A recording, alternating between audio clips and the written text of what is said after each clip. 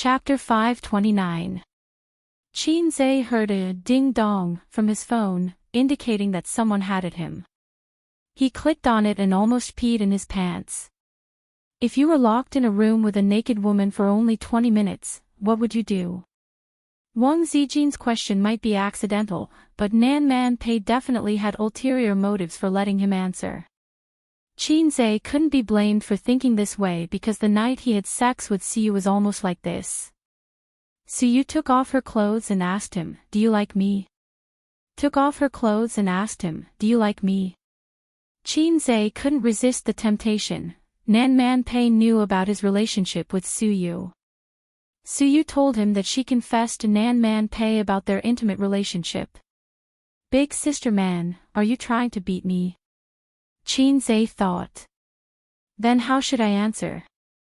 If I muddle through, Big Sister Man will definitely be dissatisfied. Answer truthfully. God, I may not live past tonight. Nan Man Pei, Qin Bao Bao, is Qin Zhe next to you? Qin Bao Bao, yes, he's looking at his phone. Since his sister said so, he couldn't pretend not to see it. Qin Zhe took a deep breath and typed, "I will use 19 minutes to shower, 55 seconds to flirt, and the last 5 seconds to let her know what a man is. Humph." Siyu, Qin Bao Bao, Wang Zijin, Nan Man Pei, this humph is very naughty. The group fell silent, and Nan Man Pei lurked. Qin Zhe breathed a sigh of relief. It seemed that Big Sister Man was satisfied with this answer. In fact, he had already confessed. Because he had some connections in Shanghai, under Qin Zhe's operation, Royal Entertainment and Su Jiao's lawsuit quickly passed the first trial, which was already 2 weeks later. This was not the result that Dynasty Entertainment wanted. Their original plan was to complete the first trial within 3 months for the simple process and 6 months for the normal process. The second trial would be decided within 3 months. Adding up the first and second trials, it would take at least a year and a half. Making Su Jiao go into hiding for half a year in disguise. But within 3 months. 2 weeks was also within 3 months. After sending people to find out, they found out that it was Tian Fang's doing. The verdict of the first trial, Su Jiao compensated Royal Entertainment with 3 million. The lawsuit entered the second trial phase, and it was already mid-August by the time Su Jiao's case was settled. Tianfang Entertainment didn't stop there. Soon, news of Qian Shishir and Yilu joining Tianfang Entertainment was released. Once again, it caused a huge sensation on the internet. To Tianfang Entertainment, all they had to do was fight a few more lawsuits and lose a few million yuan. But to the onlookers, Tianfang Entertainment's continuous absorption of big shots and crazy expansion was simply insane. Everyone had a premonition that a huge capital of the entertainment industry was about to rise. Qin Zhe's mission progress had reached a bottleneck. Other than the number of artists, there was another requirement, 30 billion yuan in funds. Tianfang Entertainment could still take out 30 billion yuan, but their cash flow wasn't that terrifying. Various investments, such as albums and movies, hadn't been paid back yet. What should they do? Borrow from Purple Crystal and Bao Zhe and inject funds into Tianfang Entertainment. I need a month, really. I'll return the money after a month, Qin Zhe swore solemnly. After a month, the money will be cold. No, Siyu replied. After a month, do you believe that Purple Crystal would have already gone bankrupt? Wang Zijin replied. The two women had the same firm attitude on this matter, no money, no life. Money? No, scram. Even though Qin Zhe kept saying that he would return the money, as long as Tianfang Entertainment wasn't at the end of its rope, the two of them weren't willing to lend money. Because Qin Zhe's reason wasn't convincing. Why did Tianfang need so much money for no reason? Did they want to expand again? Not only did they want to expand, they even King used their money to expand. Could it be that Tianfang Entertainment was their biological son, while Baoze and Purple Crystal were free gifts. At night, while his sister was bathing, Qinze slipped into Wang Zijin's room. He gave her a flattering smile first. Sister Ziwei. Wang Zijin was sitting at the head of the bed, reading a book. Under the light of the table lamp, her face was crystal clear. Wang Zijin ignored him. Qinze slipped on the bed and chuckled. Wang Zijin still ignored him. Qinze teased her with all his might, moving his hands up and down. Wang Zijin said angrily, "You want money again?" Qinze said, 1,000 mountains and 10,000 rivers are always love. Can you just give me 1 billion yuan? Wang Zijin said, "No, scram." With that, she crawled under the covers and showed him the back of her head. Qinze harumphed and said, "Hey, I'll try peaceful means before resorting to force. Since you're so disobedient, don't blame me for using the family law." Wang Zijin giggled. The family law of a little pervert. What kind of family law could a cowardly little pervert have? Other than that one time when he confessed to her and when they were intimate in bed, Wang Zijin had always considered herself as the big sister. She felt that Qinze would definitely be a henpecked husband in the future. In a woman's eyes, a capable man who was also henpecked husband could be said to be perfect. Wang Zijin held the initiative from beginning to end. Even in bed, she actually held the initiative. If she wasn't prepared, Qinze wouldn't be able to get through. Qinze chuckled and said, "You've seen my family law. I often use it on Qin Bao." Wang Zijin was taken aback. What family law? Slap. A heavy slap landed on Wang Zijin's little butt. She screamed, covered her butt, and looked at Qinze in disbelief. He hit me. He hit me. Such a beautiful and cute girlfriend. How could he do that? Wang Zijin said angrily, "Even if you kneel on the keyboard, I won't forgive you." Qinze smiled and waved his hand. Slap, slap, slap. Slap, slap, slap. Accompanied by the loud slaps and Wang Zijin's screams, the bedroom was filled with a happy atmosphere. Wang Zijin resisted at first, just like Qin Bao's fierce resistance, but the two best friends couldn't escape the fate of being beaten. "I'll give it to you, I'll give it all to you," Wang Zijin pleaded. Qinze stopped. Wang Zijin kicked him under the quilt and said angrily, "Get out, you don't love me at all." Qinze said with a straight face, "You're sensible. I'll go out first. Go to sleep." He was afraid that if he stayed any longer, he would soften again. Wahahaha. I finally toughened up in front of Sister Ziwei. Women don't take a beating for a day, the ancients didn't lie to me. Political power comes from the barrel of a gun, the chairman really didn't lie to me. Qinze spent a little effort to coax and pester.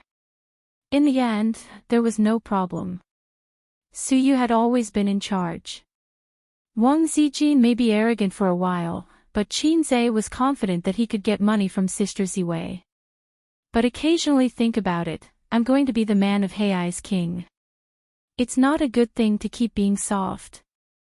It turns out that I'm really the man who can be Heiai's king. As soon as he stepped out of the door, his cell phone rang. Caller ID, Uncle. Uncle, why are you calling me in the middle of the night? Qinze answered, Hello, Uncle, what's the matter? A's. Su Guang's voice sounded strange, something happened on my side. What are you up to now? Qinze raised his voice. Did this guy gamble with the hundreds of thousands and get into debt again? This, Su Guang hesitated for a long time as if it was hard to say. I was caught by the police when I was helping a poor woman improve her financial situation. There was a few sneers on the other side of the phone. Qinze, damn it, this is the first time I've heard someone talk about prostitution in such a fresh and refined way. Qinze's liver hurt badly. Qinze suppressed his anger. Are you asking me to bail you out? Which police station are you at? Su Guang said, you can't do this, you have to ask your aunt. I don't have the face to call her. The other side lowered his voice, Ace, help me think of a way. If your aunt knows about this, she'll definitely divorce me. Can you bear to see your uncle's wife and children separated? Qin Zhe said angrily, you deserve it, it's all your own damn fault. Su Guang defended himself, I have a reason, it's because I helped you look after the factory. Some time ago, I found one in Xishan and inspected it a few times. The equipment is quite new. As for the other party, they're planning to finance it and don't want to sell it. I've had a lot of social engagements in the meantime, and I just wanted to take them out to have some fun tonight. Who knew I'd fall for it? I rarely did this kind of thing before, if not for you. Qin Zhe was speechless for a long time. Yes, yes, yes, you did it for me. Thank you for your hard work. I can't thank you enough. Su Guang said, come quickly, I'm still locked in a small dark room, and the police aren't around now. I'll make it short, quickly ask your aunt to come and redeem me. I'm afraid the police station will inform your aunt later. Damn it. After Qin Zhe got the address of the police station, he silently hung up the phone. Fine, it's because of my factory, I can't just ignore it. But my aunt is a prideful and stubborn person. She's worked hard for the family all these years and feels that her husband owes her a lot, so she's naturally resentful. If she knows that my uncle is sponsoring a poor girl in the middle of the night, she'll explode. Qin Zhe thought for a while, then went into the toilet, closed the door, and dialed his aunt's number. Hello, Ace. His aunt's voice was calm, without any anger or irritation. Qin Zhe exhaled slowly. Fortunately, the police station hasn't informed his aunt yet. There's still a chance to develop. Qin Zhe activated his acting skills and said, Aunt, bad news, something happened to my uncle. His aunt almost peed when she heard her nephew's panicked tone. She asked anxiously, what's wrong, what happened? Chapter 530. Auntie knew what kind of person her husband was. Her heart sank. What happened? Why did Ace call her? Didn't Su Guang say that he was helping Ace with his business? What happened? Could it be a car accident? Auntie saw that Qin Zhe did not say anything and asked, what happened? Ace, tell me. Qin Zhe said, Uncle drank some alcohol because of a business dinner and was arrested for drunk driving. He is currently at the police station. Not only will he face a fine, but his license will also be suspended. He might even be detained. Auntie panicked and said, how did this happen? Why did he drink? He is more reliable than this person. Qin Zhe comforted her. It's fine. I have connections at the police station and have already communicated with them. They plan to classify Uncle as a prostitute and fine him. There is no need to detain him or suspend his license. Later, the police station will call to inform you to go over to pay the money and collect the person. You just go over there with a peace of mind. When you get there, don't ask anything and don't say anything. Just admit that Uncle is a prostitute. Auntie asked, will it work? Qin Zhe assured her. It will be fine. There is no car accident and no one is hit. It's not a big deal. Auntie calmed herself down. Okay, Auntie understands. Thank you, Ace. Qin Zhe said, it's fine. It's what I should do. Sigh, this is all I can do. After hanging up, Auntie waited for about half an hour before she finally received a call. A woman's voice said, hello, is this Madam Li? Auntie replied, yes, it's me. Is Su Guang your husband? Yes. He was arrested for prostitution. The address is XXX police station. Come over to pay the money and collect him. Okay. Auntie hung up and heaved a sigh of relief. Ace did not lie to me after all. Auntie took her bank card and told her mother, "Mom, I have to go out to do something." Grandma was sitting in the living room with Su Yu and her brother on her left and right. They were watching TV with her. "Grandma, what's the matter? It's so late." Auntie thought for a moment and said truthfully, "Mom, don't worry. Ace has already made arrangements. I'll go over and pay the money, and I'll be able to get him back." Grandma stood up shakily and said, "Then what are you waiting for? Hurry up." "Okay." His aunt responded and hurried out of the house. Grandma slapped her thigh, exasperated at her son's failure to live up to her expectations. There's not a single moment of peace throughout the year. What a sin. How could I have given birth to such a wilted child? Suyu comforted her, "Grandma, with cousin's help, it'll be fine." The younger brother added, "When I grow up, I want to show off like my cousin." Suyu's face darkened, and she reprimanded her younger brother, "Where did you get those words from? Don't use them carelessly." The younger brother wasn't convinced. "I didn't use it carelessly. Cousin is a pervert." His aunt hailed a taxi at the entrance of the neighborhood and went straight to the police station. The taxi driver was a chatterbox and talked non-stop. "You don't sound like you're from Shanghai," the driver said. "I'm from Suzhou," his aunt answered absent-mindedly. After about 10 minutes, his aunt looked at the time and said lightly, "Sir, were you a racer in the past?" The driver was stunned. "No, I've been driving for more than 10 years, but my skills are no worse than a racer's." His aunt said unhappily, "You're not a racer. I thought your habit of going in circles was a side effect of driving a racer." The driver was speechless. The chatterbox driver didn't say anything else along the way. When they finally arrived at the police station, his aunt told the police officer on duty the purpose of her visit. "Oh, you're here." The officer on duty was a female police officer. She said lightly, "I'll bring you in to sign the fine. After you pay the fine, you can get your husband back." Then, she added, "Do you know what your husband did?" Auntie insisted, "Whoring, river crab, prostitutes." The female police officer was stunned by her straightforward tone.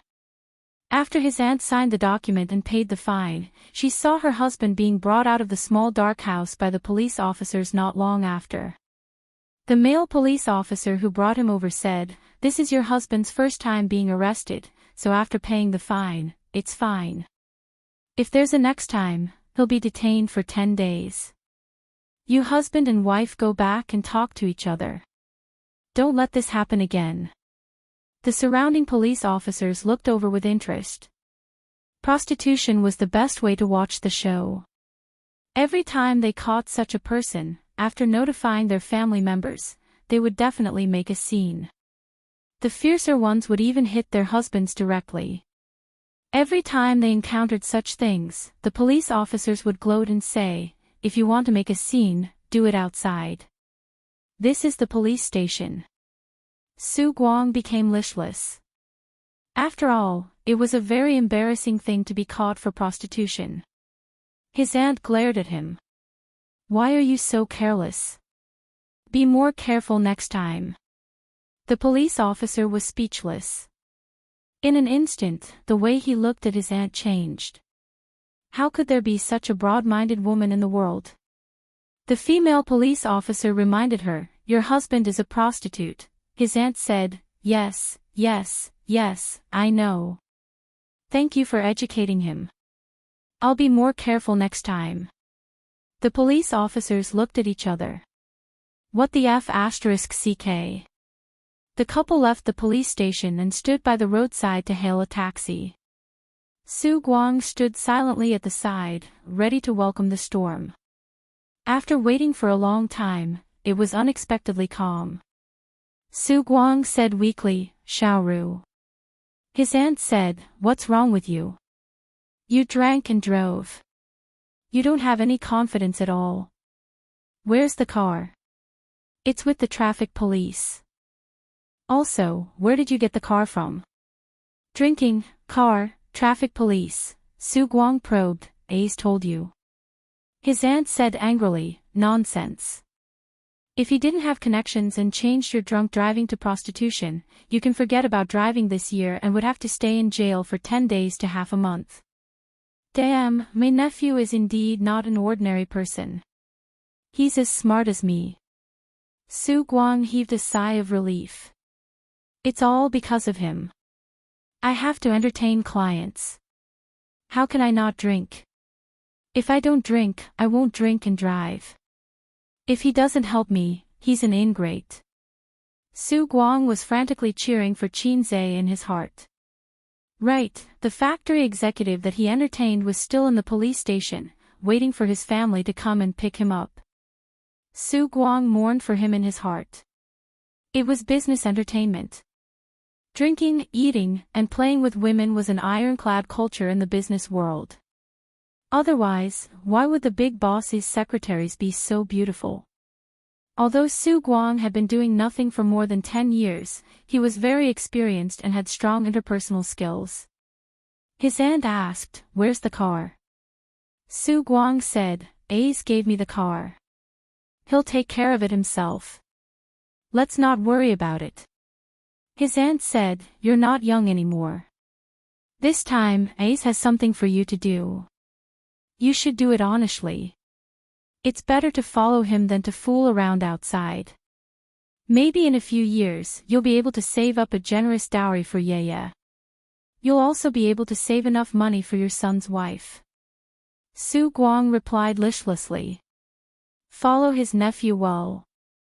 Hearing that hurt his self-esteem. Right, give him a call and let him know that you're safe.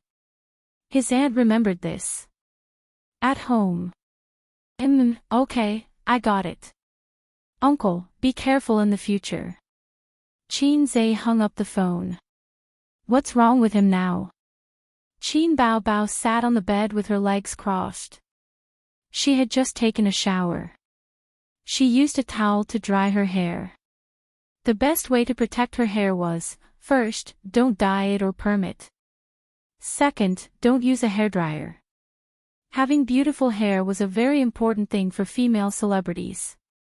After becoming a celebrity, Qin Bao Bao rarely used a hairdryer. Nothing. Uncle got caught for drunk driving. But it's settled now, Qin Zhe said. He definitely couldn't tell the truth. My uncle was caught with a prostitute, and I managed to fool my aunt with a phone call. I can brag about this to my friends. But he couldn't brag to his girlfriend or sister. His image would collapse at any moment. You can't do anything right, Qin Bao Bao muttered. Whenever her uncle made a small mistake, she would feel extremely disgusted. Women and men were really different.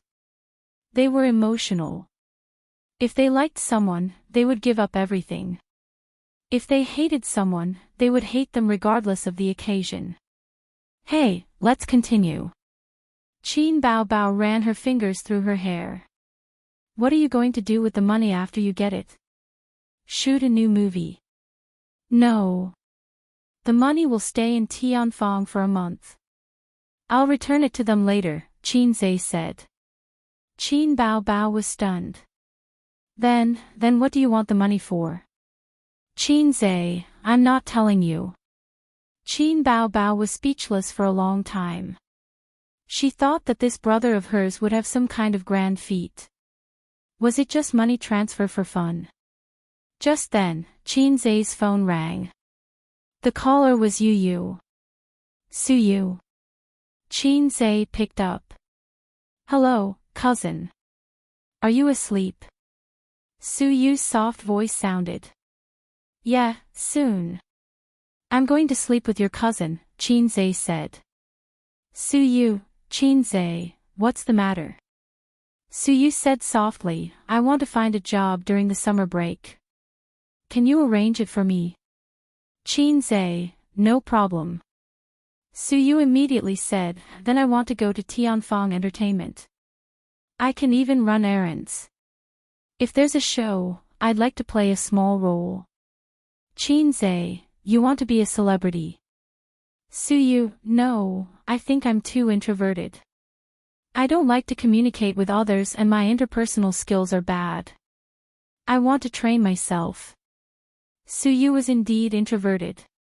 She was quiet and didn't like to talk much. Perhaps it was because of the environment she grew up in that she had low self-esteem and wasn't good at socializing. Smooth and slick people might not succeed, but those who succeeded were basically smooth and slick. Qinzhe felt that it was good that his cousin had such awareness. No problem, but you can't say that you're my cousin. I won't take care of you too much. Otherwise, it won't be meaningful, Qinzhe said. Suyu thought so too. Okay, thank you, cousin. Report to Tianfeng Entertainment tomorrow. I'll arrange it for you. They ended the call. It was 10:30 p.m. Wang Zijin, who woke up at 5 a.m. every day for her morning jog, was already asleep. His sister was a little later and was yawning sleepily. Qinzhe hesitated for a moment before asking, "Do you want to sleep over here or in your own room?" Qin Bao quietly snuggled under the blanket. "Since you're begging me to sleep over here, I'll reluctantly agree." Qinzhe, "Then I'll have to thank you very much." Lights out. Sleep. My family has a daughter who has just grown up. Everyone knows her when she's 26. When the waiter helps her up, she feels weak.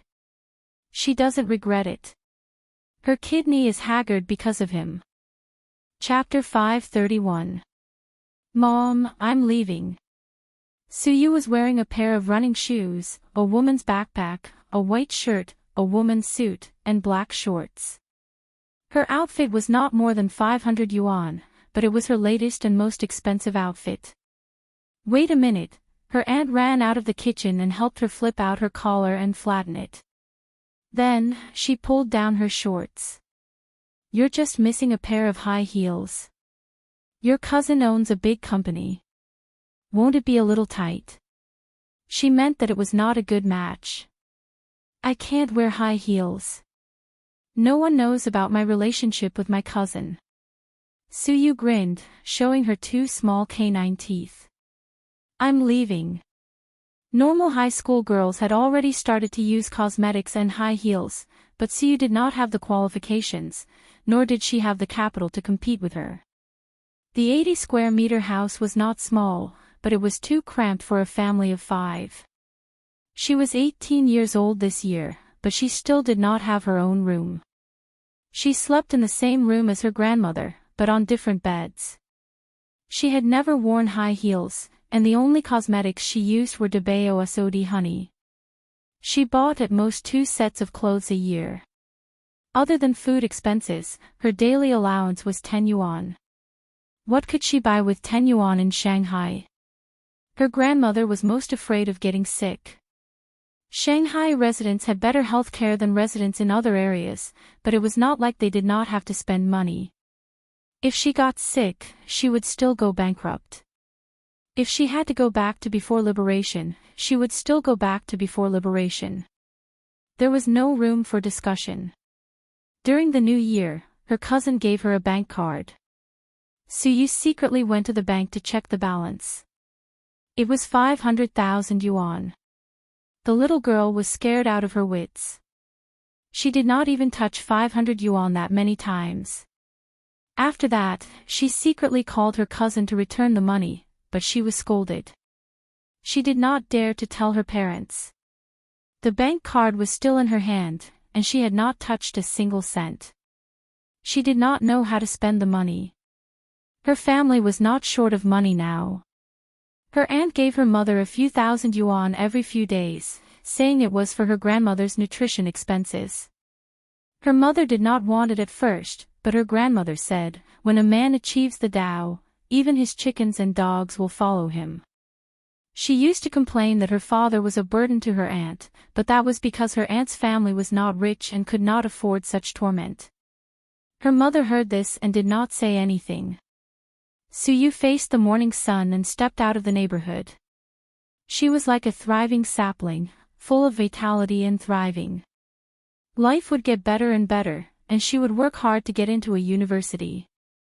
There was no hope for Fudan University, but there was still some hope if the University of Finance and Economics worked hard. Those who were more attentive could find an interesting pattern. When we were in primary and middle school, there were more female straight-A students than male straight-A students. Moreover, the female straight-A students were all beautiful and were the targets of the male students in the class. However, in high school and university, the number of male straight-A students would surpass the number of female straight-A students. At this time, it would be difficult for female straight-A students to find a delicate and beautiful flower. To sum it up, beautiful women don't have good grades. Suyu was a little cabbage that countless people coveted. She couldn't be described as a little cabbage anymore. She didn't even have a boyfriend. How could she be considered a natural beauty? He didn't have the right to call himself a cabbage. She was very beautiful, but her brain was indeed very ordinary. In Qin Zai's life, Qin Bao Bao and Wang Zijin were not considered top students. At most, they were considered top students. After all, there were many female students in Fudan University and Peking University. The two of them were not outstanding among them, so they were not considered good-looking. The only one who can really be called a top student is probably Suyu.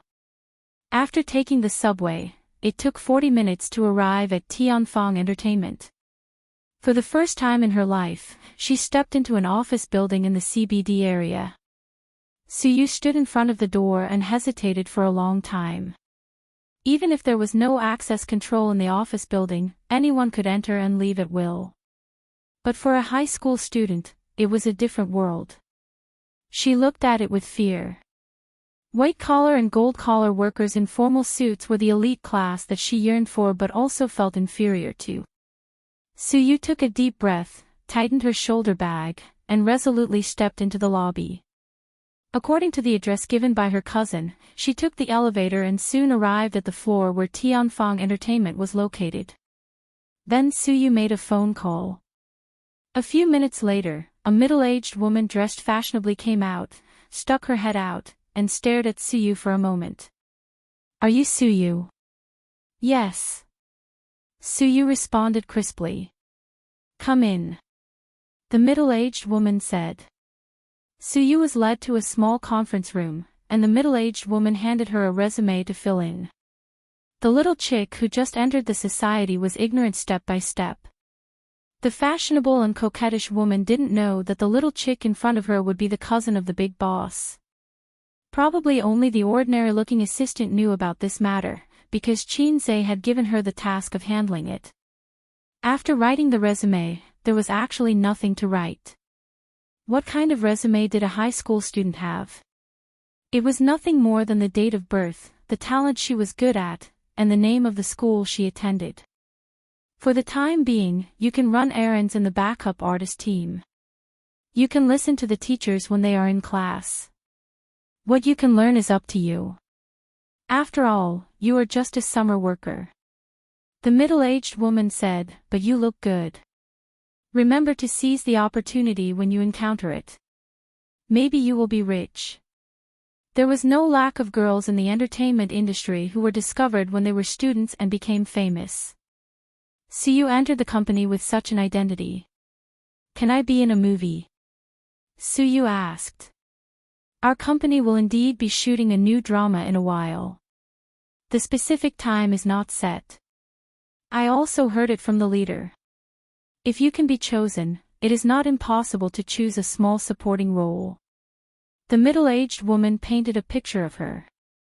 "Then can I act with Qin Zai?"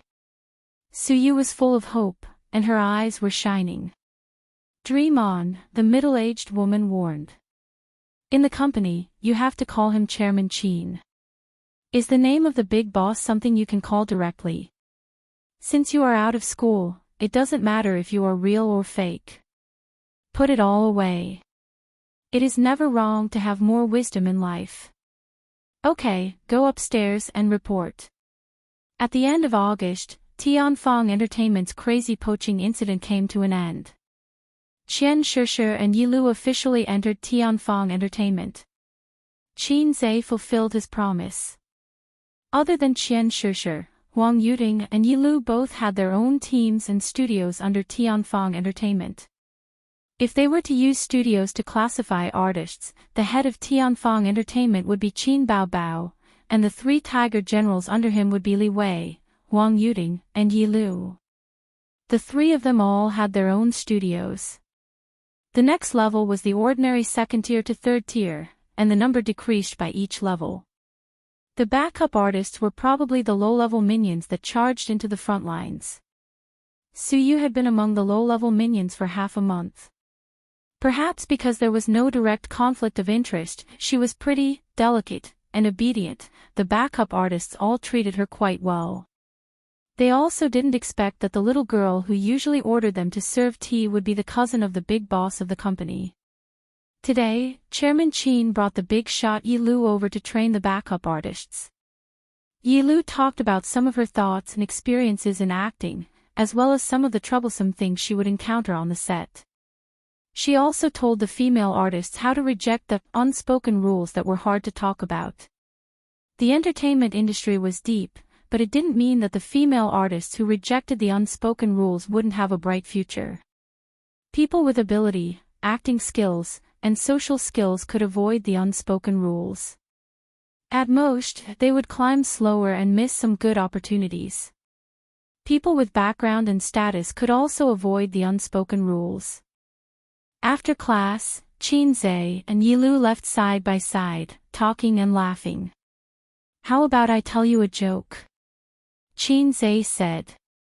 Qin Zhe had been close to Yilu recently. She was a woman with a high EQ, so they had a good time together. Qin Baobao once chewed on a potato chip sourly and said, "Ayaya, Ace is indeed infatuated with his sister. He can't get his sister, so he wants to seduce her." Qin Zhe chose to die when it came to his sister's shameless words. "Okay."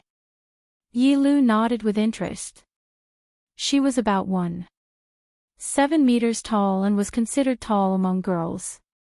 A tall woman with a pair of long legs was very invincible. She was a female artist with a decent reputation and image. She had debuted for many years without any negative rumors. This was one of the reasons why Qin Zhe liked her. He didn't want a female artist who was too flirtatious. She would bring bad influence to the company. Even though the entertainment industry was full of evil, Tianfang Entertainment wasn't absolutely clean either. Qin Zhe said, Tang Sanzang and his disciples passed by a village. Seeing the villagers' worried faces, they went up to ask. The village chief cried and complained, "A demon came to the village. He's very licentious." The women in the village were all ravaged and harmed. They can't walk on the ground. Tang Sanzang turned pale with fright and asked, "What demon is he?" Qin Zhe said, "Why don't you guess?" Yilu tilted her head slightly and her beautiful eyes turned. She had an answer. Zhu Beiji. Qin Zhe shook his head. No. Yilu frowned. What demon? Qin Zhe chuckled. Essential bomb. Yilu was stunned. Then, she held her stomach and laughed. Qin Zhe also laughed, and the air around them was filled with a cheerful atmosphere. 1,000 cups are too few to drink with a bosom friend. Congratulations. I'm very comforted. Through the open door, the backup artists in the room looked at Yilu and Qin Zhe's back view as they chatted cheerfully. A charming girl said, "A fresh flower on a pile of cow dung." Suyu was standing beside her. When she heard that, she was unhappy. How is CEO Qin not worthy of her? He's young, rich, talented, and charming. She hated it when people talked bad about her cousin. The charming girl said faintly, "I know. Otherwise, why would I say, fresh flower stuck on cow dung? Can a woman do the verb insert?" Suyu was speechless. She didn't understand but thought it was awesome. Chapter 532. As soon as he returned to his office, he received Su Yu's message. After hearing those words, Qin Zhe threw his head back and laughed. Thinking back, even if it was half a year ago when he was famous, if he was with a beauty like Yi Lu, he wouldn't be able to escape being called a toad lusting after a swan's meat. Half a year ago, when he was with his sister, all the passers-by would say the same thing: a good cabbage was taken by a pig. In 1 year, Salted Fish Lake evolved, Hei's king. When he was with Yi Lu and his sister, the words of others became, Qin Bao Bao was lucky to have such a brother. Yi Lu was so lucky to hook up with Qin Zhe. This was the difference between Hei's king and Salted Fish Lake. Salted Fish Lake was listless while Hei's king was not only a dragon among men, but also a dragon among men. For men, the latter gave them more pride than the former. During this time, Qin Zhe was very satisfied. The mission was completed and there were piles of points in his account. He was satisfied just by looking at them. Whenever he had nothing to do, he would pull out the point store and take a look. He looked at it again and again like a miser. He was scared of being poor. He was happier than when he earned a few 100 million. With points, Tianfang Entertainment could develop further. For example, the TV series industry that the company had never entered before. The popularity of the TV series industry had decreased in recent years. In an era where everything was fast, movies were obviously more popular than TV series. Or else, how could fast shooters be so popular? But TV series had its advantages. They could make an artist famous more than movies. Also, TV series would always be more profitable than movies. If Tianfang wanted to develop actively and healthily, it was impossible for them not to touch the TV series industry. Qin Zhe had already announced a long time ago that Tianfang Entertainment was about to start producing their first TV series. This would be one of Tianfang's most important moves in the second half of the year. It was because of this that the middle-aged woman said those words to Su Yu on the day she joined the company. Countless artists were waiting for this opportunity, dreaming of becoming famous in one TV series and becoming the next Feng Rui. As for what kind of TV series he wanted to film, Qin Zhe hadn't decided yet. To be precise, he hadn't had time to find a TV series he liked in the point store. Because they promised to let Yi Lu be the female lead this year, there was a limit to the drama they could choose. If it was a drama with the male lead as the first person, the female lead's presence and highlight would be greatly reduced. This was the battle between the male and female lead. If you don't believe me, why don't you flip through the male lead's TV series? Qin Zhe was more inclined to shoot a TV series with the female lead as the first person. Moreover, it had been proven countless times in the market that female TV series were more popular than male TV series, and they also saved more money. Sis, are you going to shoot a TV series? Qin Zhe asked. He was looking forward to seeing his sister's ancient dress fluttering in the wind. Qin Bao Bao looked up at him. The female lead? Qin Zhe, no. The female lead is Yi Lu. I promised her. Qin Bao Bao, no, get lost. Qin Zhe, don't be like that. You can be the second female lead or something. Qin Bao Bao, no, get lost. Qin Zhe, why? Qin Bao Bao, shooting a TV series takes at least a month and at most 3 months. There's even half a year for crazy ones. I won't be home for half a year. Don't give birth to a wolf cub with a wolf in the house. Qin Zhe, it's up to you whether you want to shoot it or not. He ignored his sister and opened the point store as if no one else was around. He searched for TV series and summoned the system to set up a rating function. Qin Zhe wanted to find good TV series that didn't cost too much, didn't look old, and had high ratings. The TV series could also be watched for free in the point store, just like listening to a song. However, Qin Zhe clearly didn't have that much time to watch TV series. He only watched a few TV series in a year in this world. It wasn't like he was Wang Zijin. Other than eating, drinking, and going to work, all he did was read and watch TV series. Hey, this TV series is not bad. Soon, Qinzhe found a period TV series with high ratings. The title of this TV series was very naughty. It was so naughty that even Qinzhe, who had won the second prize for his essay in junior high school, couldn't recognize this word. System, I don't read much. Can you mark it in pinyin? How do I pronounce this word? The system's voice sounded in his mind. Huan, drink 5 bowls of Huang. Yes, yes, yes. Qinzhe suddenly realized, so it's Huang Zhuan. Huang Zhuan. I've decided on you. Qinzhe planned to spend half a day watching the TV series. He rarely watched TV series because they often lacked logic and because they were too long. They were not as condensed and simple as movies. Therefore, it was easy to get tired of watching TV series and the acting skills of the actors. However, there would be 1 or 2 super exciting TV series every year. Only then would Qinzhe force himself to watch them. Except for the female series.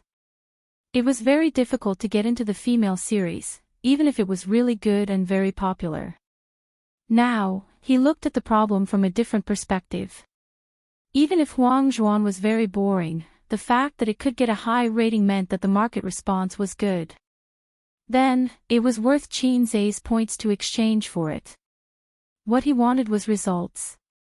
It didn't matter if it was a male or female series. As long as the ratings were high and it could make money, it was enough.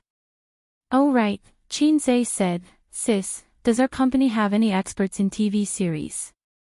Qin Baobao didn't even raise her head and answered directly, no. Scram. Qinzhe. Can you speak properly? If you continue to be naughty, I'll spank you. Qin Baobao pursed her lips, we really don't have any. Before we bought Tianfang Entertainment, it was like a worm. Don't expect to have many talents. And after we bought it, we haven't made any TV series. The 2 small companies we bought before did have experience in TV series, but I don't think you'll like them. The drawbacks of Tianfang Entertainment's rapid development were immediately apparent. The talents couldn't keep up. It was like suddenly becoming rich. Their wealth kept up, but their quality couldn't match their wealth for a while. Then let's borrow some people. Qinzhe directly called the experienced driver Huang Yizong. The call went through. Hello, CEO Huang. You've been having fun at the clubhouse recently. The words came out of his mouth completely subconsciously. Huang Yizong had a kind of indecent charm. He didn't care that his sister was beside him, so he regretted it the moment he said it. Qin Baobao perked up her ears. This question is very much to my liking. As expected, Huang Yizong became excited. Qinzhe coughed and didn't dare to say more. There's something I need your help with, bro, I know. Masterpieces are common, but talent scouts aren't. Bro, you can be this talent scout. What the hell do you know? Please stop talking. My sister's gaze is murderous. Be serious, bro. I'm such a decent person. How can you make such a joke with me? I understand now. Huang Yizong really understood this time. I was joking just now. Then, let's talk about business. I want to shoot a TV series, but the company doesn't have any talents in this field. Can you lend me a director? Qinzhe asked. Sure. For a TV series, the scriptwriter is also very important. Do you have one? Huang Yizong agreed so readily because Qinzhe had borrowed MOU from him last time. Although they were both directors, TV series directors and movie directors were different. In a movie, the director's position was the most important. But in a TV series, the scriptwriter's position was not lower than the director's. Because a TV series was long, there were relatively more small details and monologues. These were things that the scriptwriter had to figure out and fix. Movies, on the other hand, were more condensed and needed the director to coordinate. In addition, filming methods were different. If an inexperienced film director was to shoot a TV series, the results wouldn't be good. If one was more careful, they would realize that some famous directors either focused on movies or TV series for 20 years. It was rare for them to be in their element in both. I don't have one here, but I have a ready-made script. It's not enough even if you have a script. It's best if you have a professional scriptwriter on the side. Then I'll have to trouble you. Although we're brothers, don't be pretentious with me. I'll pay you every cent. Who's being pretentious with you? It'd be a waste if I don't take advantage of this rich guy. The scriptwriter and the director were settled. Qinze once again felt the importance of connections. The more friends one had, the more options one would have. The wisdom of the ancients was like his own. He was glad that he didn't completely fall out with star art in the heat of the moment. Sometimes, Qinze was very puzzled. In some novels, the protagonists were impulsive, self-opinionated, and unforgiving. Whoever stepped on them, they would kill their entire family. How did they live for more than 1,000 chapters? Did they have a low-level system like him? I have a little donkey, but I never ride it. The phone that he had just hung up rang again. Qin Bao swallowed the line of questioning. The caller was Su Yu. Qinze answered, "What's the matter?" Su Yu's voice was a little anxious, a little panicked, a little angry, and very complicated. She said, "Qinze, something happened at the company." Chapter 533. What happened? Qinze looked at his sister and did not stop her from eavesdropping. Zhen Yoxin, the manager of the billing department, ran away with 300 million yuan. Su Yu gritted her teeth. What happened today? Qinze's tone sank. Yes, he disappeared after the bank made the payment today. Su Yu said. Qinze was stunned for a while. I'll come over now. Just after hanging up the phone, Qin Bao eagerly asked, "What's the matter?" What do you mean he ran away with money? 300 million yuan. So much money, and he just ran away. This old lady's heart hurts. Qinze, Bao's billing department, the industry is relatively special. 300 million yuan is not a small amount. I'll go and see it first. In the development and operation of a company, it is inevitable to encounter many inevitable troubles. The boss Wang he ran away with his sister-in-law, and the employees' wages were gone. This is one of the crises that employees don't want to face the most.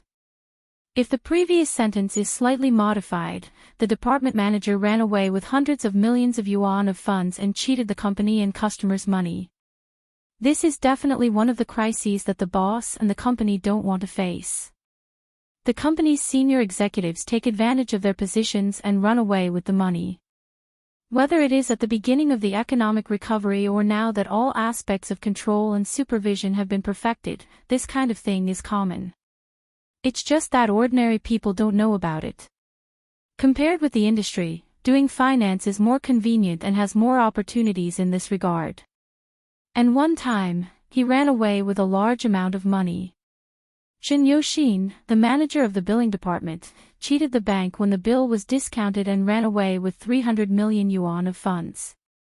Looking at the rise of the billing department to the dusk, in just a few years of history, there are too many such incidents.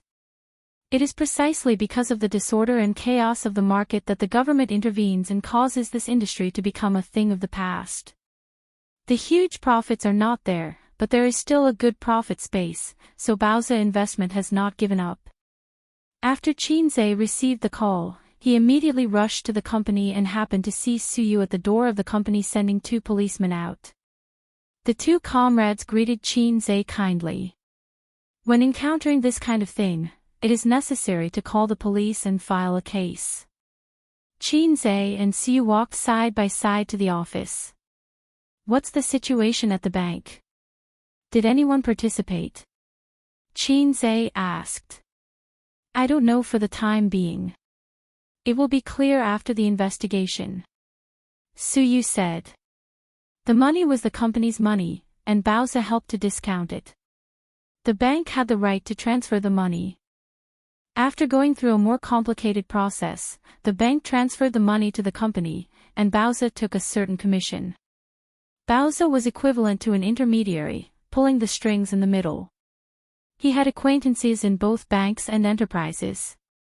Zhen Yoxin might have used his acquaintance's relationship to manipulate and deceive, or he might have colluded with his acquaintance to scam money. How's the company doing? The phone is blowing up. Not only companies, but also other intermediaries. Many of the tickets we collect are from other small intermediaries. Su Yu sighed. 300 million is nothing, Qin Zhe said. We're already doing that, Su Yu said. Actually, she had already dealt with the things that needed to be dealt with. But now that Qin Zhe was here, she felt relieved. It was as if she had found her backbone. 300 million yuan was a big loss for Baozi Group. Although it was not enough to hurt them, it was still 300 million yuan. The whole company was shocked. Then, as early as this afternoon or as late as tomorrow, the whole industry would know about it. Because such things had happened before, the news would spread all over the industry the next day. This circle was actually not big. Financial fraud cases emerged one after another. Today's incident could also be classified as a financial fraud case. Qin Zhe, who came from the finance department of the University of Finance and Economics, had seen countless related cases in textbooks. Some money could be recovered, and some could not. When he set up the investment company, he had considered this aspect in his heart. Later, he handed the company over to Su Yu. The two discussed it. In order to prevent the finance department from running away with the money, important things like the seal and stamp had been held in Su Yu's hands. Su Yu naturally had a way of doing things. For example, she let Zhen Yoxin manage the bill industry. Zhen Yoxin was one of the talents sent to Baozi by Nan Man Pei. Based on the trust in Nan Man Pei, that group of people could be said to be the confidants and mainstays of the company. Just as Qin Zhe and Su Yu entered the office, the employees whispered to each other. I guess the money can't be recovered. I don't know where it went. It's very troublesome. When the bank freezes the account, it will be too late. We lost 300 million yuan for nothing. This money is really easy to earn. Shou, keep your voice down. Don't talk nonsense. Manager Zhen has lost his mind. Where will he go with the money? He will be wanted. But this is 300 million yuan. He can't earn so much money in a lifetime. He can live a comfortable life abroad. Fortunately, our company has a strong foundation. If this was a small investment company, the boss would jump off a building. Qin Zhe muttered, where is Zhen Yoxin from? Su Yu said, he's from Huanan. Sister Man sent him here. Qin Zhe said, call Sister Man, Su Yu nodded. Yes, I almost forgot to call Sister Man. Qin Zhe lit a cigarette and frowned. Zhen Yoxin, this old guy, even dared to cheat Hei's king's money. Looking back on the past year, Qin Zhe had always valued this group of old people who came from Nan Man Pei. They had no shortage of benefits, wages, and bonuses. What an ungrateful person. Su Yu hung up the phone and turned his head. Sister Man said she knows. The loss is on her and will be deducted from her dividend. Qin Zhe ignored him. He knew that Su Yu would not agree. Sharing the risk was what every partner had to do. Summon all the managers for a meeting, Qin Zhe said. 10 minutes later, Qin Zhe held a simple meeting with the senior management and made a brief discussion about Zhen Yoxin's matter. Zhen Yoxin's matter makes me very sad and even angry. I don't think I've mistreated him or anyone here. Qin Zhe glanced at everyone. I don't believe that a person will change without warning. Something must have happened to him. But no matter what happened, what he did was digging his own grave. It's best to get the 300 million back.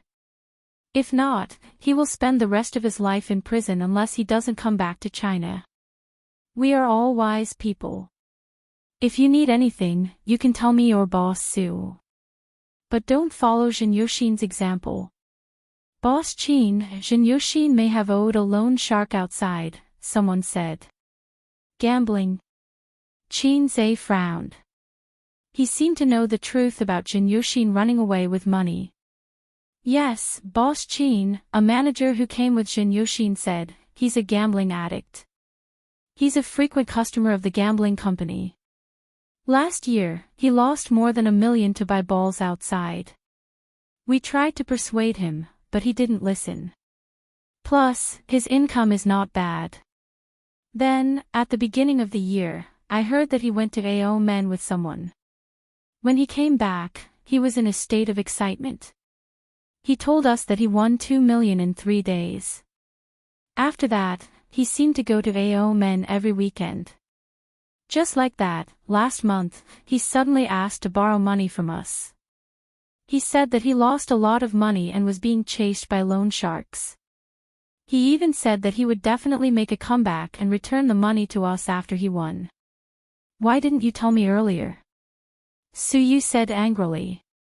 We didn't borrow money. We tried to persuade him.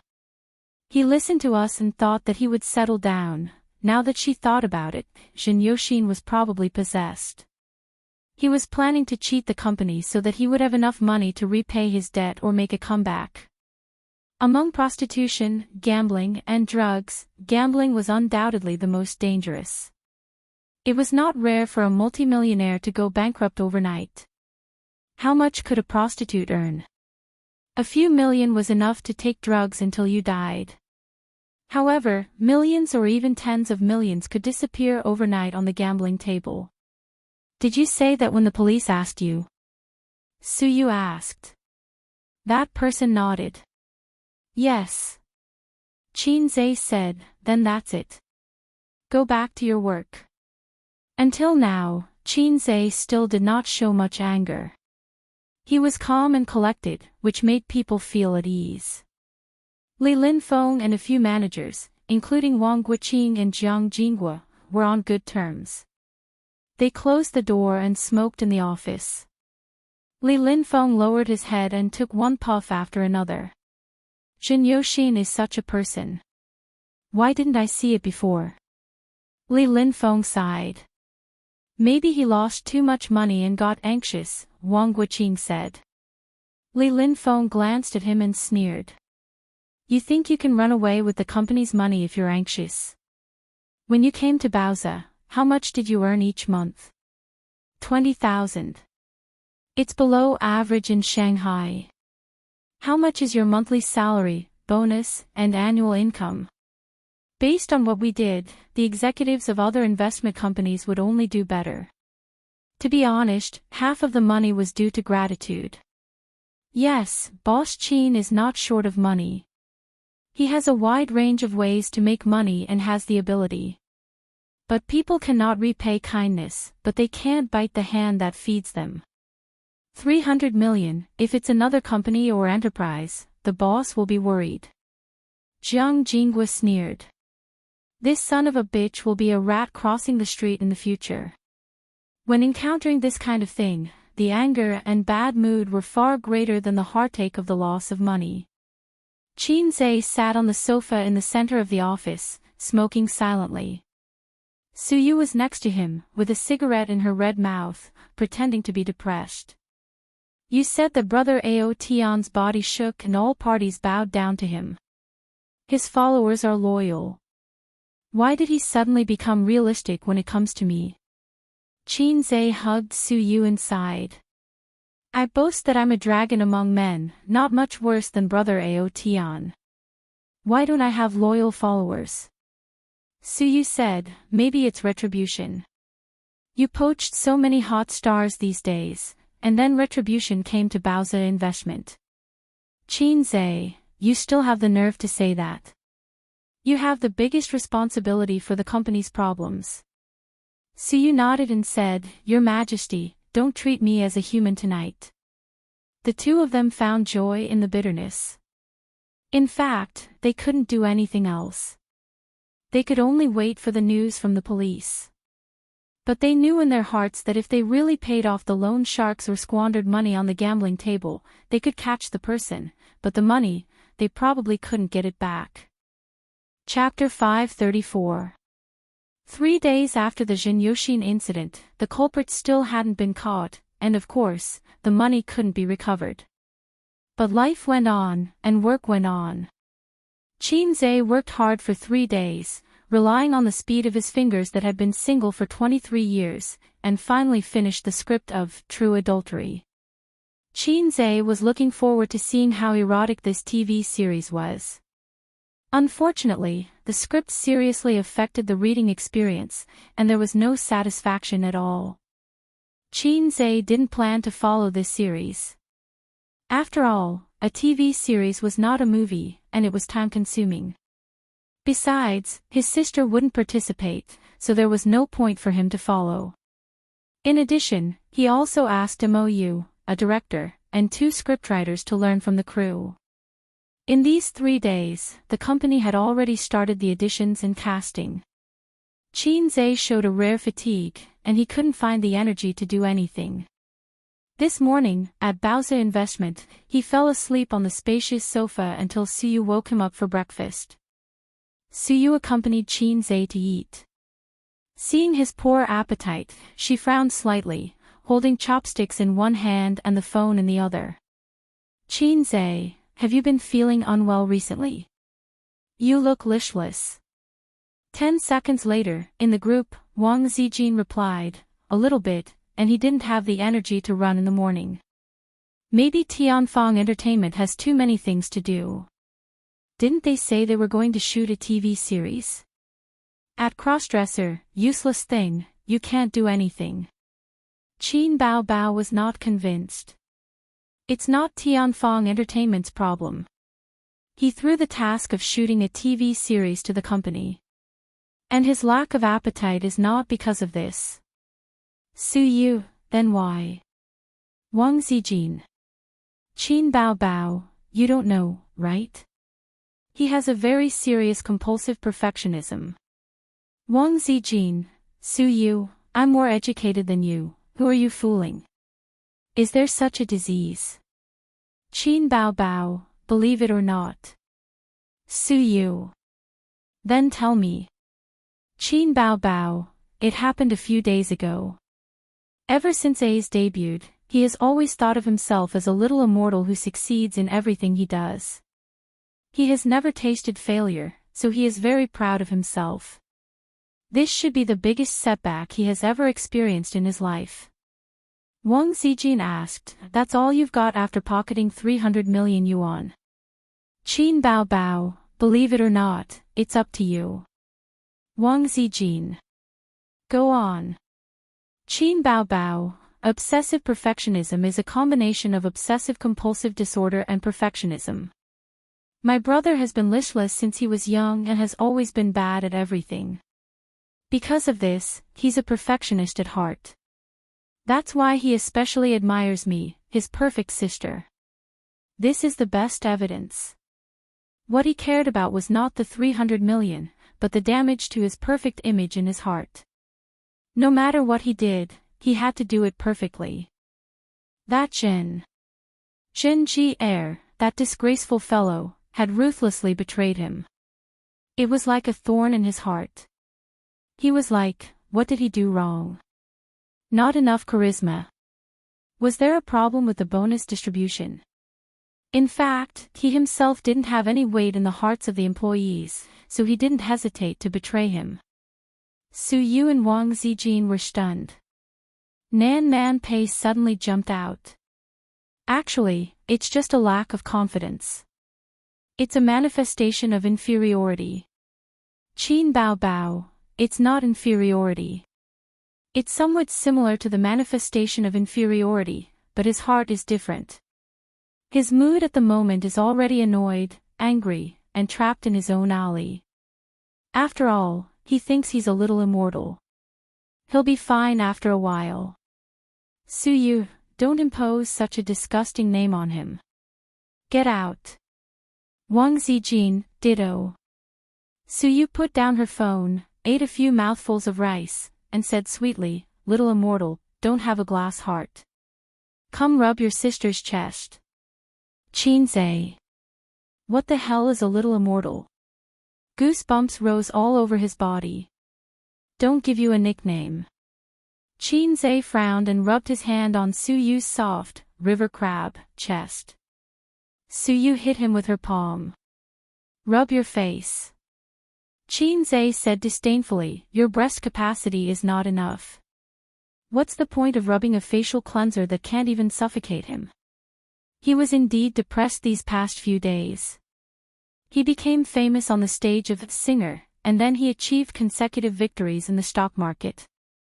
After that, whether it was in the entertainment industry or in business, everything was smooth sailing. He was not a thick-skinned person, so of course he was depressed in his heart. If it was an ordinary small boss, his hair would have turned white from worry. On the other hand, it also showed that his background was too shallow. He was just a big boss accompanied by a low-level system. Making money was not a problem. But he didn't mix in the underworld, and he didn't participate in politics. He was cheated of hundreds of millions. What else could he do besides calling the police? When Father Ma encountered this kind of thing, he could only call the police. Suyu said, look at you sulking all day. I asked you to come to my house tonight, but you didn't come. Did Wang Zijin F***ck you? Why are you so reluctant to leave her? Qinzai, he looked at her in surprise. Don't F***ck me. When did you speak so harshly? Where is your goddess-like style? Suyu said blankly, it's funny. It's the same adjective. When I scolded F***ck, nothing happened to you. When I said F***ck, your reaction was so big. You looked down on this word. Qinzai's face was black. Believe it or not, I will tear up the Xinhua dictionary on the spot for you to see. When the two were alone, Suyu didn't have much scruples about speaking, but she wouldn't be so vulgar. Qinzai understood that she wanted to attract his attention and not always think about that thing. Suyu drank some water, stopped chopsticks, and took out a tissue to wipe the corners of her mouth. We should set up a regulatory department to supervise the use of funds by the managers of various departments. The funds don't have to be directly passed through by the managers. As for the bill department, there is not much way. Jin Yoshin used the company and the bank to have a good relationship. He didn't bring the bill to the bank and directly let the bank transfer the money first. There are many defects and loopholes in this industry, and it's impossible to guard against them. The loss is not only the company's money, but also the company's reputation. Whether customers or banks, they no longer believe in our company. To put it bluntly, it still damages your credibility. Suyu said, I'm not going to make checks anymore. I'll concentrate on making electric bills. Even a mosquito has meat. The electric bill system is safer. Qinzai nodded. Okay. The two chatted for a long time. Suyu saw that the depression on his face disappeared a little and was relieved. What is obsessive perfectionism? She suddenly said. Ah. Qinzai was at a loss. Look at your phone yourself, Suyu said. Qinzai took out his phone and saw a series of conversations between his sisters. Suyu came over excitedly. She didn't expect Qinzai's body to hide. What are you doing? I've seen it all. Suyu said. Qinzai ignored her and changed the group note back. He would never change the group note again. He always felt that he would be found out. After reading the conversation in the group, Qinzai's mouth twitched. I have obsessive-compulsive disorder, I admit, but perfectionism doesn't count. It's too shameful to be called a little immortal. Suyu said, actually, I think Qin Bao Bao is right. You are a perfectionist. Maybe you don't realize it yourself. It's always hard for you to see yourself clearly, but the people around you know it clearly. Let's not talk about work. For example, when we have sex. Qin Zhe knocked her head hard. Don't talk about sex. Let's talk about sex. Suyu, what's the difference? Qin Zhe said, by the way, how are PE and VC doing recently? Especially PE. I remember that last year they were preparing for the listing of Feng Lin Animal Husbandry. Suyu said, it's already in progress. The earliest is September, the latest is November. Feng Lin will be listed. At that time, we'll pull it up for a week and then ship it. After this, I want Qin Bao Bao and Wang Zijin to kneel down and call me daddy. Qin Zhe said, send me a report later. I'll try my best to help you this quarter. Private equity with potential mainly invested in PE and VC investments. Stock investments, wealth management, they were all just for fun. Risk investment and equity investment were the way to go. When it was almost time to get off work, Qin Zhe suddenly received a call from Nan Man Pei. Still investing in Baozi? He hadn't seen Sister Pei for a long time. He missed her voice. Yes, what's the matter? Qin Zhe said. Do you want to go to Chongming to have fun? Nan Man Pei smiled. Now? Yes. Not going. Nan Man Pei pretended not to hear and said, old Madame Li was not in good health some time ago. She was in the hospital for half a month. She was bored. Today is Friday. My brother-in-law took her to Chongming. It's not good to go to places far away. I thought that you were quite bored recently. Let's go together. Qin Zhe whispered, now. Nan Man Pei said, we'll be at your company in 10 minutes. Suyu said, Sister Man. Qin Zhe nodded. She asked me to go to Chongming. The Li family is going too. The Li family from Shanghai. Qin Zhe had heard of them for a long time. They were Li Donglai and Pei Ziqi's father. He had only seen them on TV but had never seen them in person. Ever since he became friends with Nan Man Pei, Qin Zhe had never revealed his intention to get close to the Li family. Firstly, it was too far away. Secondly, with Nan Man Pei and the Wang family's relationship in Shanghai, most problems could be easily solved. Furthermore, he was the son-in-law of the Wang family. He should be quite famous in some circles. Qin Zhe was confused about the relationship between the Wang and Li families. He didn't want to do anything unnecessary. Qin Zhe sent a message to Wang Zijin. I'm going to Chongming with Sister Man today. Li Donglai and Pei Ziqi's family are going too. Wang Zijin replied quickly. Have fun, but don't hook up with those flirtatious B***cheese outside. These words had a double meaning. Qin Zhe smiled knowingly. Suyu leaned into his arms and said, oh, I'm afraid you and Sister Man will be together. Qin Zhe said, are you afraid? Suyu rolled her eyes. Sister Man is righteous. She won't bully her friend's wife. I believe in her. A few minutes later, downstairs, Suyu said with a bitter face, Sister Man, I'm going too. I'm going to Chongming too. Nan Man Pei said helplessly, why are you going? There are too many outsiders. I'll be embarrassed too. Suyu said angrily, he's not an outsider. We've been friends for so many years. How long have you known him? Nan Man Pei held the steering wheel with both hands and said, he's Donglai's master and Ziqi's crush. I invited him to play, but why would I invite you? You're my friend. You have nothing to do with the Li family. Pei Ziqi's crush. Sister Man also knew how to say witty things. Okay. Qin Zhe patted Su Yu's shoulder and laughed. Didn't you say you were relieved? It's okay. I won't hook up with those flirtatious cheese. Su Yu pursed her lips. Now I'm worried. Chapter 535. Qin Zhe was both amused and annoyed. Sister Man is joking. Pei Ziqi has no breasts and no buttocks. How can I like her? He thought that Su Yu had heard Pei Nanman's witty words and was worried. Su Yu curled her lips. Who's worried about a silly girl with breasts and buttocks in the car? Visual estimation is 32D, only a little smaller than your sister. Qin Zhe finally knew Nan Man Pei's size. He always thought it was the same as his sister. Was this mountain the tallest in the world?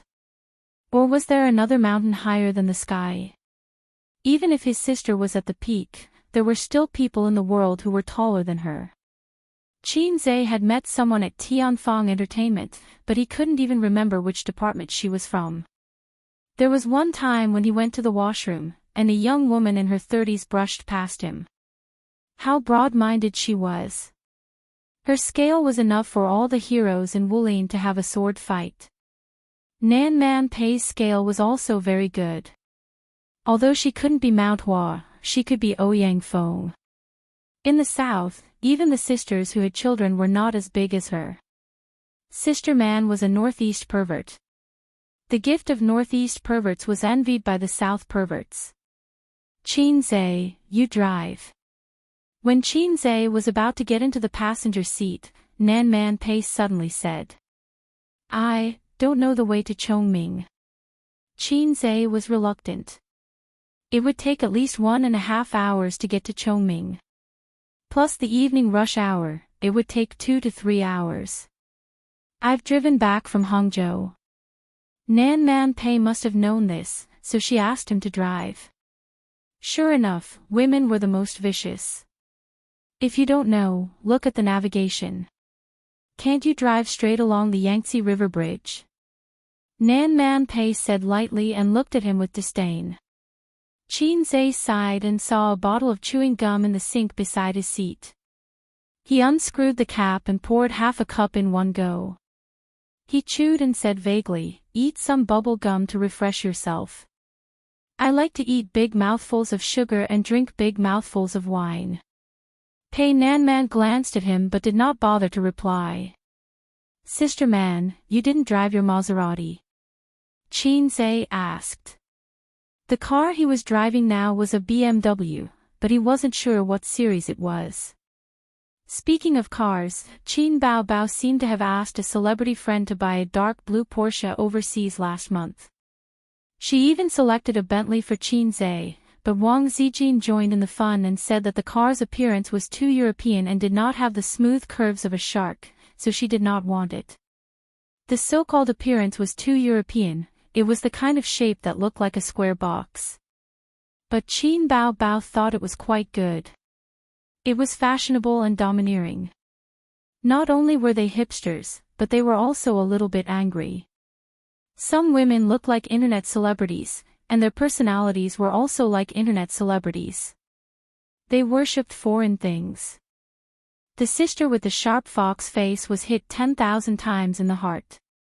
She laughed and said, a certain walking steamed bun face, fight me if you dare. So the internet celebrity fought with the steamed bun. The internet celebrity won for the nth time, but Qin Zhe did not buy a sports car. Maybe she forgot after the fight. Qin Zhe, MMP. Qin Zhe did not care much about sports cars. He was not a maverick. He hated anything that was too eye-catching in public. Because there were too many secrets and things that couldn't be exposed in his heart, he was used to moving silently in the shadows that were hard to see. But after becoming a celebrity, he paid more attention to the protection of privacy. He did not drive luxury cars, did not show off in public, did not participate in catfights, and did not let his family contact the media. Everything was to cover up the thoughts in his heart that he could not hide. After driving for about 15 minutes, a group of people gathered on the side of the road. Screams and noises came from the crowd. Qin Zhe looked over and saw 3 or 4 women fighting. They pushed a woman to the ground, scolded and hit her. Through the gaps in the crowd, he saw that the woman who fell was dressed fashionably, young and beautiful. Nan Man Pei also saw it, but she did not care about it. She leaned lazily on the seat with her eyes half closed. Qin Zhe asked, "Sister Man, are we in a hurry?" Nan Man Pei said softly, "Just in time for dinner, 8 o'clock." Qin Zhe looked at the time. It was 5:40. He said, "Oh," and stopped the car by the side of the road. Nan Man Pei tilted her head slightly. Her dark and bright eyes stared at him calmly with some doubts. Qin Zhe explained, "If we are not in a hurry, let's watch for a while before we go. I think they are about to take off their clothes." As he spoke, he turned on the video recording function and pointed the camera out of the window. Nan Man Pei's mouth twitched a few times. She seemed to want to teach this fellow a lesson, but she thought of something and held back. In a place like Shanghai, one would notice a phenomenon. Small things were casual, but big things were urgent. If you called the police for petty theft, the police would be slow to respond. If you said that you were robbed in a certain place, the police would respond quickly. The urban enforcement officers, who could be seen everywhere in small cities, could not be seen in Shanghai. In the bustling crowd, the urban enforcement officers were not important. Therefore, the quarrel between the women could not be effectively stopped for a long time. This gave the majority of the men a chance to enjoy the benefits. Sure enough, they started to take off their clothes. It was not known when it started, but women fighting and taking off their clothes had become the same as gangsters fighting and reporting. It had become a necessary process. There was no supervision, and it was all about self-awareness. It was 100 times more serious than the relevant departments. After watching for more than 10 minutes, Nan Man Pei was speechless. She suppressed her anger and asked, "Is it good?" Qin Zhe said, "It's good. I have only seen it on the internet before. Today, I can see it in person. It is not a wasted trip." Nan Man Pei said lightly, "Qin Zhe, let me ask you a question." Qin Zhe said, "Sister Man, you are not from Shanghai. Don't speak in a Shanghai tone. I want you to say a few words in northeastern Chinese, such as, 'Oh my God.'" Nan Man Pei said, "When it comes to this kind of thing, there are more men than women watching. Why did no one go up to stop the fight? Why did they let the woman be stripped naked and humiliated?" Qin Zhe made an orchid gesture with his fingers. "This is a man's specialty in Oahu. Don't be too excited." Nan Man Pei suddenly wanted to hit him, but she was no match for him. Qin Zhe said seriously, "Usually, when it comes to this kind of thing, all the men will beat up the mistress. Why should others interfere? When women are fierce, they are very difficult to deal with. What if you go up to stop the fight and they hit you too?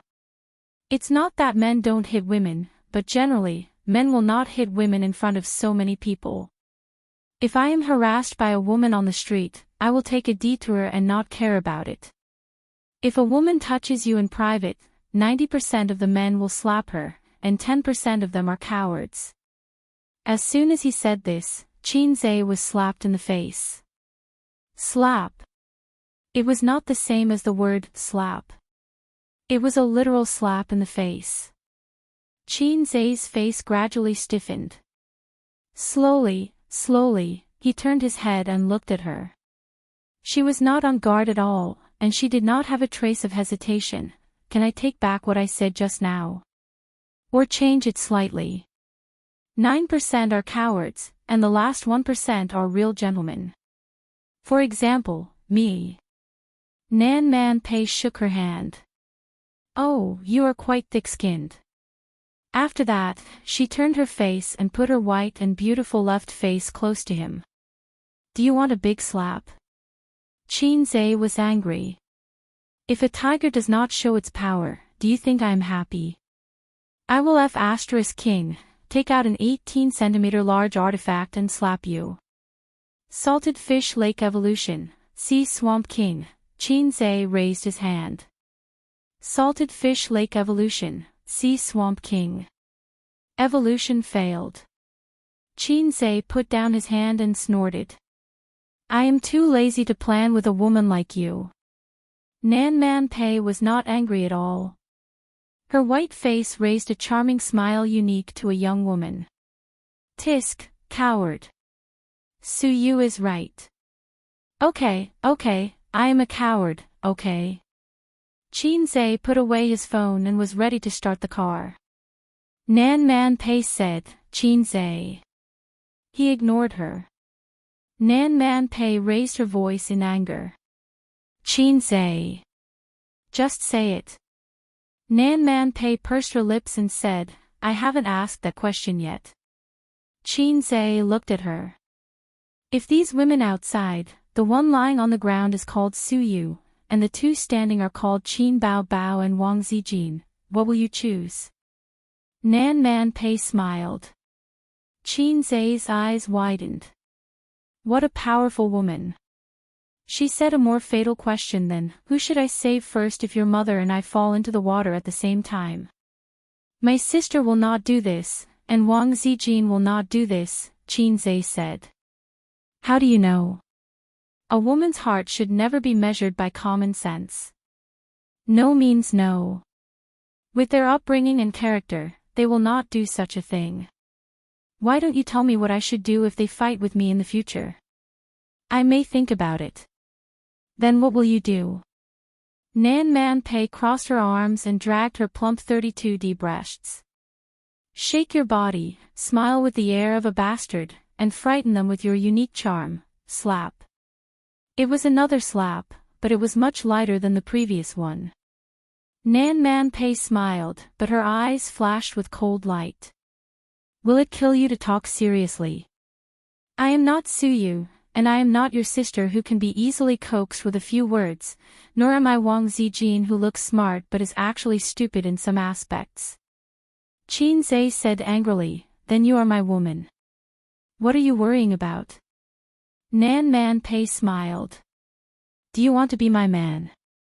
Qinze, the noise outside the car window continued, and it was very lively. In the car, Nan Man Pei said in a half-joking and half-serious tone, I am very rich. If you hook up with me, I dare not say that you will struggle less for 10 years. After all, you make money too fast. 5 years is enough. Su Yu and I are like sisters. If you get together with me, isn't it exciting? Don't all men like this? I was married, yes, but that was many years ago. I can't compare to Su Yu. She gave you her virginity. Compared to those unmarried girls who have countless ex-boyfriends, I am much cleaner, right?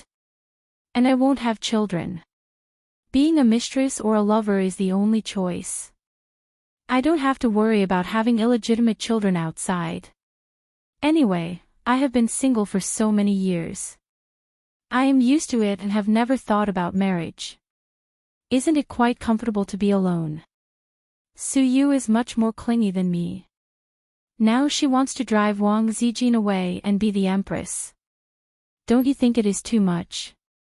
She doesn't even look at her own status. She is not loved by her grandmother and uncle. How can she be compared to the daughter of the Wang family? Chapter 536. This kind of woman is stupid, a fool who lacks love. She would be so touched by a little warmth from others that she is willing to give everything. At least you have a little conscience and gave her most of the company's shares. If she meets a more scheming and cold-hearted man, I can see her ending with nothing.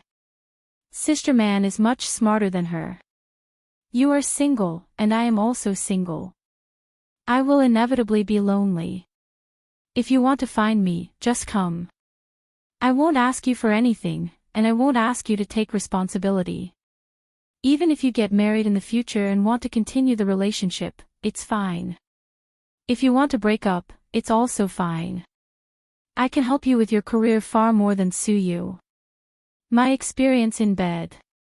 Well, I shouldn't be as good as sue you. But don't you men like to conquer strong women? Qin Zhe was sweating profusely. Sister man, let's talk nicely. Nan Man Pei smiled and said, I'm serious, I'm not joking. You are such an excellent man and young. I have been in Shanghai for 10 years, and I have never seen such an interesting and excellent man like you. Or are you a straight man who only wants virgins? Tisk, it's not like you are picking a wife. Why do you care if she is a virgin or not? Qin Zhe was completely dumbfounded. Did Sister Man take drugs today? Otherwise, how could he explain her nonsense? A woman like her who independently supported such a large industry was inevitably stressed and out of breath. It was very likely that she took some drugs to relax. Qin Zhe scratched his head. If I say that I hate dating and one-night stands, will you say that I am pretentious? Nan Man Pei said seriously, no, because as far as I know, you have no other woman except Su Yu. So I like you. I have seen a lot of men who are richer than you, and there are even more who are not as rich as you. Which man doesn't have a woman on his left and right? He has a few college students as his mistresses, white-collar women, and he goes out to eat snacks on weekends when he is free. Qin Zhe said, I have a good appetite. I have a bad stomach since I was a child. Sister man, I may have something to do tonight and can't go to Chongming. You can go by yourself. Can you drive? Or I will call the company's driver. As he spoke, he unbuckled his seatbelt. At this moment, an auxiliary police officer came over from outside the car window and slapped a ticket. The middle-aged auxiliary policeman slammed on the window. Do you know that you've parked illegally? How long has it been? Look at how long it's been parked here. Hurry up and drive away. She scolded in a low voice, little red guy.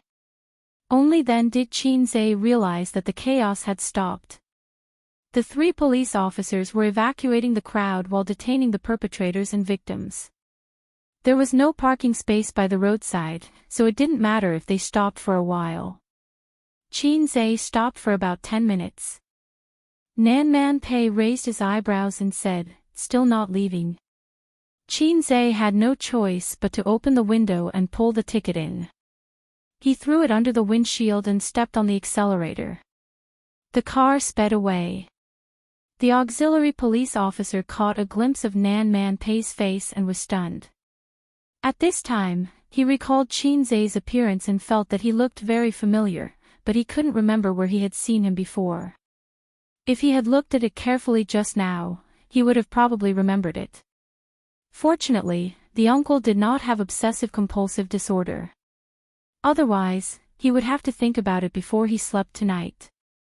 Just like Qin Zhe, who had obsessive-compulsive perfectionism.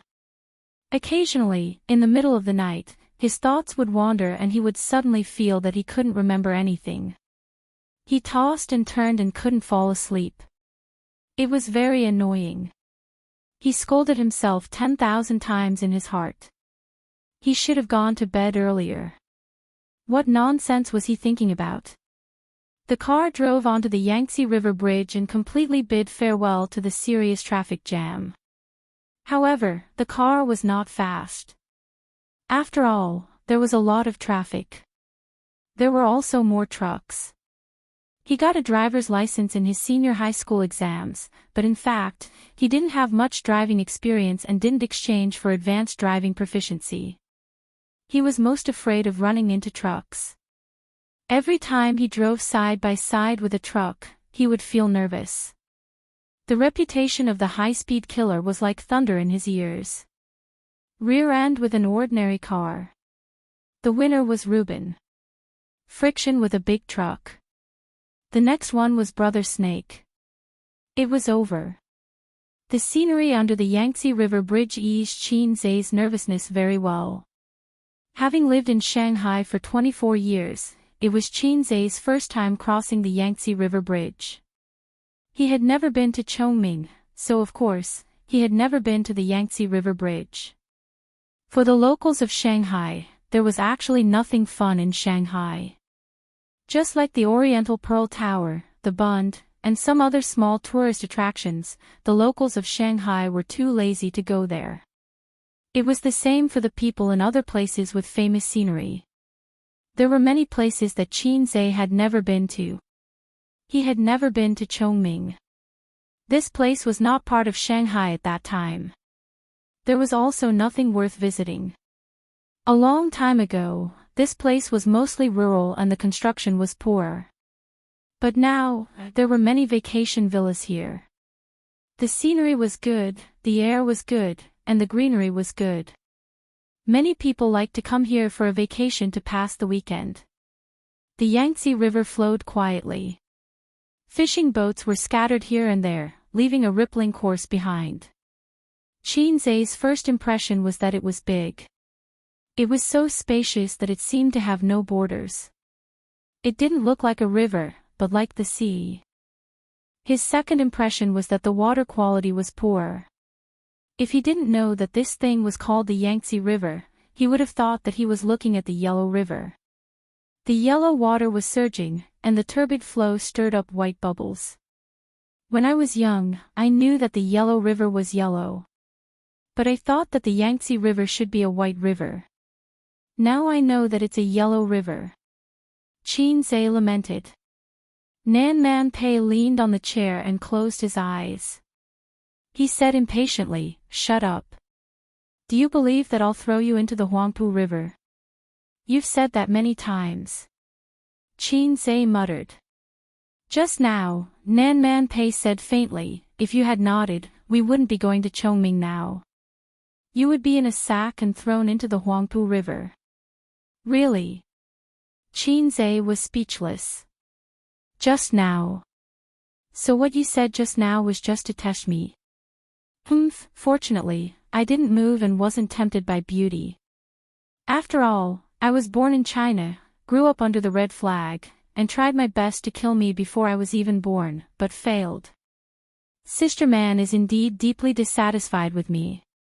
By the way, Sister Man, if those women on the street were Su Yu, Wang Zijin, and my sister, what would I choose? But I said that they wouldn't do that, but you didn't believe me. Qin Zai said, "Then I want to ask you. Back then, when my ex-husband cheated on the daughter of an official, why did you strip her clothes?" Nan Man Pei didn't respond to this question.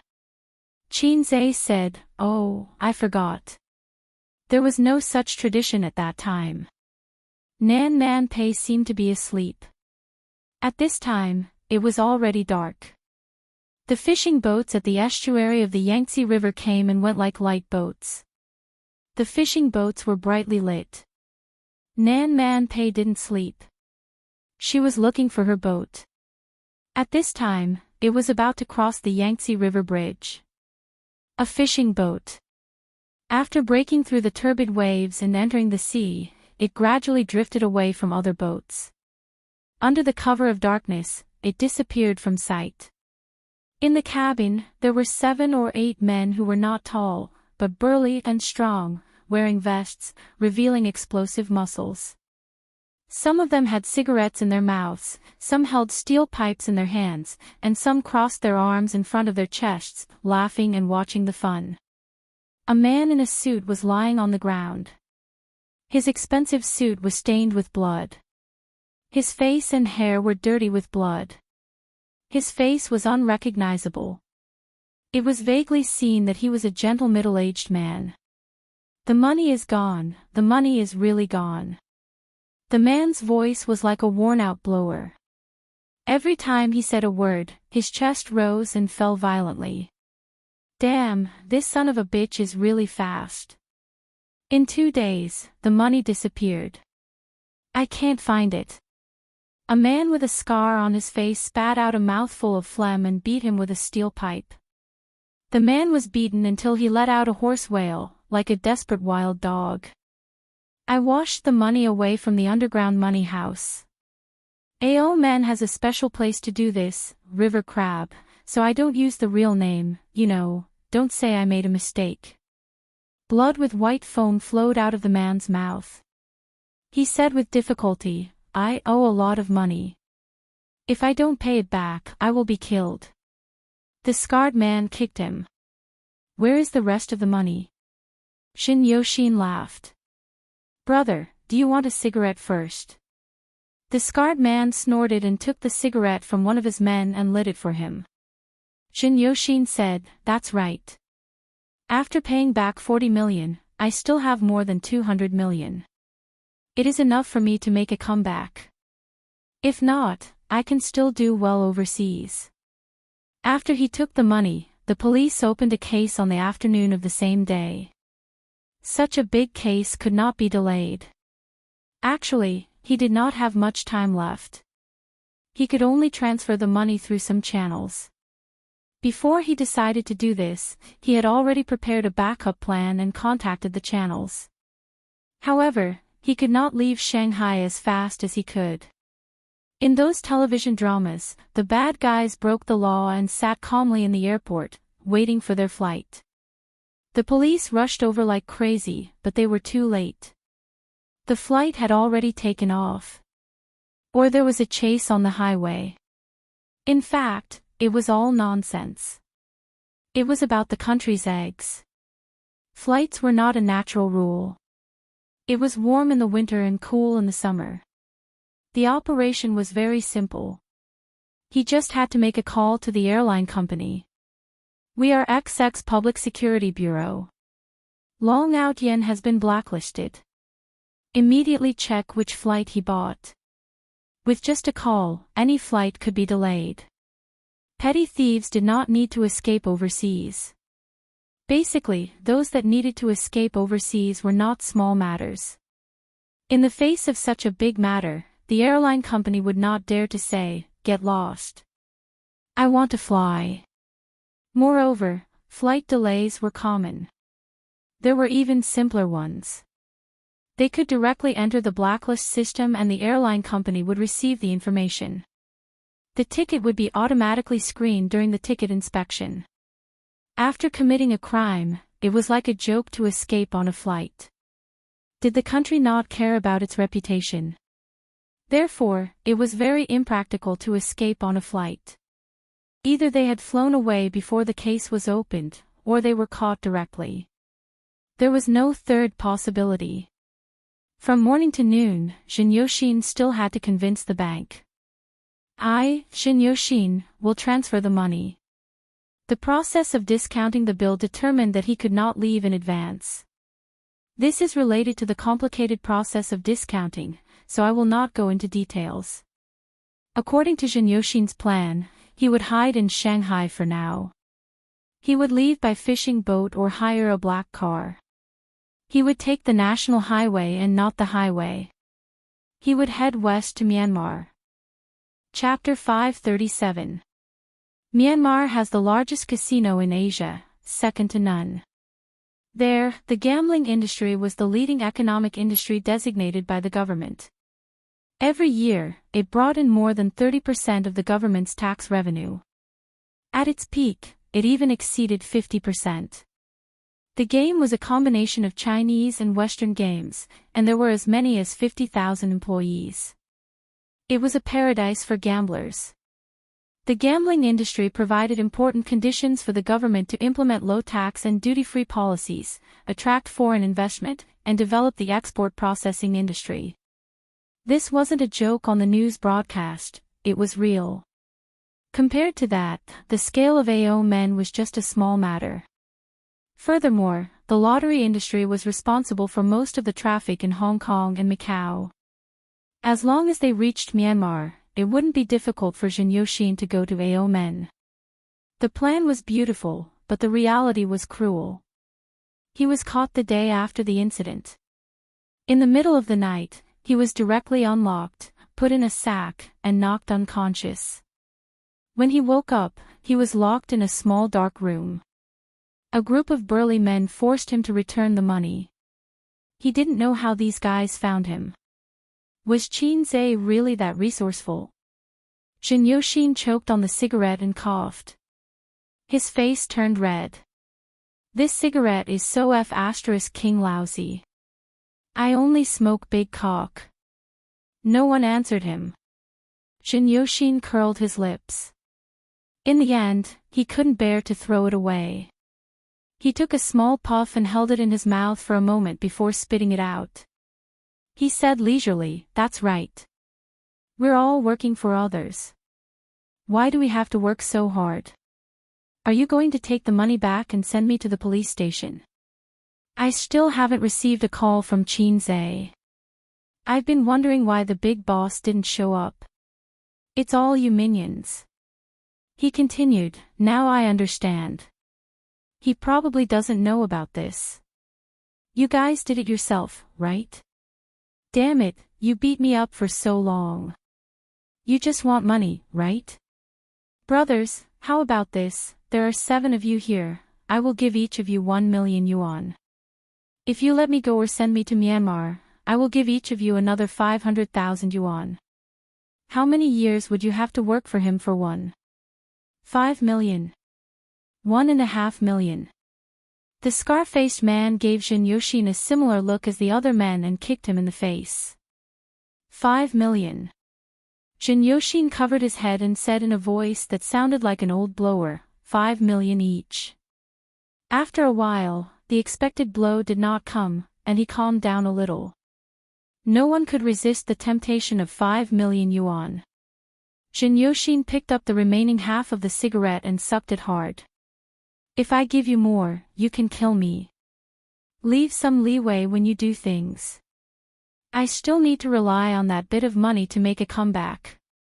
Otherwise, I would have risked my life to become a wanted criminal to scam such a huge sum of money.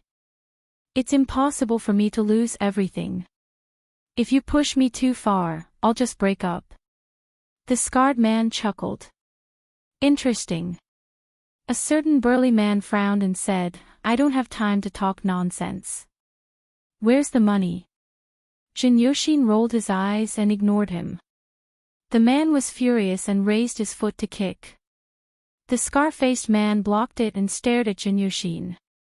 "You won't spit it out?" Jin Yoshin sneered.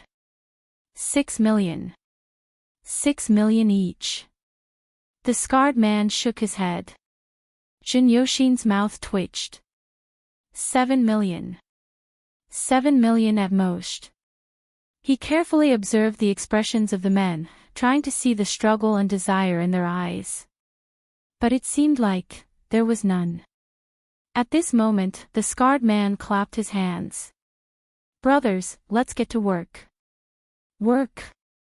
What kind of work? Are they going to beat me up again?" Jin Yoshin saw a man walk to the corner of the cabin and lift a dark green tarpaulin. Under the tarpaulin was an iron cage. It looked like a dog cage, but it was bigger and sturdier than a dog cage. It was also heavier. Jin Yoshin's heart sank for some reason. 2 men escorted him to the iron cage, opened the door, and pushed him in. You. What are you doing?" Jin Yoshin's voice trembled.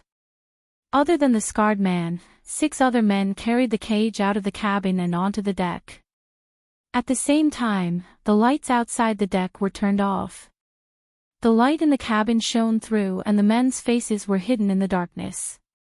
Let me out, let me out." Jin Yoshin's voice was filled with fear and agitation. The scarred man squatted in front of the iron cage and played with a dagger in his hand. The dagger hit the iron cage and made a crisp sound. Jin Yoshin shouted, "Murder is against the law, against the law. Send me to the police station. I want to turn myself in, I want to turn myself in." He laughed sinisterly, "If I throw you down from here, you'll be eaten alive in 7 days at most, leaving only a pile of bones. When the waves come, the scattered bones will roll out of the cage and disappear into the boundless sea. You'll never be found." Your 170 pounds of meat will only be used to feed the fish. The men pushed the iron cage to the side of the deck. In the darkness, the dark waves hit the boat and made splashing sounds. Jin Yoshin's last bit of rationality turned into fear. Endless fear, like the moonlight and the waves. The scarred man squatted in front of the iron cage and finished his cigarette in silence. He dialed a number. "Boss, I'm done here." A cold female voice came. "Give him the phone." Jin Yoshin heard an unfamiliar voice, but the wind and waves were so strong that he couldn't hear it clearly. The scarred man passed the phone into the cage. "Boss wants to talk to you." Jin Yoshin was like a hopeless person who saw a ray of light.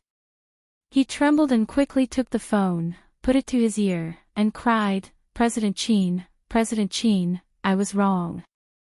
I was really wrong. I will pay you back. I will definitely pay you back.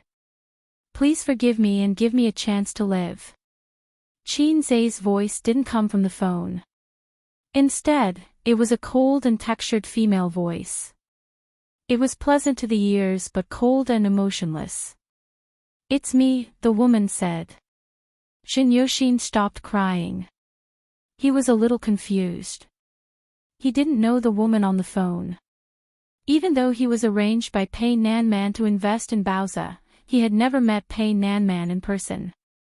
He was only a senior executive of a small company under Pei Nanman's management. He had a master's degree in finance and was outstanding in his abilities. Hence, he was assigned to Baozi Investment. It was the general manager of the company who arranged for him to come. "Nanman Pei," the woman said. Jin Yoshin felt like he was struck by lightning. He remembered. He remembered who the woman on the phone was.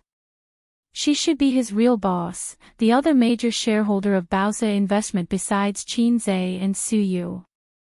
With his status, it was impossible for him to know about this. But last year, he met Nanman Pei at the annual meeting. He had the same feeling as many men when they met Nanman Pei. "I might have seen this sister somewhere before." He liked her and had a strong curiosity about her. So after that, he beat around the bush. Su Yu had replied to them like this, "You're big boss." "Boss, I was wrong. I was wrong." Jin Yoshin cried. "I'll pay you back. Please let me go." "Please, it's not him," the woman said. Jin Yoshin didn't understand what she meant. "It's me who wants you to go, not him." "It's not his fault," the woman repeated and then hung up. The scarred man smiled and waved his hand. "Push him down." Under the cover of darkness, the iron cage was moved out of the deck inch by inch and slid into the deep abyss.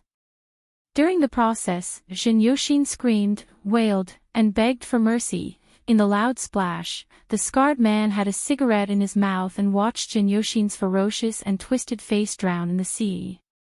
Fine bubbles appeared on the turbulent sea and then disappeared completely. The scarred man's dagger flew between his fingers. He looked in the direction of Shanghai and sighed. "Sigh, I haven't worked for many years. Back then, it was the Huangpu River.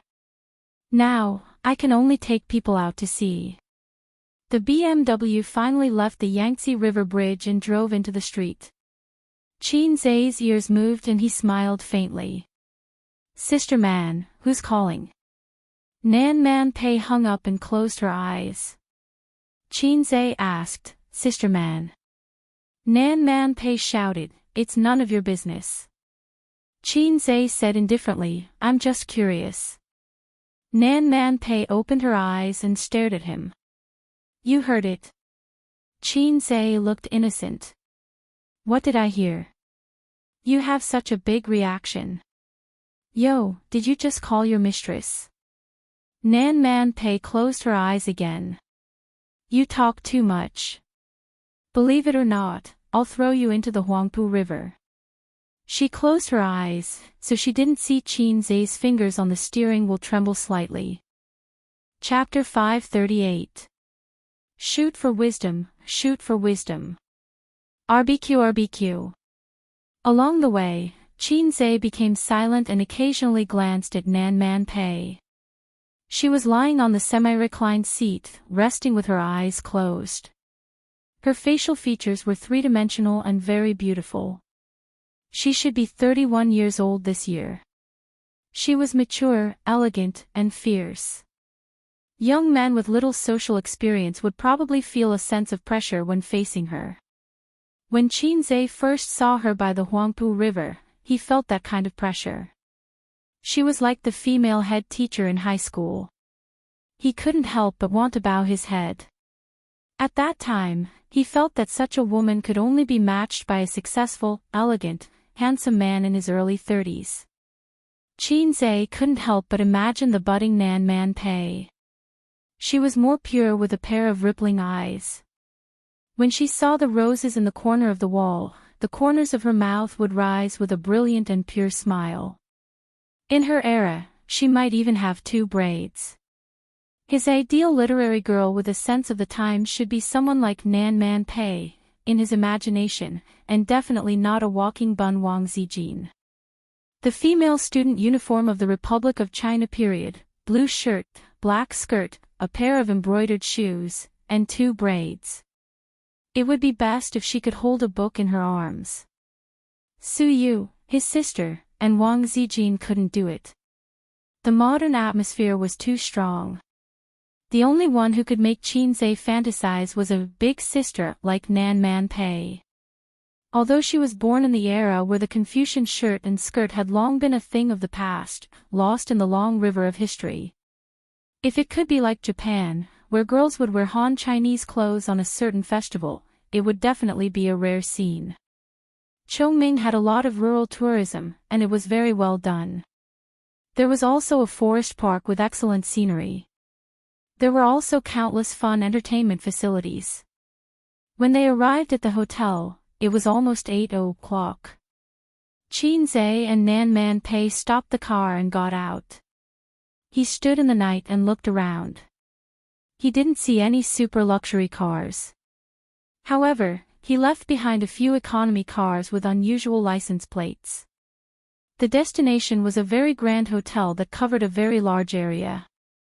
In addition to providing accommodation, it could also be used for company tours, meetings, and other activities. A white ferry stopped at the entrance, and the staff greeted, "Please get on." Dinner was held on the 2nd floor. The dome was high, and small lights decorated the ceiling like stars, clustered around a huge crystal chandelier in the middle. The large private room on the 2nd floor was not spacious, but it was exquisitely decorated with 3 tables. The adults sat at 1 table, while the children and women sat at 2 tables. The Li family wasn't the only family that came to the forest park to play. There were a few other families that were of high status and had good relationships with each other. Using the words of ancient times to describe it, they were friends of aristocratic families. In modern terms, political alliance. Nan Man Pei said that old Madame Li had recovered and wanted to go out for a walk. This was one of the reasons. But this time, they came out to play not just to relax. You could think of it as reminiscing between friends. However, those who were qualified to sit were not ordinary people. At the table on the left, in addition to Li Donglai and Pei Ziki, there were a few boys and girls that Qinze was familiar with, but he didn't know their names. He knew at least 2 of them, the little fangirl Qin Yuan, and the sister, I Have Milk Sickness, by Guo Wei. There were also a few boys who appeared at Pei Ziki's birthday party. However, Yang Lingdong, who had been pursuing Qin Yuan, was not there. He or his family was not qualified to be here. Qin Yuan's mother was in business.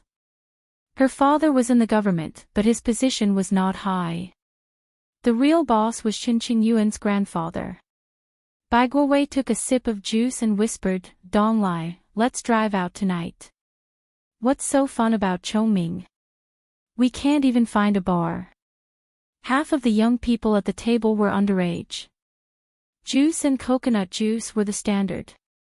Although they had learned to smoke and drink, no one dared to drink, not even beer. No one dared to smoke. As soon as Bai Guowei finished speaking, her sister knocked her on the head and said, "Don't you dare sneak out." Li Donglai said, "Qin Gu and I agreed that we won't go to bars before our sophomore year. But we can play cards together at night to satisfy our cravings. Don't come if you don't have enough money." Bai Guowei's sister, Bai Fong, laughed and said, "You're not allowed to go to bars, but you're allowed to play cards. This brother Qin of yours must be a retard. You're the retarded one." Bai Guowei, Li Donglai, and Pei Ziki were in the middle, but Qin Yuan heard it clearly and retorted faintly. "Little girl, who are you talking about?" Bai Fong glared at her. "It doesn't matter who I'm talking about. It'll be awkward for whoever answers." Qin Yuan ate her meat expressionlessly. Qin Yuan and Bai Fong knew each other, but they were not very close. Bai Fong had seen Qin Yuan a few times. At that time, she was still a pure girl, but she learned how to put on makeup and nails like a woman. She was full of pride and arrogance from head to toe. In the eyes of Bai Fong, who was born in the 90s, she hated it so much that she wanted to destroy it humanely and be reborn. In the process of social development, there was a very interesting phenomenon. The people born in the 70s criticized the people born in the 80s. The people born in the 80s thought that the people born in the 90s were retarded. The people born in the 90s thought that the people born in the 90s were incurable. The rule was that the previous generation criticized the next generation. The next generation's children were not the children of the previous generation. Have you ever seen parents criticize their children's generation for being retarded and incurable? Why was it like this? In fact, it was a kind of shame and disgust that saw themselves in the past. It was just like when people did things that they thought were cool and awesome when they were young. Many years later, when they thought about it, they were so ashamed that they wanted to roll on the ground. When people born in the 80s saw the retarded people born in the 90s, they felt that they had seen themselves in the past. It was especially shameful, and then there was the envy, jealousy, and hatred of aging. It was the same when people born in the 90s looked at the Queen of Balls. If you don't believe it, just wait and see. 10 years later, the Queen of Balls would criticize the people born in the 90s for being retarded and incurable. But the people born in the 90s would not, because they were born in the 90s. Li Donglai coughed and mediated in the middle. He explained, "Qin Gu said that it's meaningless to hang out in bars. It's useless except for wasting one's youth and time. But playing cards is different. It's a test of memory, card skills, and logic. It's just like those children who seem to have bad grades but are actually very good at playing. They're very smart." Qin Yuan said, "That's what Qin Gu said. Then let's add one more thing. I want to play tonight. Whose room should I go to?" Pei Ziki said, "Let's go to my room." Bai Guowei said, "I suggest we play a werewolf game or a killing game. It's more interesting and tests one's logic and reasoning ability." The other boys and girls agreed. Excluding those who drove expensive cars and hung out in bars, as well as some parties that children of the same age dared not even think about, this group of children was actually no different from ordinary teenagers. Bai Fong had never met Qin Zhe, but she knew that the Qin Gu they were talking about was the famous fast shooter in the entertainment circle. Her attitude towards Qin Zhe was more complicated. She admired and was curious, but also angry and resentful. Because last year, Bai Guowei said to her in a deranged manner, "Sister, I have milk sickness." What hurt her the most was that when Bai Guowei glanced at her chest, she revealed a blank and confused expression. At that time, when Qin Zhe demonstrated to her, Qin Bao Bao's full chest was indeed worth fainting. When it came to his sister, it seemed a little difficult to make her faint. But in order to ease the relationship between the siblings, Bai Guowei forced herself to faint. Later, Bai Guowei told her that it was Qin Zhe who taught him to say that.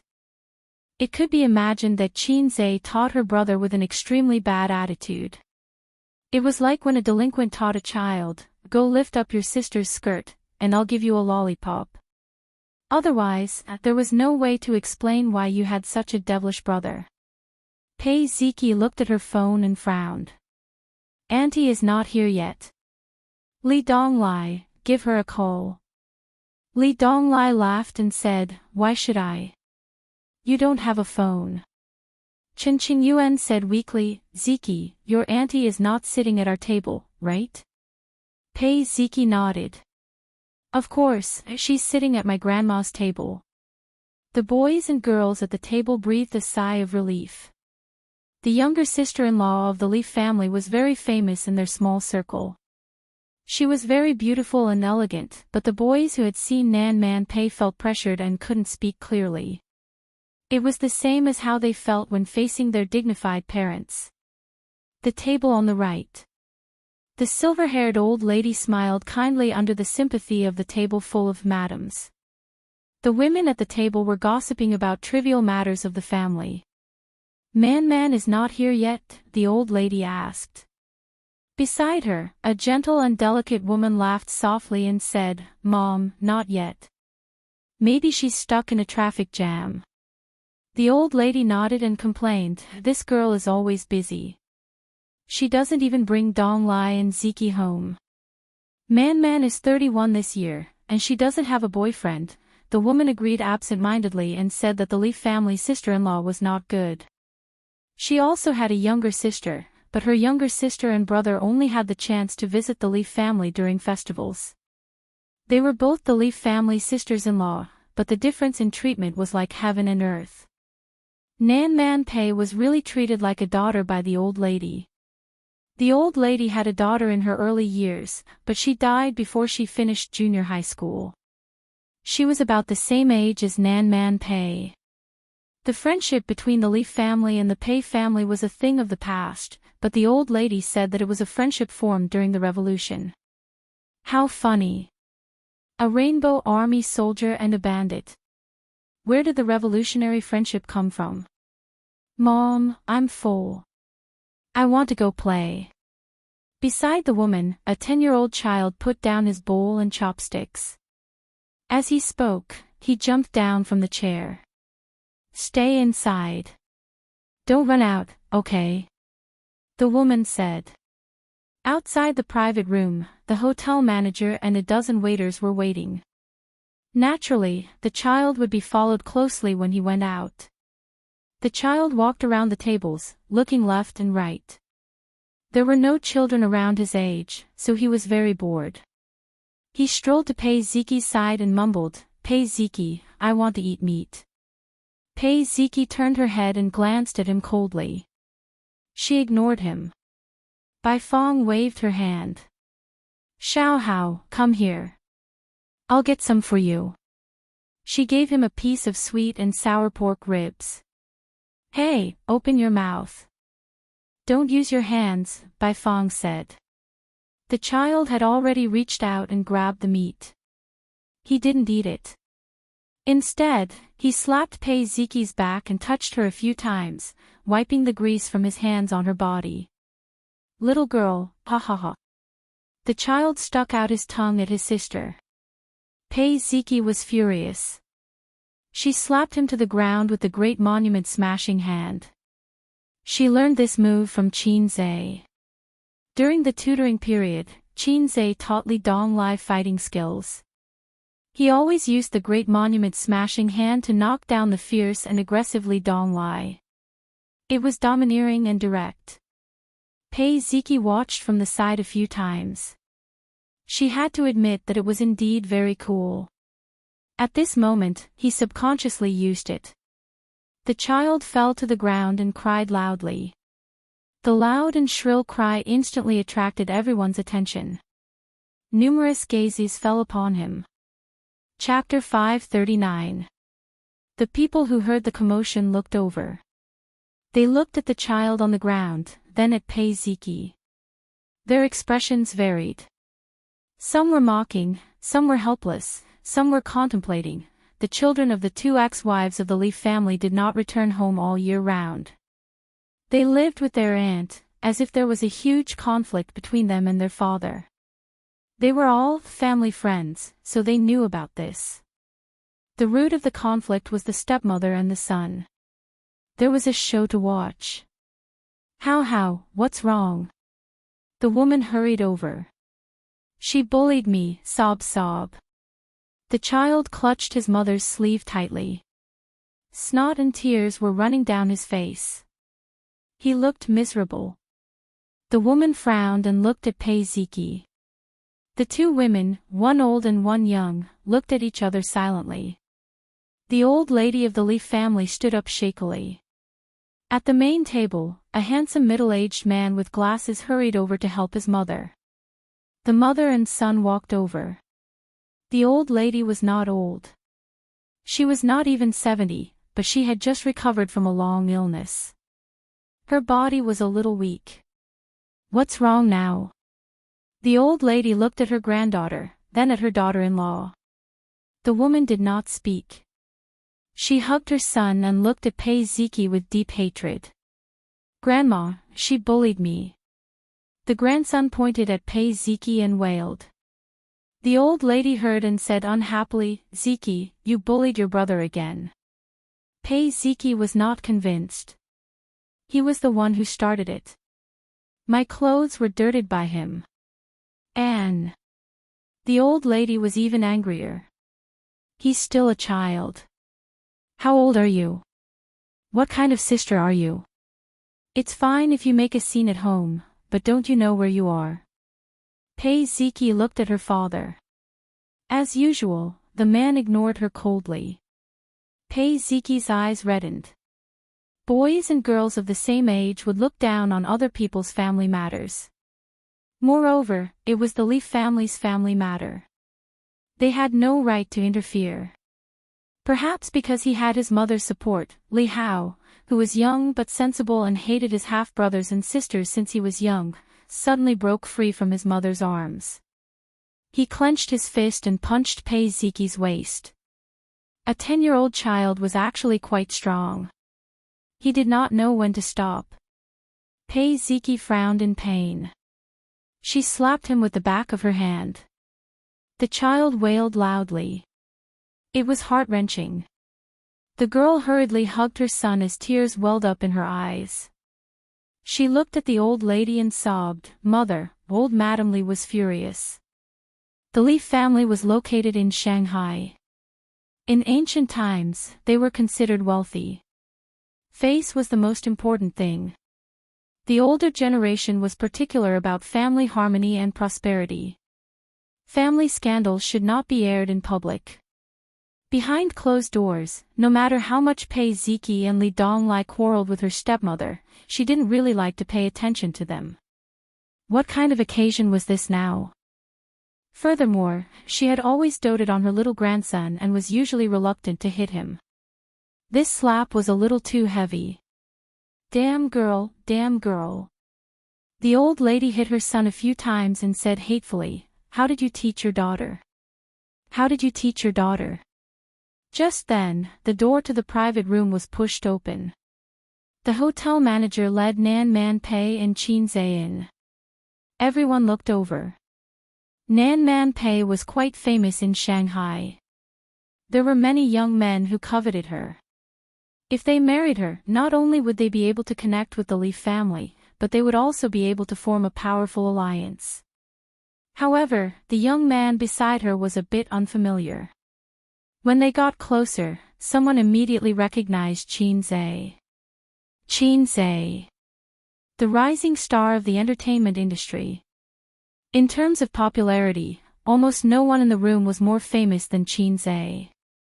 Nan Man Pei's gigolo. That was the thought in everyone's mind. Rich people like to keep young models and actresses. It was not strange for rich women to keep young men. Women weren't fairies who didn't belong to the mortal world. A few young men who thought they had the ability to hook up with Nan Man Pei suddenly felt jealous. Seeing the lively scene in the private room, Qin Zhe was a bit dumbfounded. Wasn't it supposed to be a family dinner? There were 3 tables full of people. Pei Ziki burst into tears. She choked and said, "Auntie." Nan Man Pei patted her head and smiled. "Old lady." The old lady put away her anger and waved at her. She complained, "You're too late." Nan Man Pei automatically took Big Brother Li's place and held the old lady's arm. "I went to pick up a friend." She looked at Qin Zhe. Qin Zhe immediately said, "Old lady, Mayor Li." The old lady nodded reservedly. Big Brother Li also smiled. Nan Man Pei looked at Pei Ziki and then looked at the crying child in his mother's arms. He smiled and said, "What's going on?" The old lady had a headache. "What's going on?" "They're making trouble again." Li Donglai was expressionless. Xiao Hao smeared his meat on Ziki's body, and Ziki pushed him. Then Xiao Hao punched Ziki, and Ziki slapped him. This round, the siblings are tied. There are all kinds of highlights. 1-1. Shall we continue with the second half? Qin Zhe, he looked at his disciple seriously. After not seeing him for a long time, his disciple had become even more outstanding. The old lady was furious. She grabbed Nan Man Pei's arm tightly. "Look, my Li family has given birth to 3 evil children in this generation. I'm so angry." Nan Man Pei said apologetically, "I didn't teach them well." The old lady glared at her son. "Some people don't know how to give birth." Nan Man Pei smiled and nodded. "You're right." Big Brother Li was a little embarrassed. He frowned. "Stop crying." Li Hao was suddenly enlightened. He had always been afraid of his father. He looked at his mother carefully and felt relieved. He didn't care and continued crying. Nan Man Pei saw this and smiled. It's not all brother-in-law's fault. It's the father's fault for not teaching the son well. Isn't there a saying that goes, "A loving mother will spoil the son"? My sister left early and didn't have time to teach him. But as his mother, she can't spoil him too much. He's always causing trouble. He's still young now. What can he do when he grows up? She looked at the woman and said, "Sister-in-law, is what I said reasonable?" The woman secretly gritted her teeth and forced a smile. "It's my fault." Nan Man Pei said unhappily, "Ziki, your mother has apologized." "What are you doing?" The woman, Nan Man Pei said again, "Xiao Hao, have you finished your summer homework?" Li Hao ignored her. Nan Man Pei turned to the old lady and said, "Auntie, education should be done early. Send Xiao Hao back tomorrow. He can come out to play when he finishes his homework." The old lady nodded. "That makes sense." Li Hao cried even harder. Qin Zhe looked at Nan Man Pei with admiration. It was said that birds of a feather flock together. Su Yu was Sister Man's best friend. Why didn't she learn her palace skills from Sister Man? Nan Man Pei said, "Qin Zhe is Donglai's tutor. Donglai's college entrance examination results are so good this year because of his teaching." The old lady looked at Qin Zhe in surprise and said, "He's Donglai's tutor. He's so young." Good. If Donglai had met you earlier, he would have been able to get into Fudan University and Jiaodong University. Qin Zhe smiled modestly. Nan Man Pei was particularly talkative today and interrupted, "Why don't you ask him to be Xiao Hao's tutor? Or let sister-in-law ask him for advice on how to teach children to improve their grades." Qin Zhe answered truthfully, "There's no good way. If the child cries and doesn't study hard, just beat him up." Li Hao cried even harder. The woman said lightly, "You don't have to worry about my family's affairs." Nan Man Pei looked sad and said, "Old lady, I'll try not to talk too much in the future and try not to come to Li's house." The old lady frowned and said angrily, "How can you say that? Is Man an outsider?" The woman defended herself. "Mom, that's not what I meant." The old lady said impatiently, "Don't just stand there. Take him back." Qin Zhe felt a fiery gaze on him. Looking in the direction of that gaze, he saw a young girl with bright eyes, Qin Yuan. She had a delicate oval face, and her skin was fair and supple. When he first met her, he remembered that there was still some baby fat on her chin. Qin Yuan looked at him silently. She was happy, excited, and tender. Bai Fong saw this scene and curled his lips. This girl was hopeless. Man, my family is full of troublesome people. If only you could come here more often. With you here, no one would dare to make a scene. The old lady muttered. Man Pei smiled and agreed. To the old lady, both of them were her flesh and blood. If there was a conflict, the most she would do was to punish them 50 times and then continue to make a scene. But what could she do? A stepmother was a stepmother after all. Could you ask her to treat her ex's child as her own son? Could you ask the child to be filial to her like his own mother? There were many things that could not be resolved, especially family matters. Why else would it be difficult for an honest official to resolve family matters?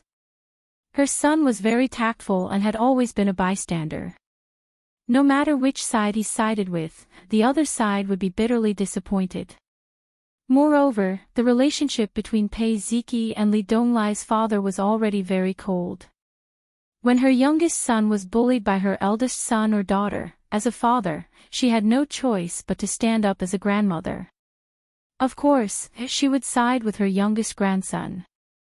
After all, he was too young and could be easily beaten. Her daughter-in-law was also not easy to deal with. Without her secret instigation, would her grandson be able to stir up trouble like this? She had used emotional violence against her ex's son and daughter all these years. Therefore, the old lady especially liked Man Pei because Man Pei was generous and capable. Even her sister was not as good as her. In the past, a woman like this could stabilize the house and make the house peaceful. Man Pei would stay at the Li family for a few days every year. She would also bring Li Donglai and Pei Ziki home. That was one of the rare times when the Li family was able to reunite and live in harmony. The daughter-in-law of a humble family knew that she could not win against the other party, so she would be very obedient. Her grandson was also afraid of this aunt and did not dare to be too arrogant. Qin Zhe looked at Man Pei, who followed the old lady, then at the group of familiar juniors. After thinking for a while, he asked the waiter to add a chair for the juniors. There were rich ladies and old ladies everywhere. He felt that it was not appropriate to sit there. Qin Yuan was overjoyed. She patted the empty seat beside her with her small hands and asked the waiter to add a chair there. Qin Zhe had just sat down when 8 or 9 young boys and girls shouted in unison, "Qin Gu! Qin Gu! Qin Gu!" It was as if some big brother was attending a banquet and the underlings were greeting him respectfully. It attracted the attention of the adults on both sides. "Qin Zhe," Bai Fong said, "Hello, I'm Bai Fong, Bai Guowei's sister." Qin Zhe was stunned. He looked at this unfamiliar girl and was stunned by the name. "Hello, you can call me Hei's King. Bai Fong." Chapter 540. Qin Zhe felt that he might have offended this girl named Bai Fong. Not only was she glaring at him, but her face was also full of displeasure. It was just an ordinary joke. Could this girl not take a joke? Or was she sensitive to her name and hated being joked about? There were such people, such as Chen Ergu, Li Erden, Du Ziding, Hao Nyobi, Louis Fa, Ren Baqian, especially the latter. However, the name Bai Fong was still okay. It was quite ferocious. If the other party was a die-hard fan of the Great Desolate Era novels, he might be able to gain the respect of the other party by announcing his name. Unfortunately, Qin Zhe was not a fan of the prehistoric novels. He wanted to tease her when he heard the name. He read all kinds of books, especially Liu Bei. After going to university, his worldview matured. He understood that he was just a salted fish. A salted fish would be a salted fish no matter where he went. Just like a loser in society, even if he traveled back in time 20 years ago, he would only remember that housing prices were going up, the stock market was going down, and the newspaper seller was going to become a supreme figure. That was all. Don't expect him to become the richest man in the world. If he had this ability, he would not be a loser.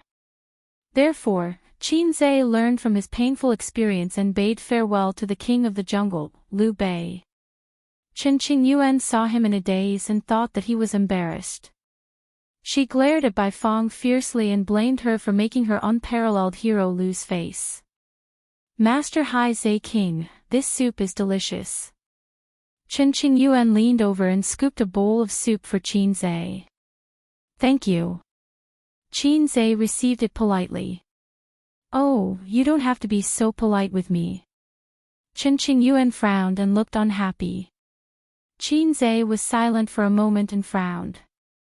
Don't talk nonsense. Pour the wine. Chen Qingyuan immediately beamed with joy. She poured wine for Qinzhe, picked up food, and sat obediently beside him like a beautiful wife.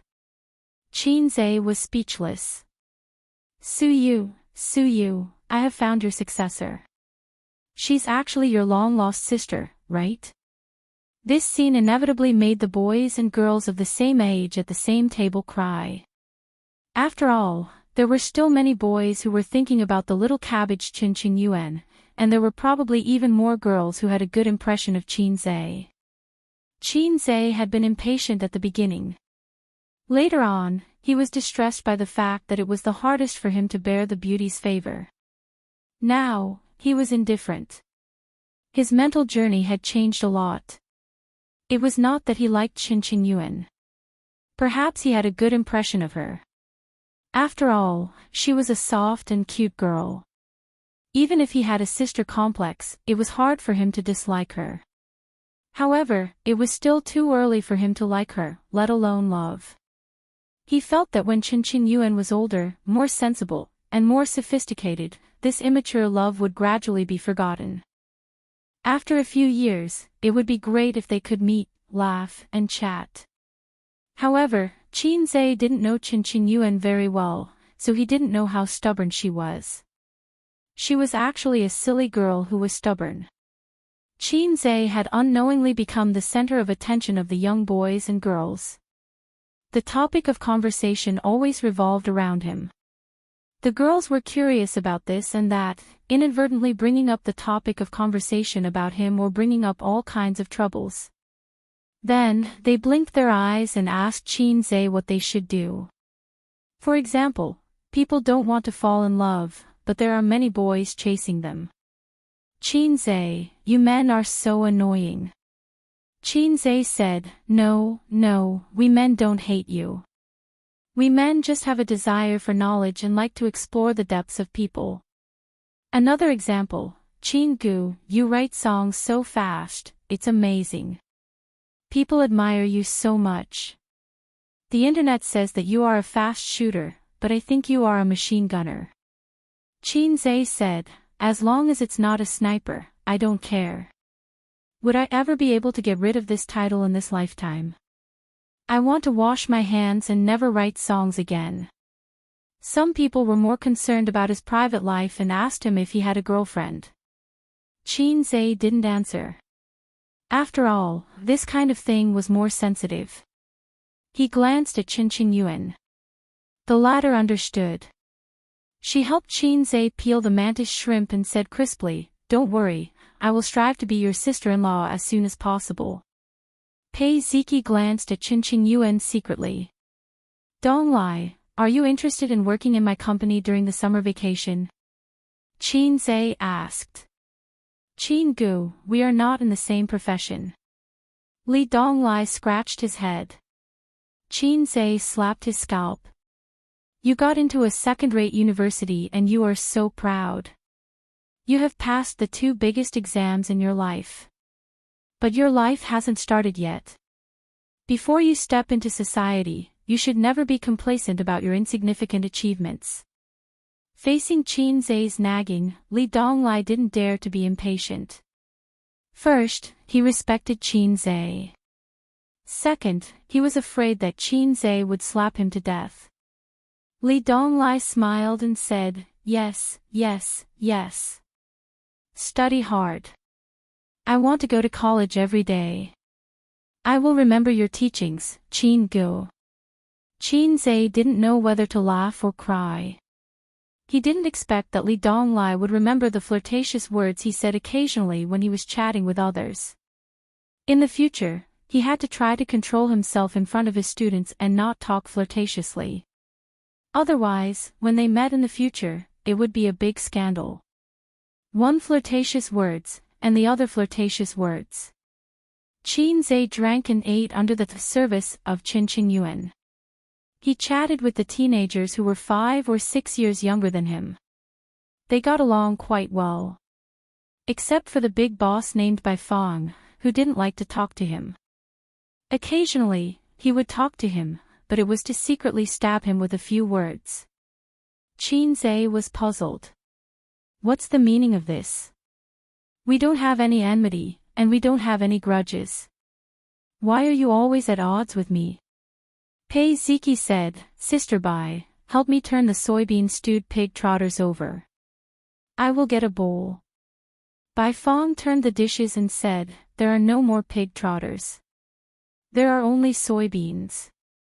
Pei Ziki said, "Soybeans are delicious too. They are especially fragrant when stewed." Suddenly, she stuck out her tongue and laughed. "It's just that it's easy to fart when you eat too much." Bai Fong heard and laughed. "You guys fart when you eat too much." "I don't. I just burp." What it meant was, "I am a little fairy. I don't fart." Qin Bao Bao often said, "I am a little fairy. I don't fart. I am a little fairy. I don't have I shit. I am a little fairy. I don't have leaks in my teeth." Qin Zai thought that the opportunity had come. He coughed and pretended to be inquisitive. "Maybe it's the fart that got lost." Pei Ziki, Bai Fong, the table was filled with low laughter. Ding! His phone rang. Qin Zai took out his phone to check the message. It was from Nan Man Pei. "Go and propose a toast to my brother-in-law. Did I ask you to come over to eat and drink? You don't have any sense at all." Qin Zai looked at Nan Man Pei from afar. Coincidentally, she was also looking at him. Their eyes met, and Queen Bei glared at him. "This will make me look snobbish and arrogant. But since Sister Man said so, I will reluctantly do it," Qin Zai replied. Chen Qingyuan secretly leaned over to take a look. Qin Zai gently lifted her crystal earlobe and laughed. "Where did you learn the bad habit of peeping at such a young age?" Chen Qingyuan said righteously, "My mother used to look at my father's phone like this." Qin Zai laughed. "Your parents must have a bad relationship." Chen Qingyuan's face darkened. She bit her lip. Qin Zai whispered, "I'm sorry." Chen Qingyuan never got angry with him. She shook her head. "Qin Gu is right. My parents have a bad relationship." Qin Zai patted her head like a brother caressing his sister. Then, he poured the half-drunk snowball into Chen Qingyuan's glass. "Ask the waiter to change your glass." He poured himself a glass of white snowball, picked it up, and walked to the main table. Chen Qingyuan looked at the glass in front of her. It was filled with transparent snowball. She licked her lips. Should she have a sip?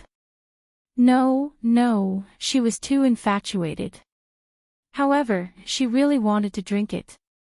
Should she have a sip? At this moment, she caught sight of Pei Ziki's helpless gaze, which was filled with sorrow and hatred for her incompetence. She immediately blushed. She waved her hand and said, "Waiter, change my glass." Pei Ziki curled her lips and said, "Keep it. Secretly put it in your thermos. Quick, when no one is looking." Chen Qingyuan's face turned redder. She stared at her and said guiltily, "Don't talk nonsense." Pei Ziki snorted. "What do you like about him? You're so infatuated. He doesn't even like you. Is it worth it? Is it worth it to be infatuated with him?" Chen Qingyuan said, "That's strange. It's my business that I like him. What does it have to do with you?" Pei Ziki said, "I'm doing this for your own good. Don't bite the hand that feeds you." Chen Qingyuan rolled her eyes. "Stop it. I'm not your only best friend. Why don't you persuade others? You're always interfering with my freedom to love." "Pei Ziki, do you need me to tell you what's on your mind? Qin Gu is handsome and charming. I'm a woman. I like men. Why wouldn't I like him?" Pei Ziki said angrily, "I know I can't stand you being so stupid. It's fine if you don't appreciate it. But you're still talking nonsense. I'm not going to care about you anymore." Chen Qingyuan spat and said, "Bye-bye." The two pinched each other under the table a few times. Both of them grimaced in pain. Li Donglai said, "Qin Gu is asking for a toast from an old man. Don't. How can Qin Gu bow to evil?" Pei Ziki said, "You're the evil one. Your whole family is evil." Li Donglai was stunned. "Yes, my whole family is evil." Pei Ziki was speechless. Bai Feng chuckled. "Your father is famous for not giving face. When others propose a toast, the most he will do is nod. He won't touch glasses. Taking a sip of wine is already giving face. Let's guess. Did Qin Zhe ask your father to take a sip of wine?" The others were deep in thought. Li Donglai and Pei Ziki were silent.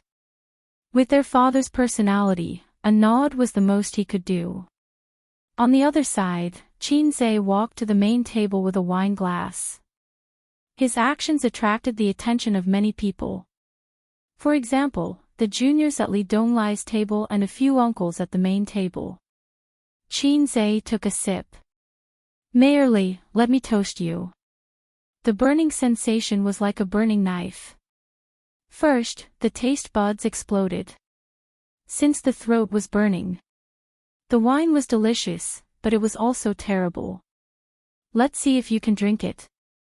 Of course, it was like what the advertisement said, soft in the mouth, a thin line in the throat. It didn't exist. If it was soft in the mouth, it was something else. For example, yogurt. A thin line in the throat was even better. Ordinary people couldn't do it. The juniors looked over. The middle-aged man who looked like an uncle watched with great interest. Chapter 541. Unexpectedly, Big Boss Li had a kind smile on his face. He picked up his glass and drank all the wine in it. The uncles at the table looked normal on the surface, but they were very surprised in their hearts. Mayor Li had given him a lot of face. Was this young man Nan Man Pei's boyfriend or what? Normally, a junior like Qin Zhe could be ignored. At most, he was an excellent entrepreneur or an outstanding young man. It was already a blessing for such a person to be able to join the table. The act of toasting was actually very abrupt, because with his status alone, he did not have the right to do so. For example, if you were a small employee under Jack Ma's father and had no position or power, you would come with a glass of wine at the annual meeting and say, "Old Ma, I'll drink this bowl of hot tea, you can do whatever you want, who the *ck are you?" With the big boss's self-restraint, he would nod slightly and smile at you. But not only did the big boss smile at you, but he also drank it. If he was Nan Man Pei's boyfriend, it would make sense. Li Donglai said in surprise, "The old man seems to value our Qin Gu a lot." Pei Ziki looked at Qin Zhe in surprise. Chen Qingyuan was proud. Her expression said, "The man I like is of course excellent." Qin Zhe finished his toast and was about to return to his seat when an uncle suddenly pulled him and laughed. "Don't go, sit down and chat with us." Then, he asked the waiter to add a chair. Qin Zhe sat down blankly and was pulled by the enthusiastic uncle to chat. This unfamiliar uncle claimed to be Qin Zhe's fan and liked his exaggerated and borrow 500 years from the heavens the most. Moreover, he even shouted loudly on the spot, causing the other uncles to clap and raise their cups to drink. Qin Zhe felt that he was like a fire in winter that ignited the enthusiasm of the uncles. "Uncle, how should I address you?" Qin Zhe asked awkwardly. "Hey, you don't know me." The passionate uncle looked unhappy. "Oh, you're whispering sweet nothings to my daughter. I'm right in front of you. Don't you recognize me?" Qin Zhe said in his heart, "Dare I ask, what is the relationship between your beloved daughter's name and me?" The enthusiastic uncle said, "You can call me Uncle Qin. My daughter is Qin Yuan." He subconsciously turned his head and looked at the table. Qin Yuan was looking at him with bright eyes. She seemed to be very happy that he got along well with her father. Qin Zhe was speechless. When he looked at Uncle Qin again, he was a little reserved. In his eyes, was he the pig who had taken his family's cabbage? So passionate. "Are you trying to set me up? I finally caught you. I asked Qing Yuan to bring you home for us to meet, but you refused." Uncle Qin poured Qin Zhe a full glass of wine. "Drink 1 glass as punishment." After Qin Zhe finished drinking, he said to everyone, "My daughter didn't learn well in the past. She fooled around outside every day. We couldn't bear to hit her, and she wouldn't listen to us. Mom and I have been worried about this." Everyone chuckled. They were all from families that knew each other very well. They all knew that there was a problem girl in the Qin family. In fact, the children in their family might not be very sensible, but they were more restrained. They were not like Qin Yuan, who unscrupulously put on smoky makeup, went to bars, karaoke, and went out with the teenagers they were familiar with on motorcycles. Chen Fuxing patted Qin Zhe and gave him a thumbs up. "It's all thanks to little Qin. Ever since I met little Qin, my daughter has stopped fooling around. She comes home on time every day and goes to bed at 10 o'clock sharp. Her grades have also improved steadily." As he spoke, he sighed. "But there's a new problem. I don't know what kind of magic potion you fed her." The hint was obvious, so everyone laughed. They understood. The problem girl of the Qin family liked this young man. Big Boss Li nodded and said, "After Fuxing said this, I also have to thank little Qin. Donglai's results will depend on you in the future." Qin Zhe immediately said, "I'll do my best. Donglai's aptitude is actually not bad. It's just that she didn't focus on her studies in the past." Chen Fuxing asked, "What's going on?" Big Boss Li smiled and said, "Little Qin is Donglai's tutor." According to Li Donglai's original results, it was hard to say if he could go to university. Of course, he would definitely go to university in the end. How could the mayor's son not go to university? However, getting into university with one's own ability and getting in through connections were two completely different things. Whether it was in terms of face or long-term vision, one had to consider the whole life. Everyone was slightly stunned. They looked at Qin Zhe with a hint of admiration. Qin Zhe said humbly, "It's all because of Sister Man's hard work." When he mentioned Pei Nan Man, there was a natural intimacy in his tone. This kid can't really have an affair with Nan Man Pei, right? If it was just a tutor, Big Boss Li wouldn't give him so much face. It was very likely that he had an intimate relationship with Nan Man Pei. Everyone knew that kind of relationship. Actually, it wasn't. Big Boss Li gave him so much face only because of Qin Zhe's identity, the son-in-law of the Wang family. Nan Man Pei told him. As for the inside story that the Wang family didn't like Qin Zhe, not many people knew. Even Nan Man Pei didn't know. The uncles at this table were the heads of various organizations in Shanghai. They were definitely not nobodies. However, they didn't know about the Wang family. There were so many rich families in Beijing. Unless they were sitting in a certain position, who would pay attention to their daughter's marriage? Little Qin, are you a singer, an actor, an entrepreneur, or a teacher? A square-faced, burly, and rough man smiled. Qin Zhe was stunned and didn't answer this question. Those who sang and acted were all celebrities, and celebrities were all entertainers.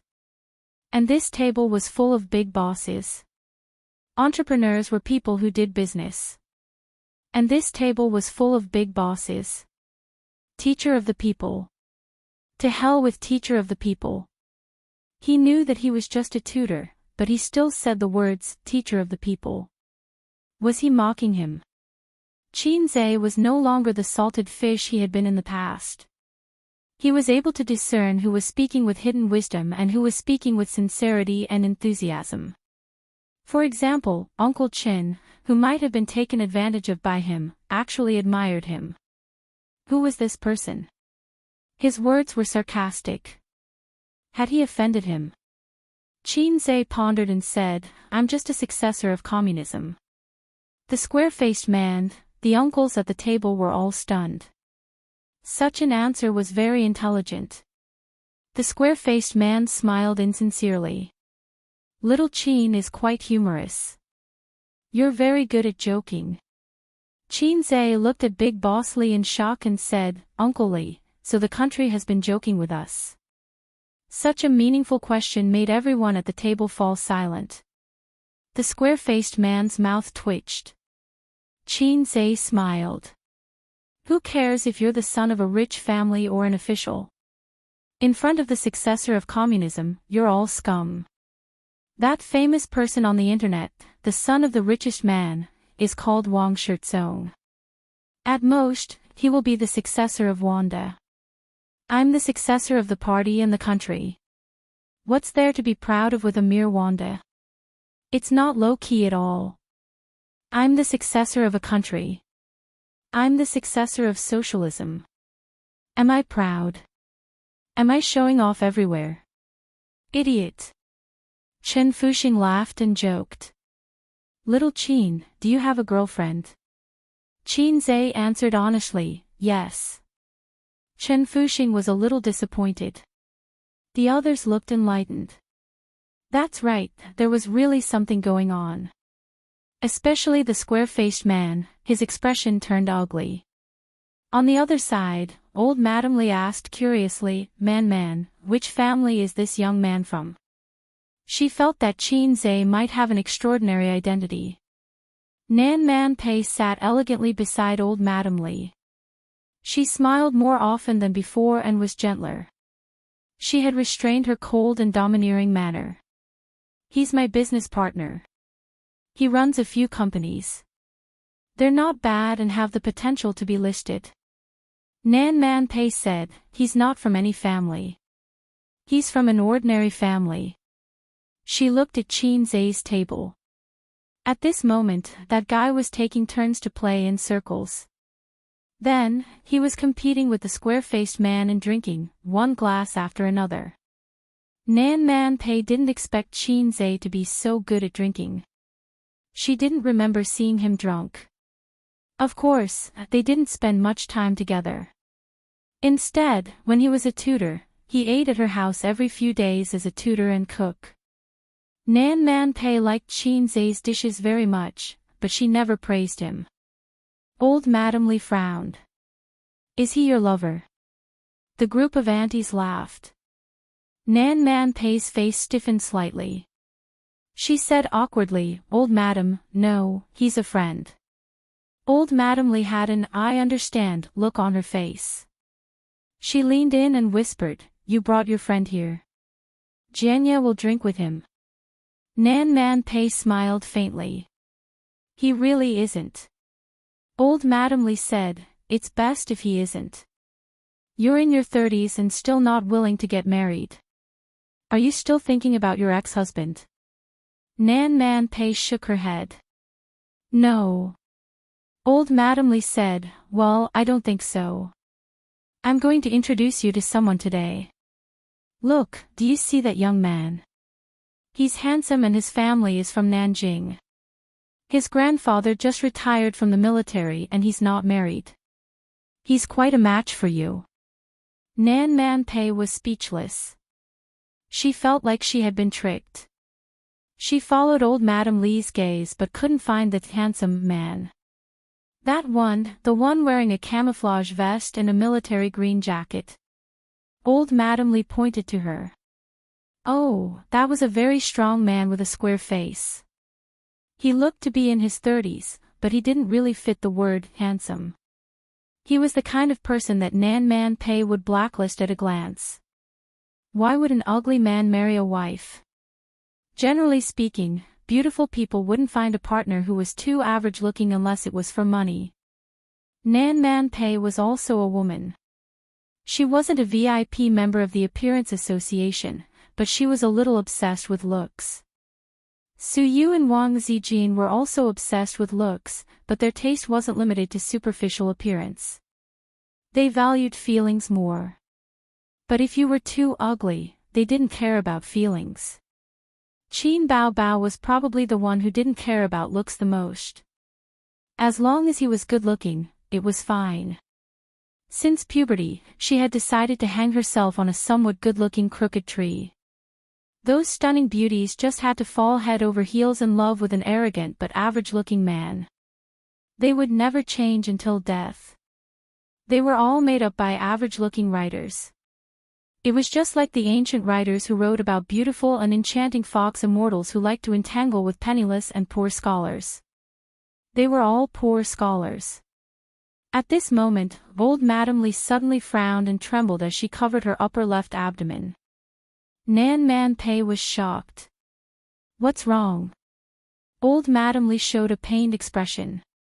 It hurts a little. Man, help me. Nan Man Pei was shocked and said, You're sick again. I'll call the doctor right away. Then, she shouted at the flustered woman, Why are you sitting there like a fool? Call your husband over. How old are you? Don't you know how to behave? Chapter 542. Qin Zhe was chatting with Qin Qingyuan's father. Chen Fuxing was actually a little mischievous. He set a trap for Qin Zhe and coaxed him into toasting the elders at the table. And he couldn't use beer, he had to use white wine. Qin Zhe thought to himself, as expected, he still has some opinions about me. Chen Qingyuan's pursuit of Qin Zhe was a hot topic in a certain small circle. Even when chatting with outsiders, when they talked about Qin Zhe, who was a hot topic in the entertainment industry, they would say, in our circle, there's a little girl who likes him very much and wants to throw herself at him, but he doesn't care about her at all. Chen Fuxing only had one daughter, and he treasured her dearly. Even if Qin Qingyuan made a fuss, he couldn't bear to hit her. Because of his concern for his daughter, he naturally heard a lot of rumors. Therefore, while he was grateful to Qin Zhe, he also felt resentment. This idiot, my daughter is so cute, but he turns a blind eye to it. Qin Zhe thought to himself, You're not Chen Fuxing, you're a holy paladin. The older the ginger, the spicier it was. Even if there were 10 Qin Zhe at the table, he still wouldn't be a match for the other party. He had no choice but to beat them one by one. Starting from Big Boss Li and a big fat uncle, the fat uncle praised, Little Qin, you're good at drinking. You're comparable to me in the past. I like young people like you who can drink and are forthright. I'll drink too. He drank half a glass of white wine and let out a long breath. I'm old, and my alcohol tolerance isn't as good as before.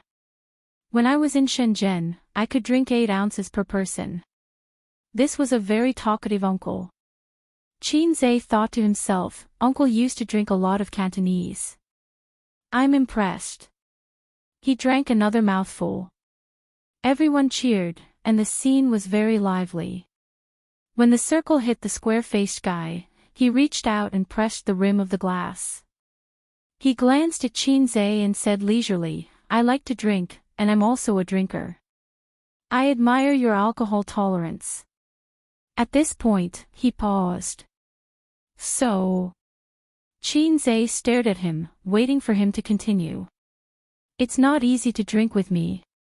You have to drink me well before you can continue to circle." The square-faced man laughed. The uncles burst into laughter. This was the advantage of a wine table. It was suitable for bickering. Others might not think that you were insensible and might even kick up a fuss. They wouldn't kick up a fuss.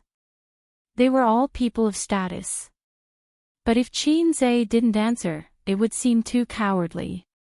Since the square-faced man dared to say so, it proved that he was very confident in his alcohol tolerance. Then, he bullied Qinzhe and drank several glasses of white wine in a row. Qinzhe smiled modestly. "How do you drink it?" He straightforwardly accepted the challenge and received a wave of kind applause. "Let's drink 1 cup each. We can't go to the toilet during this period." "Whoever surrenders first will stop," the square-faced man said. "No problem." Qinzhe was like a young boy full of fighting spirit. The square-faced man laughed. "Great." He let go of the cup and used his eyes to signal Qinzhe to pour wine for him. "Boss, I'll pour wine for you." Qinzhe poured wine for him and himself. The two clinked glasses gently and drank it in one gulp. The white wine was spicy and strong. The two of them sighed at the same time. It was the second cup. When they drank the third cup, the uncles couldn't help but cheer enthusiastically. Pei Ziki pouted and said, "Idiot, being coaxed like a monkey." Li Donglai frowned and said, "Don't be so arrogant. You're worried about him, aren't you?" Pei Ziki was furious. "Who's worried about him?" "Li Donglai, are you a dog?" Li Donglai was confused. "Why do you say I'm a dog?" "Pei Ziki, a dog's mouth can't spit out ivory." Li Donglai, he and Pei Ziki had always had a small argument every day and a big one every 3 days. The relationship between siblings was the most difficult in the Brothers and Sisters series. The relationship between siblings was usually good. The elder sister would do makeup for the younger sister and help her dress up. If the elder brother really loved the younger brother, he would bring the younger brother to the big sword and personally open the door to a new world for the younger brother. The relationship between siblings was also easy to manage. The elder sister usually doted on the younger brother more. Occasionally, they would even kiss and sob. Just like Qinzhe and Qin Bao Bao. The relationship between siblings was very tricky. They either had an average relationship or quarreled all day. Even if it was the elder brother, it would be fine as long as there was love. Such a sister only existed in Japan. The soft and cute sister who called out, "Onie-chan," all day also only existed in Japan. Chen Qingyuan said worriedly, "What if Qin-ge drinks too much later?" Pei Ziki glanced at her. "Isn't that good? You can sneak into his room and sleep with him." Chen Qingyuan touched her chin and seriously considered the feasibility of this matter. "Over there, it should be the 5th cup." The square-faced man drank the 5th cup, which was longer than the previous 4 cups combined. After he endured the nausea and finished drinking, Qinzhe immediately poured wine for him. I'll do it myself." He was tongue-tied. No, I'll do it." Qinzhe insisted on filling his cup. "Come, cheers." Qinzhe picked up the cup and drank again. The square-faced man was speechless. His face was red and he looked at Qinzhe unwillingly. If looks could speak, he would say, "Why aren't you drunk? Are we drinking the same wine?" Seeing that Qinzhe was about to pour wine for him again, he quickly covered the mouth of the cup. I'll do it myself, I'll do it myself, Qinzhe said righteously. No, I have to do it. The square-faced man said, you don't have to be so polite. Qinzhe said, I'm not being polite. What if you cheat and don't fill it up? The square-faced man was speechless. Sigh, forget it, forget it. We've drunk enough. Someone advised. That's at least half a kilo, right? Someone mumbled. At this point, they were all shocked. Everyone was an experienced drinker. The number of banquets they had drunk together was enough to circle the earth. They had never seen someone who could drink so much. From the beginning until now, he had drunk one cup after another. There were more than 10 cups, and all of them were full. The scariest thing was that his face was not red and he was not out of breath. He did not look like he was going to vomit at all. That was very scary.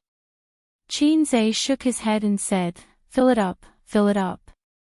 I have to drink you up first. There are still a few uncles waiting for me to play circles behind. The square-faced man said, let's stop here. You can go play circles.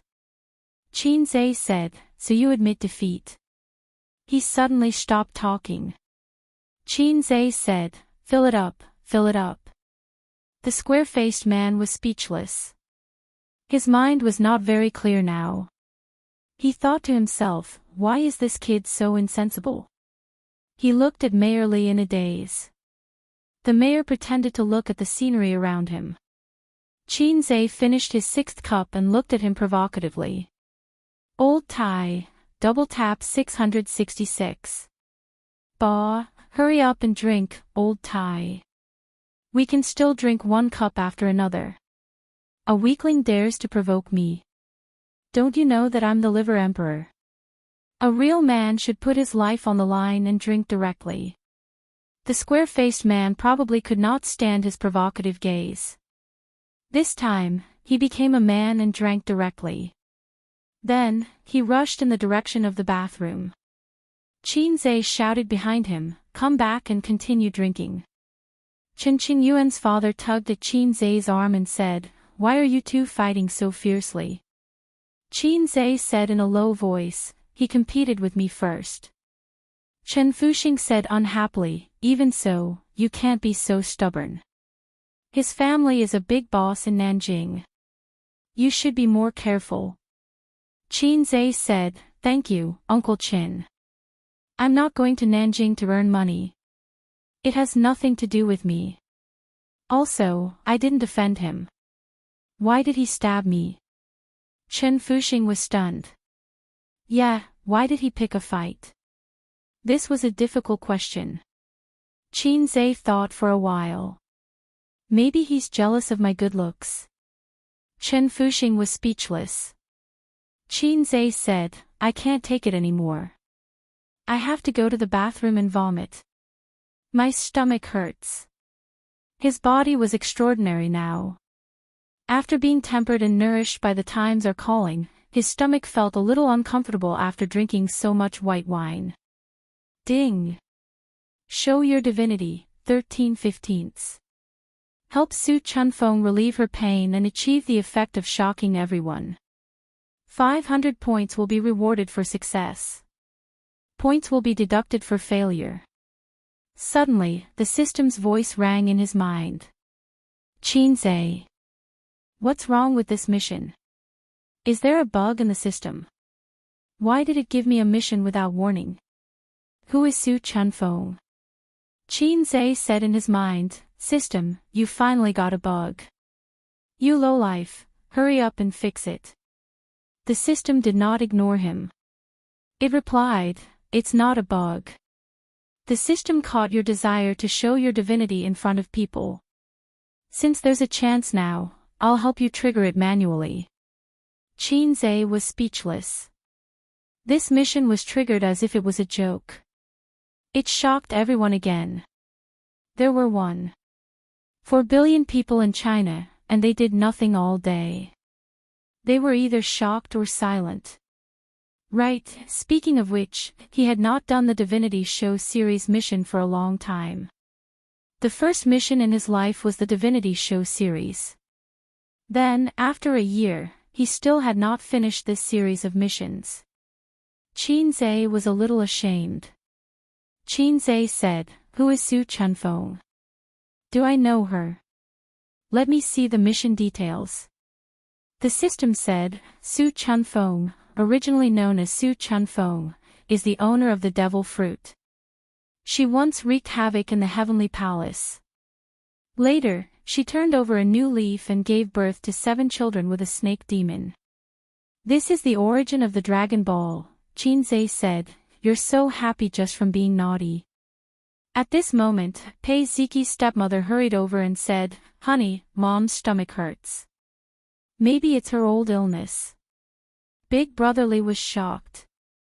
He quickly got up and followed his wife to check. "Mom, how are you?" Li Jianya asked with concern. It hurts here." The old lady pressed her right abdomen.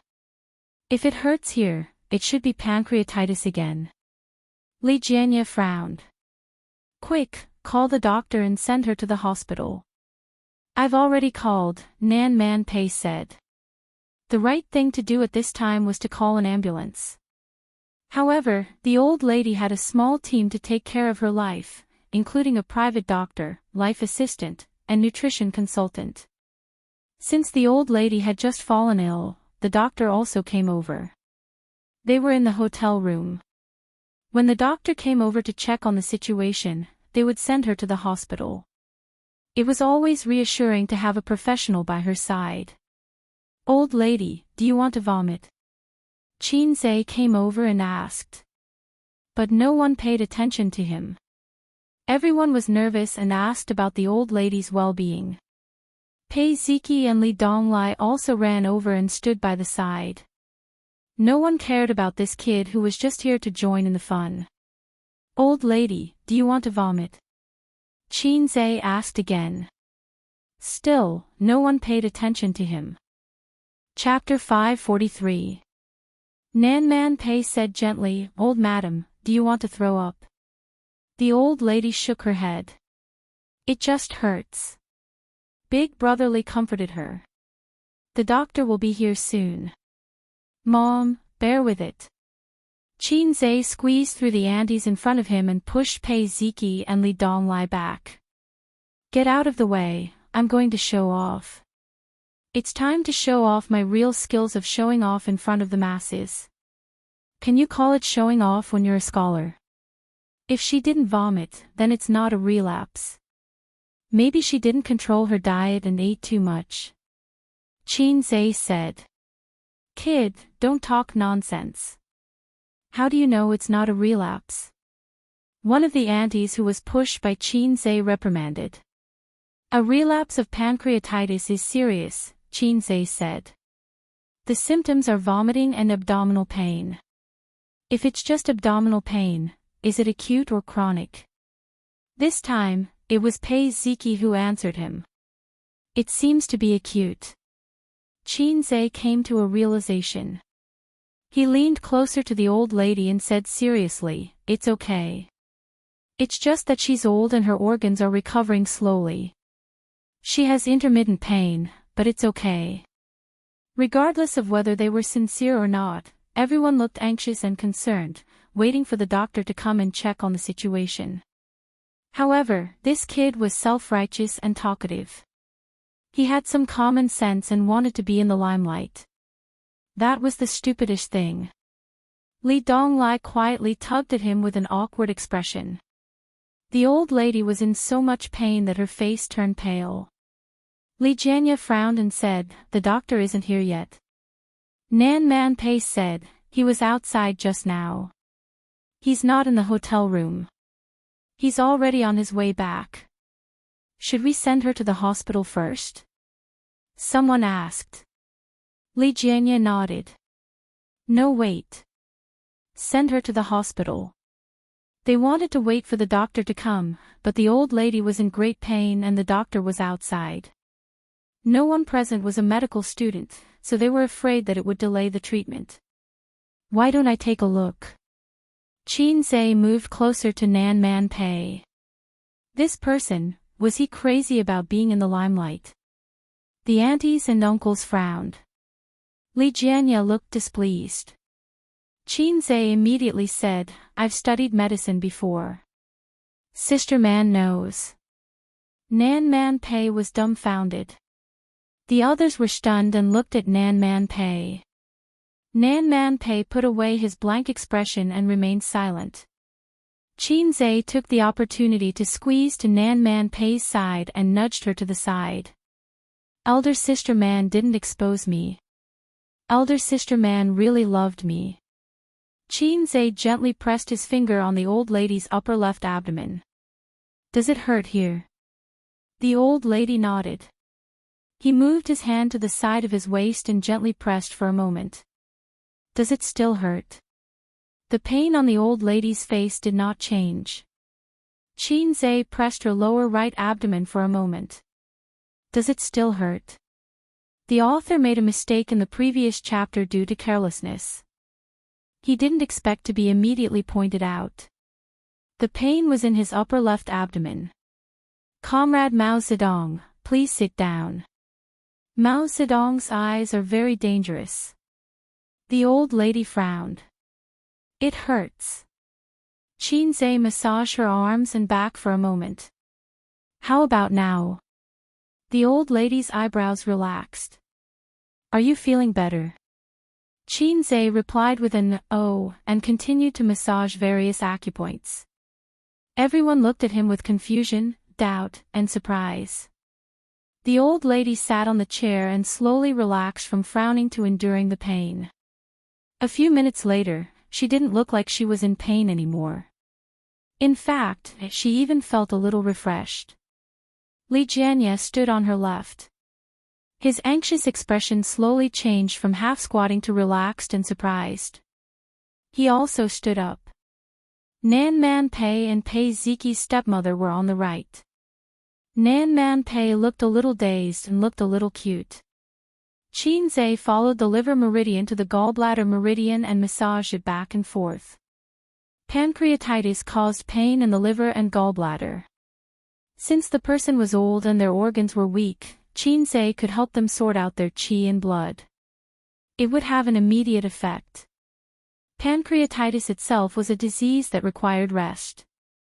Therefore, it was very effective to use traditional Chinese medicine techniques to nurse it. If it was any other disease, the patient would have been sent to the hospital. Treating pancreatitis was simple and troublesome. The real medicine was just an injection to suppress the secretion of the pancreas. However, the later recuperation was very troublesome. The patient couldn't eat or drink and had to rely on an IV drip to maintain nutrition. This disease was caused by eating. It was commonly known as the disease of the rich and the elderly. Pancreatitis would turn into pancreatic cancer, which was one of the most painful cancers known to medicine. Qin Zhe said, "Old lady, you have to be careful when you eat. You haven't recovered from your illness." The old lady said, "I didn't eat much. I followed the menu." Qin Zhe said, "Did you eat meat?" "You can't eat meat. You're old, so the recovery period is slower than young people." The old lady said, "I ate a little." Qin Zhe nodded. "That's why you're in pain. Eat porridge for a month." The old lady replied, "Oh, young man, how did you treat me just now?" She asked the question that everyone present was wondering. Qin Zhe said, "The acupoint pushing technique in Chinese medicine is very simple." As he said this, he received a system prompt in his mind: mission completed. Reward, 500 points. How wonderful. Li Donglai wondered, "Qin Gu, how do you know Chinese medicine? You're from the finance department." This, he was accidentally exposed by his disciple. Qin Zhe looked at everyone and reprimanded, "We're the successors of communism. We have to know everything. If you don't have a few skills, how can you take over? By the way, I've been waiting for 24 years. When will I take over? Waiting online, urgent. Li Donglai was speechless. The doctor finally rushed back with a first aid kit. He pushed the crowd aside and asked, "How is the old lady?" Seeing that the old lady was safe and sound, the doctor was stunned. He pushed the frame of his glasses up the bridge of his nose and looked at Li Jianya blankly. Li Jianya nodded slightly and said, "There was a sudden pain in the upper left abdomen just now, but it's fine now." "Doctor, can you take another look?" The doctor was experienced. After hearing this, he knew what was going on. It's normal to have pain after recovering from pancreatitis, but if you don't recuperate well and have similar pain often, acute pancreatitis will worsen and become chronic. Everyone was relieved when they heard what the professional said. The doctor then briefly checked the old lady's body. There was nothing serious. He planned to stay and observe for a while to see if there would be any follow-up pain. Chen Fuxing laughed and pulled Qin Zhe to continue drinking. Li Jianya said, "Little Qin drank a lot. It's about time." There was a hint of friendliness in his tone. "By the way, why didn't Dihang come back?" Li Jianya asked. The middle-aged man said, "I'll go and take a look. He just wanted to go to the toilet." The doctor expressed his interest in Qin Zhe's Chinese medicine. He felt that he had met someone of the same kind, so he casually chatted with him. After realizing that he didn't know anything about Western medicine, he only talked about Chinese medicine. As expected of a private doctor, he was very knowledgeable and actually had a lot of knowledge about Chinese medicine. When Qin Zhe said that Chinese medicine relied on experience and took a long time to accumulate. Moreover, the background of the existence of Chinese medicine was an era when medical equipment was not developed.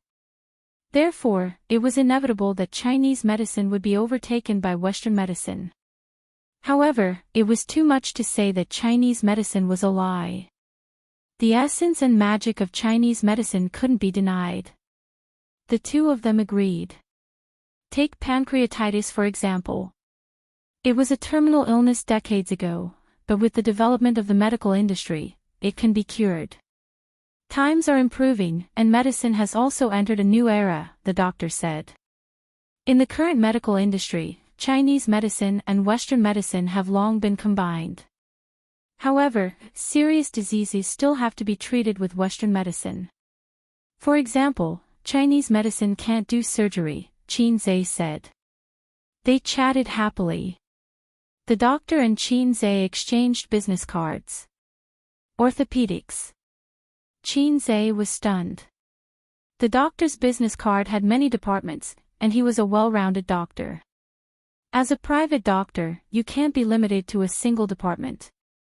Otherwise, you won't be able to do well in this industry, the doctor said with a smile. I studied orthopedics in Germany and got a doctorate. Qin Zhe's small hand trembled. The doctor joked, "In the future, if you have a serious injury, you can come to me. I'll give you a 50% discount." Qin Zhe's small hand trembled again. He tore it off. He would tear the business card off later. As the two of them were talking, the middle-aged man came back with a funny expression. Yihang passed out in the toilet and vomited all over the floor. He was lying on his own vomit. I asked the waiter to send him back to his room. Everyone immediately looked at Qin Zhe. How much alcohol could this guy hold? It seemed that he was fine. Chapter 544. Qin Zhe said disappointedly, he can't drink after just a few glasses of white wine. He hasn't admitted defeat yet. Everyone was speechless. They suddenly felt that this young man was quite interesting. He was forthright when he drank and wasn't restrained or anxious. Combined with what he had shown just now, he was bold. Chen Fuxing thought to himself, no wonder Yuan likes him. However, although he admired Qin Zhe even more, Father Chen secretly dispelled the idea of supporting his daughter. This man was a little too outstanding. He didn't give his daughter a chance to speak at all. If his daughter got together with him, she would be bullied. Moreover, his relationship with Nan Man Pei was questionable. A father was a very complicated and changeable person. To his son, what? You changed girlfriends again. Not bad, little brat. You're much more charming than I was back then. Keep up the good work. Try to sleep with more women. To his daughter, what? Your husband went to the brothel. Damn it, bring me my 40-meter-long broadsword. I'm going to chop that kid into pieces. Therefore, from the perspective of an elder, Father Chen admired Qin Zhe very much. From the perspective of a father, he refused. My little cabbage can't become a little vegetable. However, Father Chen didn't dare to talk to his daughter. It wasn't easy for his daughter to turn over a new leaf. What if she fell again? Father Chen's heart skipped a beat. He looked at Qin Zhe. He heard from the little guys in his daughter's circle that this guy had rejected his daughter several times. However, when he was drinking and eating with her just now, he didn't show too much resistance. Did he have the same concerns as him? At this thought, Father Chen once again felt that Qin Zhe's character was good. During this time, Qin Zhe went to the toilet to vomit once. He vomited out the alcohol in his stomach, but he was still not drunk. Qin Zhe drank so much white wine in one go. If it were in the past, he would have collapsed on the ground and passed out. Unknowingly, he became the focus of the young boys and girls. A capable and handsome young man was always able to gain the favor of many young girls. They were just a group of minors. No matter how powerful their fathers were, their own age and experience limited them. When they saw a successful man like Qin Zhe, their eyes couldn't help but shine with stars. Just like when we were young, we especially admired and liked the big brothers and sisters next door. Chen Qingyuan, can you do it? If you can't catch up to him, I won't hold back. Someone said with a smile. That's right, that's right. Let's compete fairly. Didn't the netizens say that if you're capable, you should do it? We're going. Many young girls smiled and agreed. Chen Qingyuan said with a straight face, what are you talking about? Don't talk nonsense. You are all flowers of the motherland.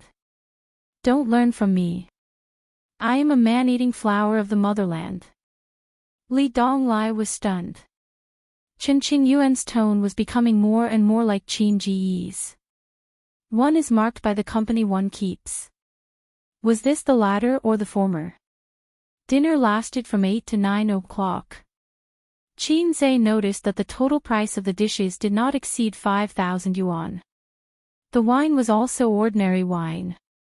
There was no noble wine like Mao Tai, which was more gimmick than content. As expected, the details of politics were impeccable. Moreover, there was no discussion of politics at the dinner. It was all chatting and bragging. He originally wanted to use the river crab on his head to explore the general trend of Shanghai. After the dinner, Qin Zhe was dragged by Pei Ziki, Li Donglai, and the other teenagers to play a killing game. Qin Gu, are you drunk? Do you want to go back to your room to rest? Chen Qingyuan was not reconciled. Pei Ziki kicked her from behind. Brainless woman. In his state, you don't even have a chance to go back to your room to rest. Qin Zhe was sandwiched in a group of teenagers who were 5 or 6 years younger than him. Listening to their chatter, laughter, and anger, he inexplicably felt emotional. He missed his youth. Born in a big city, it was hard to keep friends. Those friends who were close to him when he was young, or classmates, went their separate ways after graduation. Or they moved away inexplicably and never saw each other again. And those children in Shujia town, if they met now, they probably wouldn't recognize each other. No one would remember him as a city boy who used to run under the sun and laugh in the fields. Thinking back, when Runta grew up, he probably wouldn't remember Brother Sun. One day, Lu Sun, who had grown up, saw a teenager. The teenager said, "Brother Sun, it's me." Do you still remember the mistake I made in the melon field? Lu Sun pondered for a long time and suddenly realized, oh, you are Runtu. He was moved and felt that he saw his lost youth. The teenager said, no, I am Runtu. The story tells us two truths. First, people really get lonelier as they grow up. Second, Runtu also has dignity. Qin Zhe didn't have a good time playing. He should always be the first to be killed. At dawn, he died. At dawn, he died. At dawn, he was voted to death. This F*King game experience was extremely bad. In the past, when he played killing games with his sister, Qin Bao would always be the first to kill him, and Qin Zhe would fight back and kill his sister first. Either he died, or his sister died. But my sister and I loved each other and hated each other. What do you brats mean? I can kill my sister to prove my Tao, but I can't be bothered to kill you passers-by. These days, there were many people who killed their sisters to prove their Tao. The road had been taken. If one wanted to prove his Tao, he had to find another way and kill his sister to prove his Tao. He was a celebrity, a handsome guy, and the object of worship of boys and girls. The idol effect caused him to always be picked on everywhere. After playing for about an hour, Pei Ziki chased them away. The teenagers who didn't have enough fun mumbled and left unhappily. What, play for a while more? It's only 10 o'clock. Yes, I haven't killed Qin Zhe yet. Qin Zhe, Pei Ziki pushed them. Go, we are going to sleep. You can continue to play by yourselves. After chasing them away, Pei Ziki and Qin Yuan tacitly took out cards and said that they wanted to play double buckles.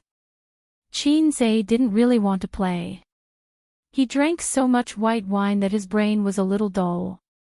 He wanted to rest. But Qin Yuan and Pei Ziki seemed to have made an agreement. They hugged his arms on both sides and refused to let him go.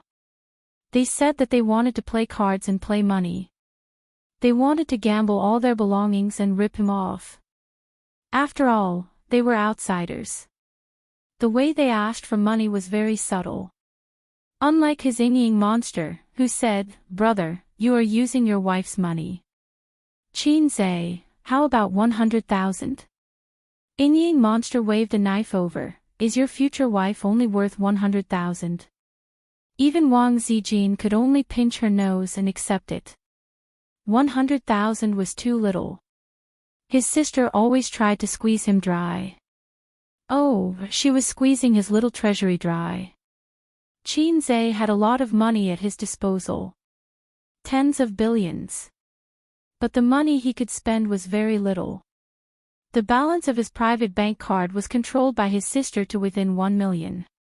Qin Zhe, who pretended that he was very rich, smiled and said, up to you. How much you can win depends on your ability. The rules of Fight the Landlord were starting from 200 yuan. Extra points for bombs. Qin Zhe and Li Donglai sat opposite each other. They were in one group. Pei Ziki and Qin Yuan were in the other group.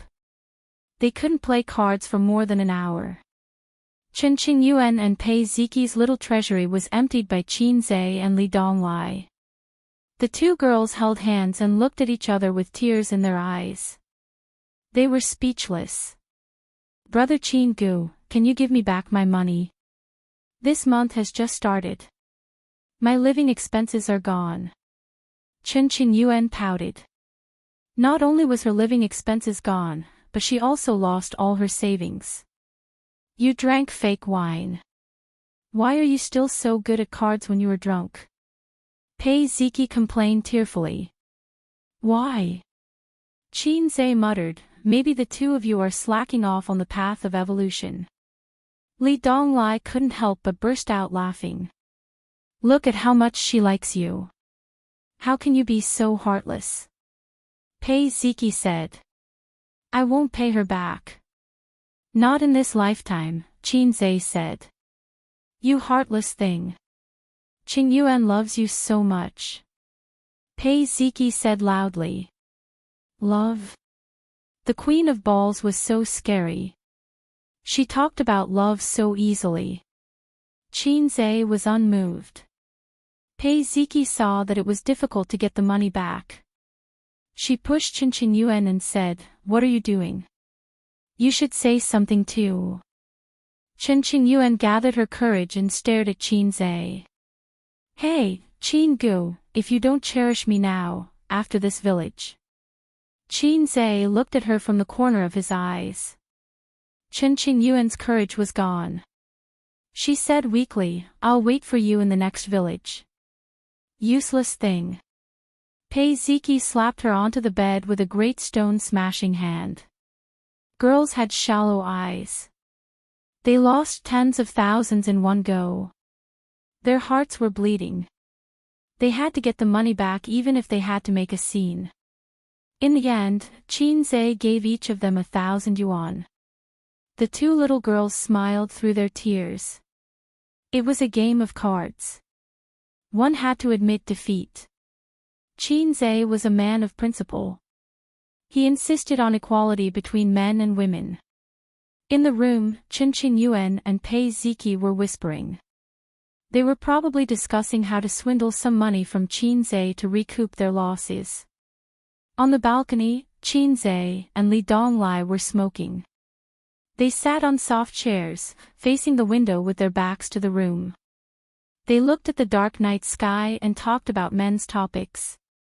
They talked about life, dreams, and careers. What are your plans in the future?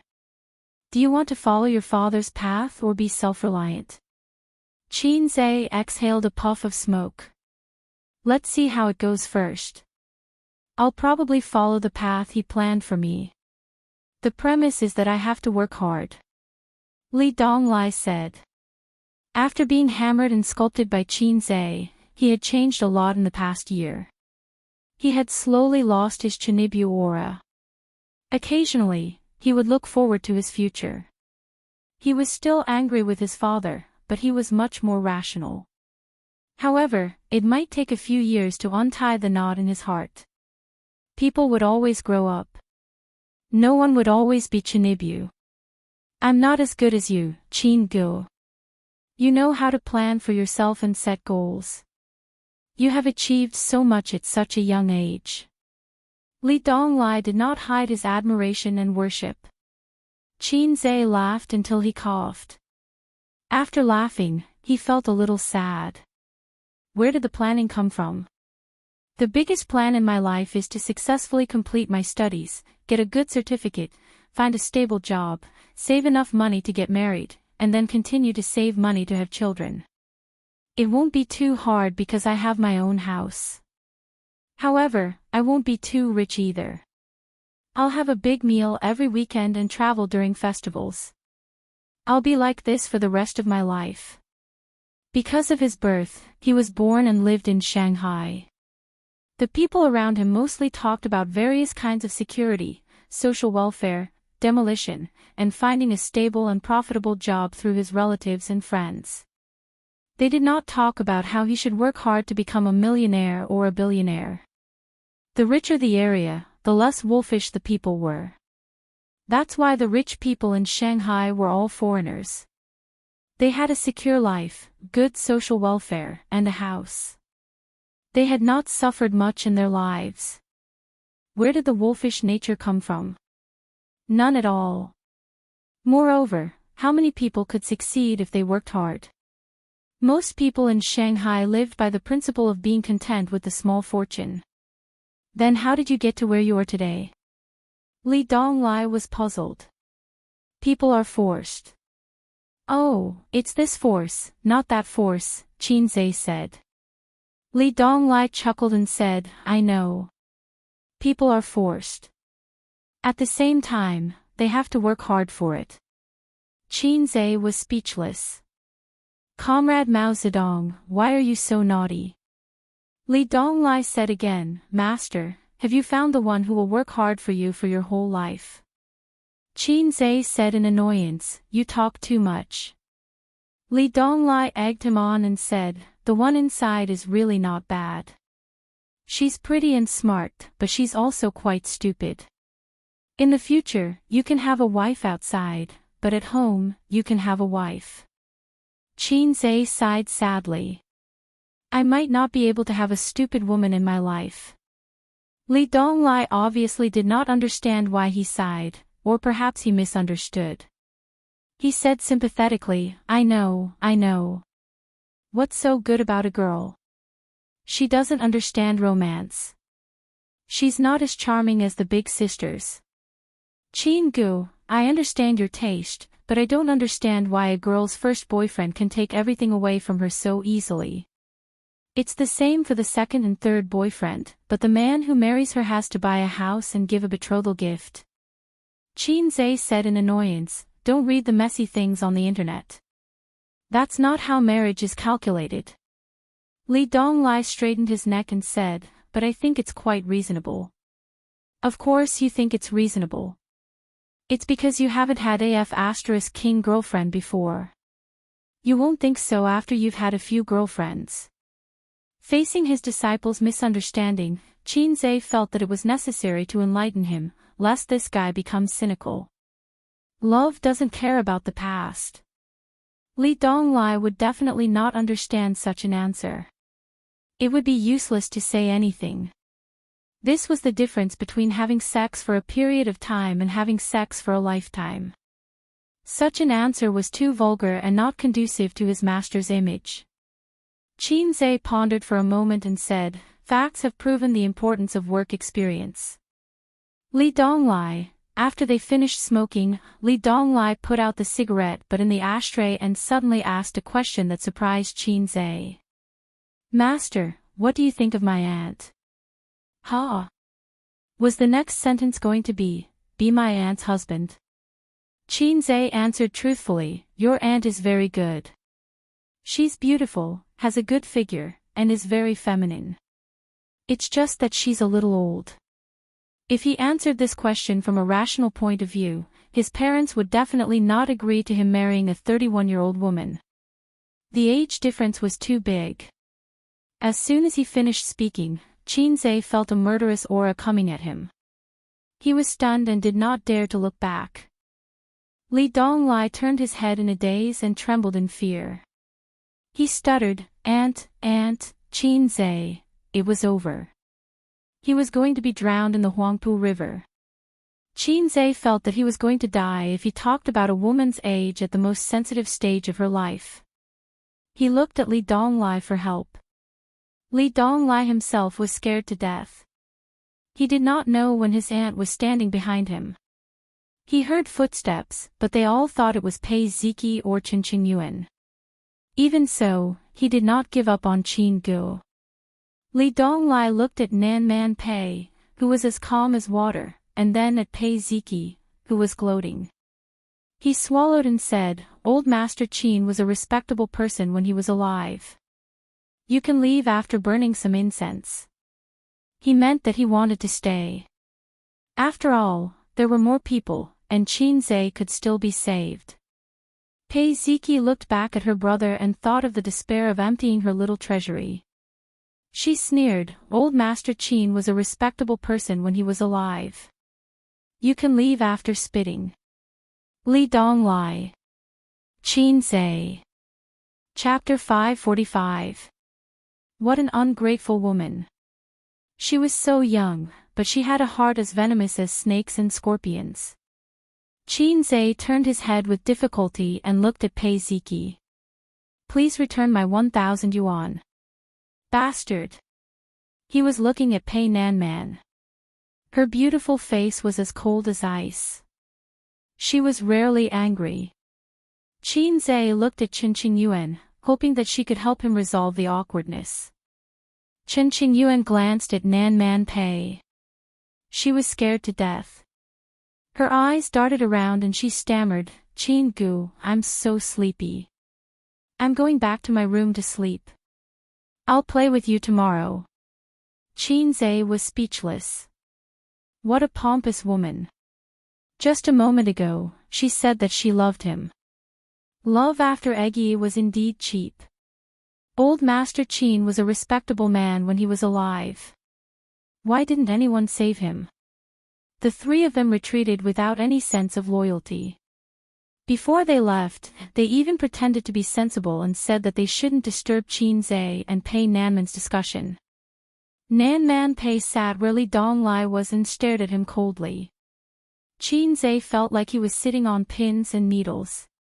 He was not afraid that Nan Man Pei would beat him up. He was just embarrassed that he was caught gossiping behind someone's back. Sister Man, it's so late. Why are you still awake? Qin Zhe laughed dryly. Nan Man Pei glared at him. Shut up. Go boil some water and make some tea. Okay. Qin Zhe ran to boil the water. After boiling the water, Qin Zhe took out 2 disposable cups from the cabinet and made 2 cups with the cheap tea from the hotel. Nan Man Pei looked at him for a while and asked curiously, "You drank so much. Aren't you drunk?" Qin Zhe waved his hand. Drunk doesn't exist. I can even drink a bottle of white wine. Do you believe me? Nan Man Pei sneered, "Show off." Qin Zhe grinned. Nan Man Pei sipped his tea and frowned slightly. For someone who loved tea, it was hard for him to swallow inferior tea. Spend more time with them tomorrow. Remember to perform well during the meal. It's easy to get familiar with one's social network. Even if you can't make friends with them, you should at least be able to get acquainted with them. If you have any problems, you should be able to find a way to deal with them. Of course, it's up to you how far you can run it. Your brother-in-law is quite satisfied with me. If it's a small matter, don't look for him.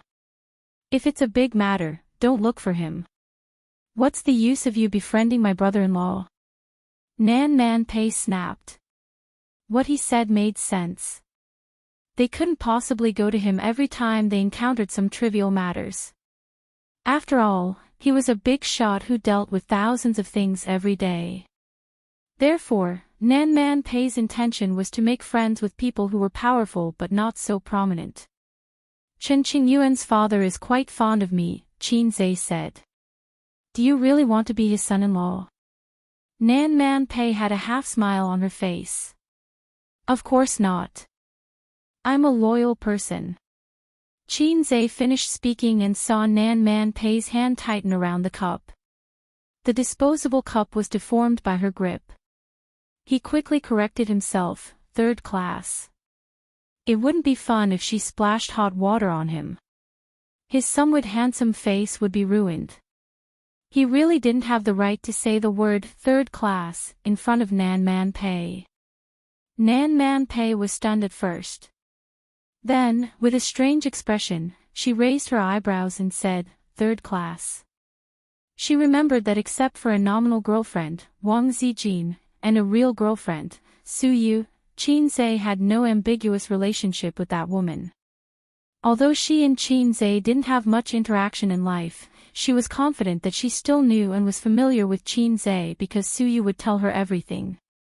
She was so detailed that she complained to her that Qin Zhe's needs were getting stronger and stronger. She couldn't handle it alone. She would say this kind of thing. Then why was it 3rd class? Nan Man Pei thought about it and realized that something was wrong. If Qin Zhe had a special intersection with any woman in his life, she might be one of them. She seemed to have shares in all the industries under the name of the little red guy. He also helped her to fight against her ex-husband. So, has this guy been coveting me? Otherwise, why did the little red guy's face change slightly? Nan Man Pei's face darkened. She wanted to curse him 1,000 times in her heart. Qin Zhe's face changed slightly. He felt that he had said something wrong. In a moment of carelessness, he had included the wailing monster at home. It was a technical mistake. Just kidding. I don't like 2nd class. I prefer 3rd class. Qin Zhe casually said, if you can't win the 3rd class, 3 lives, 3 days and 2 sleeps, 1 day and 3 days. Nan Man Pei was stunned. What do you mean by no more than 3? Qinze, you can't win the third class. Maybe I drank too much and spoke too much. However, it's difficult to integrate into their small circle. Qinze sighed with a serious face. I was inexplicably insulted by a guy today. The one who competed with you in drinking. Nan Man Pei smiled. Yes, fortunately, I have some skills. He couldn't beat me in drinking. Qinze was proud. If he didn't have some skills, how could he be the successor of communism? Nan Man Pei showed a sly smile. That man is called Zhang Yihang, from Nanjing. The old lady was going to introduce him to me. He may think that we have something to do with each other, so he made things difficult for you. I didn't expect him to fall. It saved me a lot of trouble. Qinze said angrily, that's it. Insulting me. Nan Man Pei took a sip of tea and said leisurely, isn't it enough? If a man hooked up with Su Yu, would you insult him? Her family arranged a blind date for him, although Su Yu and he didn't know each other, would you insult him? Qinze was speechless. Of course, I'll fight back. I'll kill him. Sister Man was really a woman with great wisdom. With a simple sentence, she stabilized the brainless supporting role in the mouth of countless haters. If someone hooked up with Su Yu, Wang Zijin, Qin Baobao, and Qinze would definitely insult them. If I met the host of the cheating system, then I may become a brainless supporting role. I hope there are no cheats in the world. I know he's from Nanjing, so I insulted him. Anyway, I'm in Shanghai, and he's in Nanjing. Well, water doesn't interfere with river water. Qinze said. Even if he did, you're a son-in-law of the Wang family. Are you afraid of him? Nan Man Pei said angrily. Actually, I'm a fake son-in-law. Qinze mumbled. Why do you say that? Nan Man Pei looked at him curiously. Qinze's face suddenly became a little embarrassed. The Wang family doesn't like me very much. Although they didn't say anything to me, I can feel the Wang family's cold attitude. Maybe it's because I'm a commoner whose ancestors have been bumpkins for 8 generations, so I'm not suitable for them. Nan Man Pei analyzed, they didn't mock you in front of you, maybe it's because of their family upbringing and self-restraint. But they didn't make things difficult for you behind your back and didn't find a chance to make you retreat. It means that the Wang family doesn't completely reject you. They probably feel that you need to wait and see for a while. As long as you develop wretchedly and don't act recklessly, it won't be difficult. Qinze was puzzled. Big sister man, why aren't you gloating? Nan Man Pei said lightly, I can't interfere with whether Siyu can be with you or not. She's quite content now, knowing that you won't abandon her. If you have feelings, the marriage certificate isn't important. If you don't have feelings, the marriage certificate is just a decoration. I feel that you're better than my brother-in-law. Qinze was silent. Nan Man Pei egged him on, don't you want to hear about the Li family's gossip? Don't you want to know why Ziki and Dong Lai are so prejudiced against their father? Qinze shook his head. Every family has its own difficulties. I'm too lazy to worry about other people's trivial matters. My own feelings are a mess. By the way, how's the acquisition of your VR equipment factory going? Nan Man Pei asked. Looking at his face, Nan Man Pei knew what was going on. Do you know that the industry is difficult? Do you have a feeling that you don't know where to start? Nan Man Pei said in a vengeful tone, sure enough, you can't do anything without hair on your mouth. I wasted 100 million. Qinze was not convinced and retorted, I don't have hair on my mouth, but I have hair down there. I'm much older. Nan Man Pei raised her eyebrows and kicked him hard. I gave you face, didn't I? Nan Man Pei said coldly, do I look like an old woman who's easy to bully? Qinze, Omega winky face flirtatious words are a disease that needs to be corrected. Qin Zhe rubbed his calf and looked at Nan Man Pei's women's leather shoes. It hurts so damn much. He actually had a little plan in mind when he gave the task of acquiring the factory to his uncle. Or rather, a little scheme. As for what kind of scheme, he couldn't tell Nan Man Pei. Next door, in Li Donglai's room. Chen Qingyuan had just been summoned away by her father, leaving only the siblings in the room. Pei Ziki wore a pair of hot pants and sat cross-legged on the bed with her fair and tender legs. Li Donglai sat at the desk and smoked. Pei Ziki said angrily, "Li Donglai, can you stop smoking?" Li Donglai rolled his eyes. "Why can't I smoke in my room? Auntie already said that smoking is fine as long as it's controlled. Besides, I'm already an adult, not a minor like you. It's fine even if I have a girlfriend, but you haven't even graduated from high school. How dare you have a boyfriend? Auntie will break your legs." Pei Ziki laughed as if she had heard the funniest joke in the world. "You want a girlfriend, you dummy." Li Donglai was furious. "Who are you calling a dummy? Do you believe that I'll beat you up?" Pei Ziki raised her small face. "Come on, whoever doesn't dare is a dog." Li Donglai chuckled. Yes, yes, yes. If I'm a dog, then you're a little bitch." Pei Ziki was choked speechless. She was sad and angry. Ever since Qin Zhe came, she couldn't win an argument against Li Donglai. The old Li Donglai was stunned and didn't dare to say vulgar words for fear of being beaten up by Auntie. He had always been at a disadvantage when it came to arguing. Now, Li Donglai was really good at arguing. His words were like needles, and he didn't use any dirty words when scolding people. It was as if someone had opened the door to a new world for him. Pei Ziki jumped off the bed and kicked Li Donglai with her bare feet. Li Donglai let her kick him. At most, he just rolled his eyes. In this respect, he was more gentlemanly than Qin Zhe. If it were Qin Zhe, he wouldn't say a word. He would first hit his sister with the stone-smashing hand, and then ride her. Qin Bao Bao was like a plump mermaid, struggling under her brother's crotch. But her brother had the sea-stabilizing needle. No matter how hard she tried, she couldn't make any waves. Seeing that his sister's anger had subsided after kicking him, Li Donglai threw himself on the bed, muted the TV, pricked up his ears, and listened for a while. Then he ran to the balcony and looked next door with a puzzled face. Auntie didn't beat Qin Gu. She must have tolerated him for a long time. I once overheard her talking to Auntie Suyu on the phone.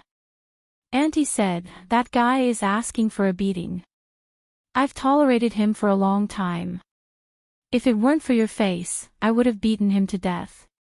Pei Ziki was shocked. Qin Zhe and Auntie Suyu. Chapter 546. You don't know. Li Donglai laughed and said, "Look at your long hair and short knowledge, my silly sister." Pei Ziki gritted her teeth and said, "You say it clearly." She also tolerated Li Donglai for a long time. He said a few words and then he would be eccentric, or there were hidden needles in his words, or his mouth was flowery. People couldn't help but want to beat him. It was all learned from Qin Zhe, Pei Ziki secretly thought. The good-for-nothing Li Donglai, trying to build himself into Qin Zhe. Whether a boy or a girl, it was worth celebrating to meet a good role model in adolescence that was worth imitating and learning. Unfortunately, Pei Ziki felt that the way he imitated was a bit off. He imitated Qin Zhe's flowery mouth and occasionally cheap bad habits vividly, but he imitated Qin Zhe's talent and ability. For example, some time ago, her aunt urged Li Donglai to study. She bought a lot of university textbooks and asked him to read a textbook in half a month. She wanted to check the content. As a result, Li Donglai finished reading in a week. Nan Man Pei said with relief and surprise, "So fast." Li Donglai was arrogant at that time, with his nose in the air, and a very manly tone, Chingu said that if a man is not happy, how can there be a happy life? The beating was miserable. From the living room to the room, the whole villa echoed with Li Donglai's wailing. Pei Ziki could remember, the number of times her aunt beat her brother like this can be counted with one hand. The most recent time was in junior high school. Under the instigation of his bad friends, he lifted the skirt of the female head teacher. In those years, Li Donglai was a rebellious young man who was undisciplined and sulking at his father. He was a rebellious young man who was willing to degenerate. Li Donglai didn't know his sister's rich inner drama. He reviewed his dark history and said, Aunt Suyu used to work in her own family's investment company. Later, she went out with Qin Gu to set up her own company. The relationship between the two of them was unusual. Suyu used to ask his aunt out to play every weekend. Now his aunt spent more time at home on weekends, which meant that someone occupied Suyu's aunt's weekend time. Coupled with auntie's phone call, even a fool can figure it out. I've already told you that Qin Gu isn't interested in a silly girl like Chen Yuan. He's only interested in mature big sisters. Chen Yuan doesn't stand a chance. When she grows up to be a mature lady, Qin Gu might even have a child. Pei Ziki's expression kept changing. If Qin Zhe really got together with Su Yu, then Chen Yuan would have no hope at all. Although Chen Yuan was very beautiful, Su Yu was more delicate and mature. Even Pei Ziki was envious of her long legs. Moreover, Chen Yuan is just an ordinary high school student. Her studies are not bad. Su Yu is an overseas returnee. She is a strong woman who manages a company. There is no comparison at all. It's GG. Auntie is soft-hearted. Li Donglai muttered, I still want to see Qin Gu get beaten up. Pei Ziki stared at him and curled her lips. Auntie can't beat Qin Zhe. No. Li Donglai looked at her in surprise. You don't know how good our auntie is. As the closest relatives, Li Donglai and Pei Ziki have heard about Nan Man Pei's background. Because that's also their mother's background, Nan Man Pei won't hide it. Li Donglai has seen Nan Man Pei's skills with his own eyes. Nan Man Pei has a fighting club under her name, which teaches taekwondo, sanda, and other training classes. Li Donglai once went to play with her and saw with his own eyes that in a competition, his auntie beat the 3 coaches in the club. They were all coaches who had learned a few skills. One of them could beat several ordinary people. Li Donglai's young heart was suddenly shocked. He vowed to learn a lot of skills like his auntie, laugh proudly on campus, and be chivalrous. But his auntie didn't allow it. This was the reason why he had been beaten into submission by Qin Zhe. He wanted to learn a few skills from Qin Zhe. Qin Zhe did teach him a few skills. Li Donglai can usually beat 2 or 3 people of the same age. When did that happen? Why didn't I know? Li Donglai didn't believe it. Although Qin Gu is very powerful, he can't compare with his auntie, the goddess of war, in his heart. Pei Ziki laughed and said, You don't know this. My stupid brother, your knowledge is as short as your hair. Li Donglai, after Pei Ziki retorted, she said proudly, It was my birthday. You were drunk and unconscious, and Qin Zhe carried you back to your room. I asked him to go upstairs to help Auntie put away the clothes while I lay on the sofa and fell asleep. When Auntie came back, I went upstairs. Not long after, I heard banging sounds. I went upstairs to take a look. They were fighting fiercely. Auntie's skirt was torn apart, and he was wantonly humiliating her on the sofa. Wantonly humiliating her. Are you sure it's wantonly humiliating? Li Donglai was shocked. Of course. Pei Ziki recalled the scene that night and blushed slightly. She gestured with her hands. He pressed Auntie down on the sofa like this and even carried one of Auntie's legs. Auntie's skirt was torn and exposed. But Auntie couldn't beat him and could only endure his defilement. Defilement. Li Donglai, degree, your rhetorical skills are really climax after climax. I saw Auntie being bullied, so I rushed up to help. I scratched and bit. Pei Ziki said hatefully, Auntie said it was a competition, but I think Qinzhe took the opportunity to take advantage of Auntie. Otherwise, why would he carry Auntie's leg? He could have just beaten Auntie to the ground. Li Donglai was shocked. Auntie really lost. Pei Ziki nodded. Oh my, so Qinggu had held back when he taught me. After waiting for another half an hour, Nan Man Pei still hadn't come. Pei Ziki felt sleepy and yawned. Why isn't Auntie out yet? I want to go back to sleep, Pei Ziki said. Li Donglai hesitated. Why don't you sleep here? I'm not sleepy. I can still wait. After Auntie comes out, I'll sleep in your room. Pei Ziki thought for a while and nodded. She lifted the blanket and crawled under it, curling up into a small ball. By the way, do you like Qinggu? Li Donglai asked inexplicably. Pei Ziki was stunned and said, do you want to die? Li Donglai lit a cigarette, took a deep puff, and exhaled. Looking at the smoke rising slowly in the light, his eyes were in a trance. Actually, I like him. Qinggu is handsome and has no lack of ability and talent. Isn't he the Prince Charming in a girl's heart? Just like Qin Yuan, you can't help but like him. Speaking of which, you and Qinggu met earlier than her. Oh, I'm not an albino scientist. All albino scientists in the world deserve to die. I don't believe that you really don't care about him. It's because of your disdain that I understand that you might like him. It's no big deal. Who doesn't look forward to a certain big brother or big sister in adolescence? I also look forward to Auntie Suyu. I want to marry a beautiful and cold wife like her in the future. But I know that it's just a longing. But don't fall so deep like Qin Yuan. I don't like her because her love is too humble. The last time we worked together to check the box office of A Journey to the West, when I came out of the toilet, I saw her crying on the sink outside, crying miserably. She's stubborn. She's stubborn when she's angry with her parents. She's also stubborn when she likes Qinggu. But liking a person is uncontrollable. Not liking a person is also uncontrollable. You can't think that Qinggu is heartless and indifferent just because he doesn't like her. Qinggu has already made it very clear to her, but she's like a moth to the flame. Who's to blame for crying so miserably? Li Donglai sighed faintly, but I don't want you to cry so miserably. You're my sister.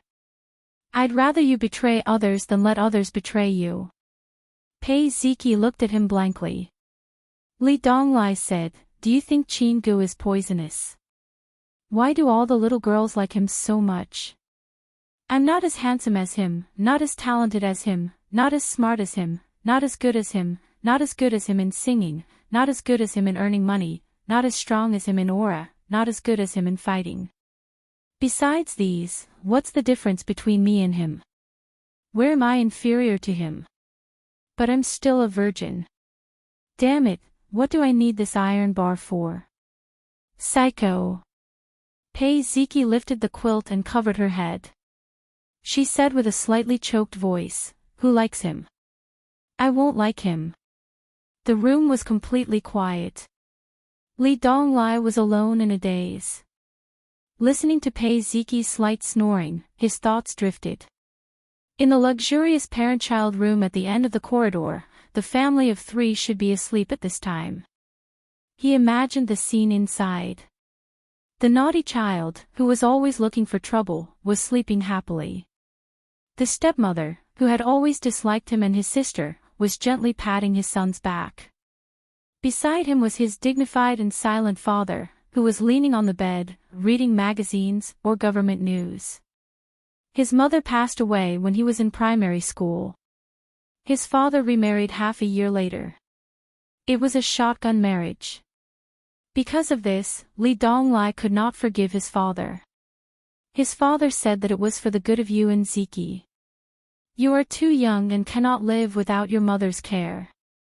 Li Donglai said loudly at that time, you are fickle, and you might even have an affair.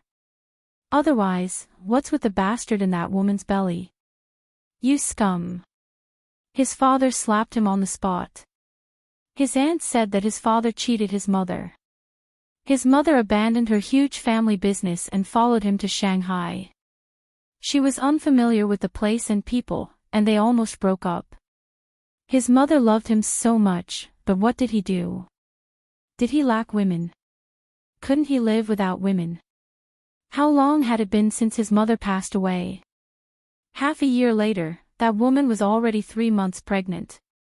Therefore, after his stepmother married into the family, Li Donglai made all kinds of trouble and looked for trouble. Looking at her wronged appearance, he was proud, like a little lion defending its territory. He was angry with his father in this way. But after so many years, he was just constantly exhausting his father and grandmother's patience.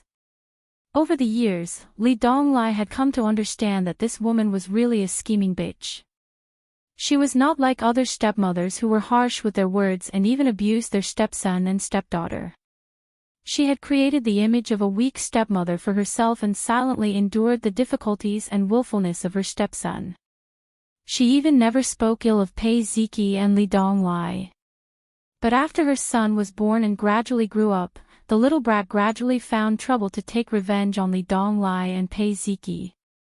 Whether he was at a disadvantage or not, he would cry in the end. His father looked on coldly. He did not care about his younger son's bad deeds, nor did he care about his elder son beating his younger son. In the end, Li Donglai or Pei Ziki would definitely be scolded by his grandmother. In a family, if the elder bullied the younger, no matter what the reason was, the parents would definitely scold the elder. Because you were the elder brother and the elder sister, you had to act like an elder brother and an elder sister. Li Donglai did not hate his stepmother, only disdain. He and Pei Ziki were not born by a woman. No stepmother would like to make things difficult for her stepson. She was not a saint. He just could not forgive his father. In this world, there were 2 kinds of knots that were the most difficult to untie. The knots between father and son. The knots between lovers. Although he and Pei Ziki often quarreled and bickered, and both of them were very angry, their relationship was actually very good. Just like when he was beaten like a dog at the KTV, Pei Ziki would scream and be the first to rush up. And if Pei Ziki was hurt, he would fight with the other party without caring about anything. In a pretentious way of saying, this world is very cold, we hug each other for warmth. Chapter 547. In a secluded part of the forest park. Nan Man Pei said in a cool and pleasant voice, Qin Zhe, I don't want you to wear a condom. Qin Zhe said in a distressed tone, no, sister man. It's safe to wear a condom. If I don't, I'll die. Sunlight shone through the branches and leaves and scattered spots of light on the ground. Nan Man Pei wiped the sweat on her forehead and said, don't wear a condom. It's not exciting. Qin Zhe said firmly, no, it's too exciting. If I don't wear one, I won't last a minute. Nan Man Pei sneered, you promised me that you'd listen to everything I say. I don't want you to wear a condom. Qin Zhe refused, if you don't let me wear one, I won't stab you. Nan Man Pei hit him and said angrily, do you men talk like farts? Qin Zhe was silent. He had to wear a condom for this kind of thing. Otherwise, someone would die. He didn't want to die so early.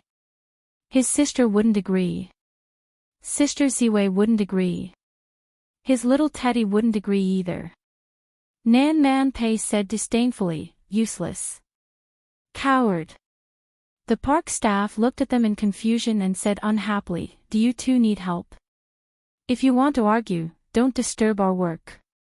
20 to 30 meters in front of them, between the green branches of a tall tree, there was a hornet's nest.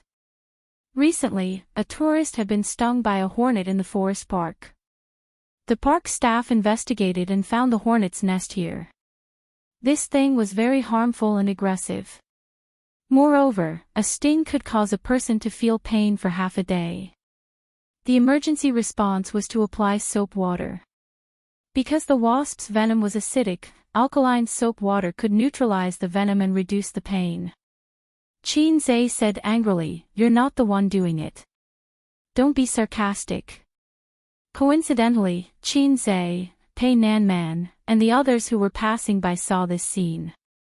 Nanman Pei pointed at the hornet's nest and said, "If you stab it down, this old woman will forget about what happened last night. Poking a hornet's nest or sinking into the Huangpu River, you choose." Qin Zhe patted his chest and said no problem, so easy. Nanman Pei did not insist. He watched as Qin Zhe put on cotton gloves, a hood with a cotton net hanging down, and a military coat with the help of the staff. Then, he carried the ladder and walked valiantly towards Hornet's Nest. Nanman Pei was not only accompanied by Pei Ziki, Li Donglai, and his sister, Chen Qingyuan, but also Zhang Yihang. They had just parted ways with their elders. After all, it was not fun to wander around the forest park with the elders. Young people preferred to play by themselves. Nanman Pei was forcefully pushed out by old Madam Li. Mrs. Li said, "You young people should play together and improve your relationship." Nanman Pei could not refuse, so he played alone with a group of juniors and brought Qin Zhe along. Qin Zhe was having a good time with a group of big shots. He was not reserved at all. After all, he was a young man who had talked to old Master Wang and said flirtatious words. This kind of scene could definitely be handled. Salted Fish Zhe was no longer the salted fish he used to be.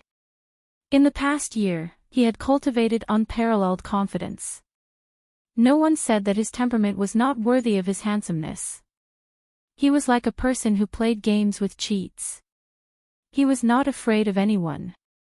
Zhang Yihang was of average height, but he was very burly and had a valiant temperament. However, his slightly pale face ruined his masculine image. Zhang Yihang accompanied Nanman Pei and looked at Qin Zhe's back. He smiled and said, "This young man is very interesting." Nanman Pei replied politely, "Yes, he can drink better." Zhang Yihang suddenly felt very uncomfortable. When he woke up this morning, his head was so painful that it felt like it was going to split open. It took him a long time to remember who he was and why he was sleeping in a hotel. He recalled last night. He choked on a glass of erguotu and cried. It was all because of this young man. When he woke up this morning and had breakfast in the hotel, he found a few people who sat at the same table as him last night and asked them a few questions. He was right. Nanman Pei had a special relationship with this young man. As for the extent of their relationship, he knew better than those guys. His old man had a good relationship with Li Jianye. This time, he came to Shanghai for a blind date.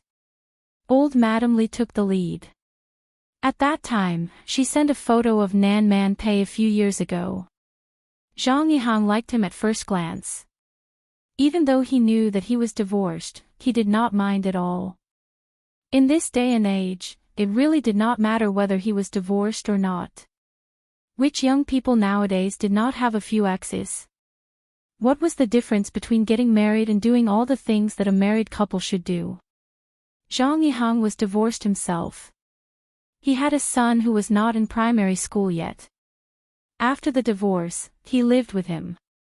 Therefore, he did not care whether Nanman Pei could bear children or not. In fact, he even felt relieved.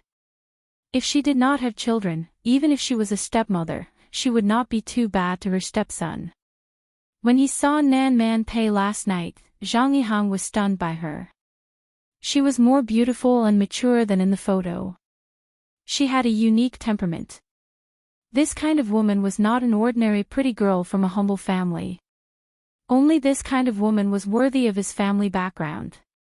At his level, he needed a woman with a strong aura to set him off. If he married a pretty girl who was shy and self-abased wherever she went, it would be embarrassing no matter how beautiful she was. Probably because of old Madam Li, Nan Man Pei was always very polite to him. She smiled a lot, but there was a faint sense of alienation. It did not seem like she was going for a blind date. Zhang Yihang thought for a long time. When he heard the conversation just now, he felt that it might be because of that young man. Just then, something happened in front of him. Qin Zhe finally reached the top of the ladder and reached the hornet's nest. But when he took the hornet's nest, perhaps because his gloves were too thick, he used too much strength. Pei Nanman and the group of people not far away could only watch helplessly as the hornet's nest was crushed by Qin Zhe's hand. The hornet's nest was made of mud, so it was fragile. In an instant, it splashed Qin Zhe's face. He had poked the hornet's nest. He felt that this figure of speech was weird. In the blink of an eye, the hornet's nest was boiling and buzzing. Qin Zhe screamed and jumped down from the 2-meter-high ladder. He covered his head and ran toward Nan Man Pei. Nan Man Pei's expression changed. The staff not far away cursed, "What the F***CK, and ran away. The enemy would arrive in 5 seconds. If they did not run, they would not be crushed. Pei Ziki and the other young men and women were scared out of their wits. They screamed and ran in all directions. Zhang Yihang thought to himself, "It's time for me to show off." He grabbed Nan Man Pei's hand and said manfully, "Run with me." After he finished speaking, he was stunned. He did not manage to hold her hand. In his line of sight, he saw Pei Nanman galloping away, her low-heeled shoes clicking loudly. She was fast. Was this woman a sprinter in the past? The thought rose in Zhang Yihang's mind. Suddenly, he heard a buzzing sound. A hornet landed on his head, and then he felt a stinging pain on his scalp. The enemy was here. If he did not run, he would be crushed. Zhang Yihang covered his head and caught up with Nan Man Pei. 10 minutes later, a group of people stood or sat in the pavilion outside the racecourse. They looked scared. The park staff brought soap water. Not many people were stung by the hornet's nest, but Qin Zhe was one of them. The rest were 2 young men, a girl, the previous staff, and Zhang Yihang. The staff wanted to curse, but he knew that this group of people was not ordinary, so he held back. "Why did you join in the fun? Was it fun?" "It was not fun at all. My head is hurting." Qin Zhe sat in the pavilion and took off his short-sleeved shirt. His well-proportioned body attracted the attention of the girls. They kept looking in and out of his body. There was a big bump on his left chest. It did not look very harmonious. Chen Qingyuan stood at the side. Her heart ached. She wished that the hornet had stung her own chest. Chen Qingyuan was supposed to help her sweetheart apply soap water, but Nan Man Pei beat her to it. She was very unhappy, but she did not dare to say anything. Aunt Pei was an adult. How could she not know how to behave? How could she touch a man's chest so casually? Nan Man Pei helped him apply the soap water. "Does it still hurt?" Qin Zhe was flattered. "Much better." Nan Man Pei frowned. "Why is it so swollen?" Wild hornets were very venomous. Although he was wearing a military coat, there were still gaps. Hornets were more terrifying than eels. They could enter any opening. When Qin Zhe was escaping, the hornet had entered his body. He only managed to kill it when he escaped to the pavilion. During this period of time, the hornet had injected Qin Zhe crazily. The injection volume was very scary. Otherwise, why would there be such a big bump? Pei Ziki mocked. "Your chest looks like a woman's." Qin Zhe looked at her and retorted. "Do you feel inferior? Your chest looks like a man's." Pei Ziki was furious. She kicked her little leg. Qin Zhe blocked it with his leg. The brat staggered and almost fell. Auntie, he bullied me. Auntie, he bullied me. Nan Man Pei glared at Qin Zhe. Qin Zhe grinned and touched the bump on his left chest. It still hurt a little. Was the hornet's venom so strong? He glanced at his crotch. I suddenly had a bold idea. No, 18 centimeters is scary enough. This idea is still very immature and can't be implemented. Otherwise, Siyu will cry. Qin Zhe saw the staff with a bitter look. He walked to the edge of the pavilion, sat on the steps, and handed him a cigarette. I'm sorry, I screwed up. Although I'm Hei's king, I'm not an all-around player, and I occasionally make mistakes. The staff was very young, in his 20s, and he said insincerely. I understand, I'm just playing with my girlfriend. Nan Man Pei is very well maintained. She is mature and beautiful, fashionable and young. You can't see that she is 30 years old. In fact, a woman in her 30s is the most beautiful stage in her life. The most attractive age in a woman's life is 6 to 10 years old, 25 to 35 years old. Otherwise, how can there be two camps of lolicon and big sis? Young women are beautiful, but they are not seductive. In this world, only lolicon and big sis are eternal. Things like siscon are crooked. After a few simple words, the staff found that Qin Zhe was very gentle and easy to get along with, without the attitude of a big star. He had long since recognized Qin Zhe's identity. He was slightly agitated, cross it out and start over. But he didn't chase stars, so he didn't show too much fuss. Unless his sister is Qin Bao Bao, he will be very excited to ask for an autograph, and then show off in his circle of friends that he got the signature of the goddess. Maybe he will take a photo or something. Everyone is a man. What is there to be excited about? The same world, the same dream. The same gender, the same JJ. Qin Zhe said helplessly, yes, don't look at her very serious, occasionally she is not serious, I mean more willful. The staff smoked gloomily, but I'm unlucky. I'll be scolded by the manager later, and my head will be blue. Qin Zhe's eyes lit up, Sichuan lewd. Yes. I always like the Sichuan version of Mandarin. I think it's very Western. What's so Western about it? It's really Western. It's the first time I heard the effect of a talk show in Mandarin.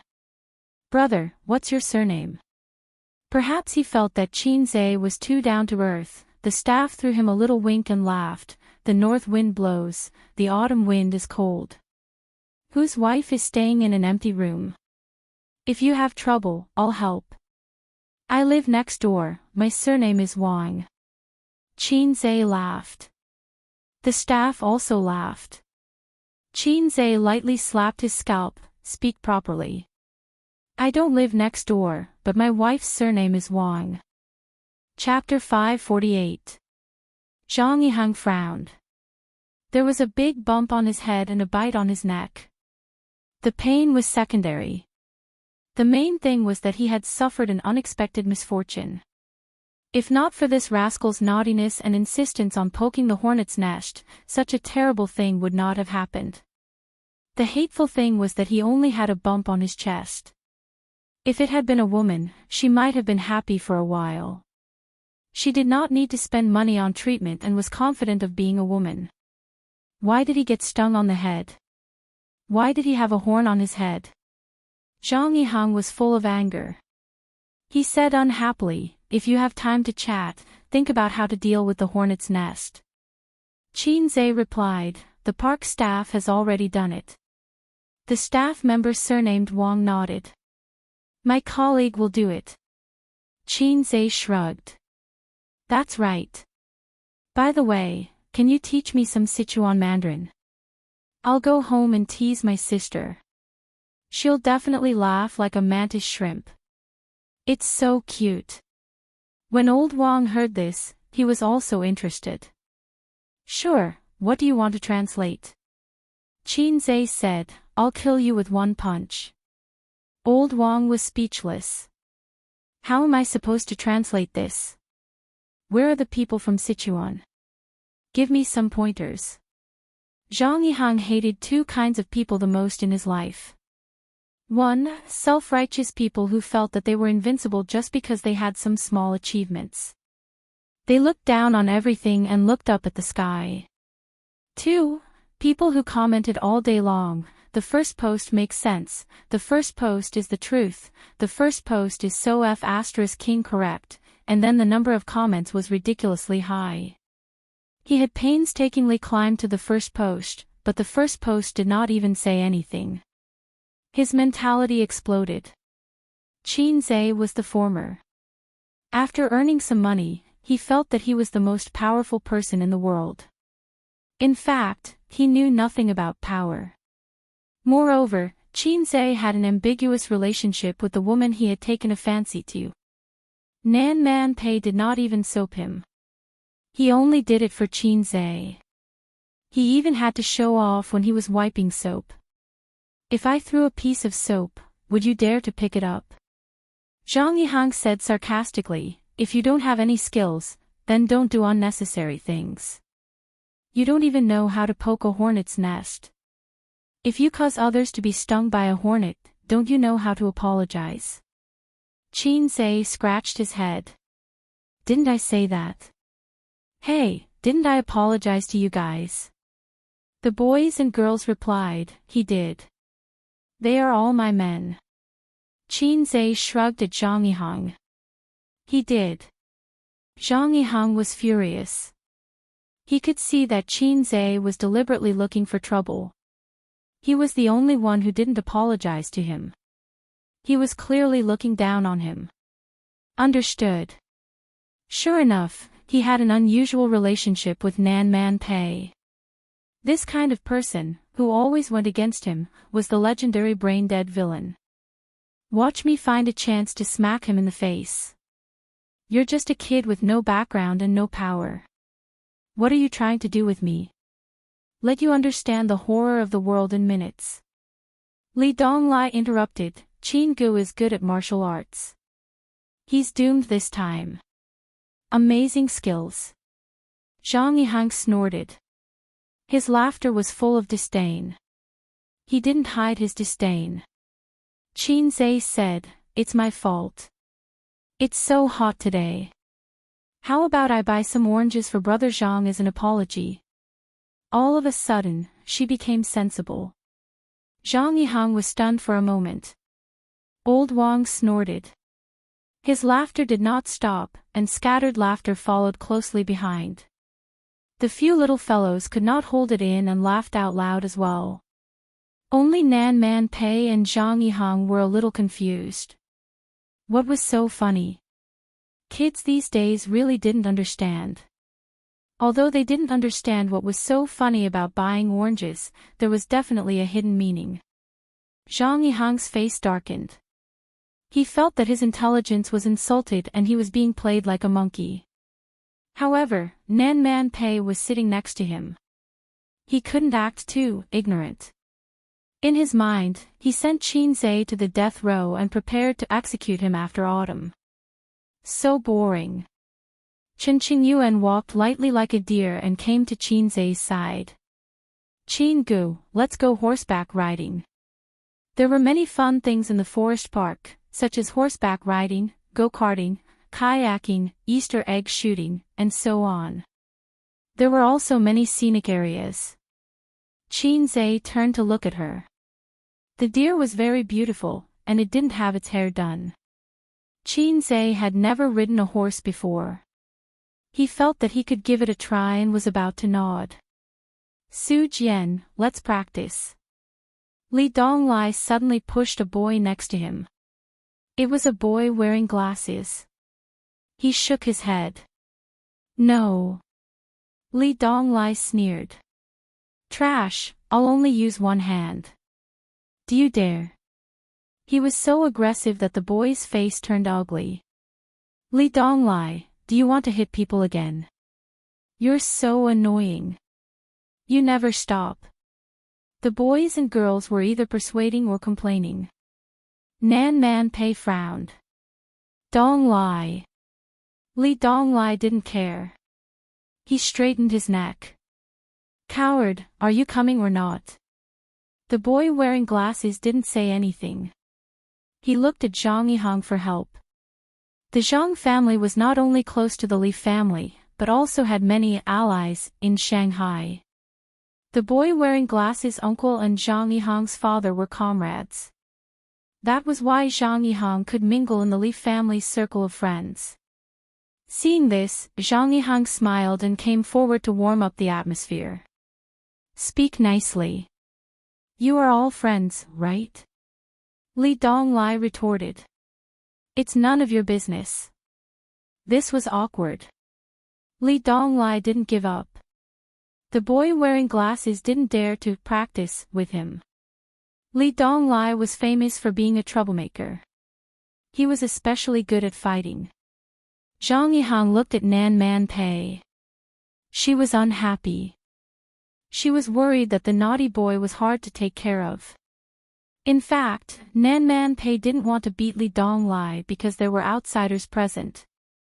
It was like when a child was disobedient outside, the parents would at most scold them. They would rarely beat the child in front of outsiders. Well, if you want to practice, I'll come with you. Zhang Yihang said. I've practiced before. Li Donglai ignored him. Zhang Yihang laughed. Forget it. I don't bully children. Li Donglai couldn't stand provocation. He glanced at the disdain in Zhang Yihang's eyes and nodded. Okay. The two left the pavilion and confronted each other on the side of the road. Pei Ziki pulled Nan Man Pei's arm. Auntie, what's wrong with him? Nan Man Pei patted her hand. Don't mind him. He's itching for a beating. The boys and girls in the pavilion played the role of onlookers. They were excited to watch the show. If Li Donglai's provocation was seen as a fight, then this was pure entertainment. Li Donglai lowered his waist. This was the most basic horse stance that Qin Zhe had taught him. The first thing to do in a fight was to stabilize the lower body. Only when the stance was stable could the punch be stable. After he stabilized his lower body, he threw a straight punch at Zhang Yihang's chest. As Zhang Yihang dodged to the side, he grabbed Li Donglai's wrist and pulled. Their strength was not on the same level at all. Li Donglai staggered and was tripped by Zhang Yihang's outstretched leg. He fell flat on his face. Li Donglai was not convinced. He got up and fought again, but he was knocked down again after a few moves. It was a one-sided beating. The last time he fell, he was kicked in the stomach. Li Donglai couldn't get up for a while. Are you okay? Zhang Yihang's kick was a punishment for this brat's arrogance. He pretended to slip up and reached out to help him up. But a hand was faster than him. It helped Li Donglai up first. TSK. You've been slacking these days. Qin Zhe patted the dust off him. What's wrong? Li Donglai said softly, that little bastard said that my aunt's butt is big. It'll be great to touch it. Li Donglai overheard the conversation between the young man with glasses and one of his good buddies. He said that Li Donglai's aunt was beautiful. Her butt was big, and it would be great to touch it. Everyone had talked about the flirtatious words between young men. Everyone had commented on the beauties that they met by chance or by their side. It was normal. But if the families of the people involved heard it, it would be awkward. They would quarrel and fight. Li Donglai said angrily, this guy is so meddlesome. I really want to beat him up, but I can't beat him. Qin Zhe patted him on the shoulder and smiled at Zhang Yihang. Impressive.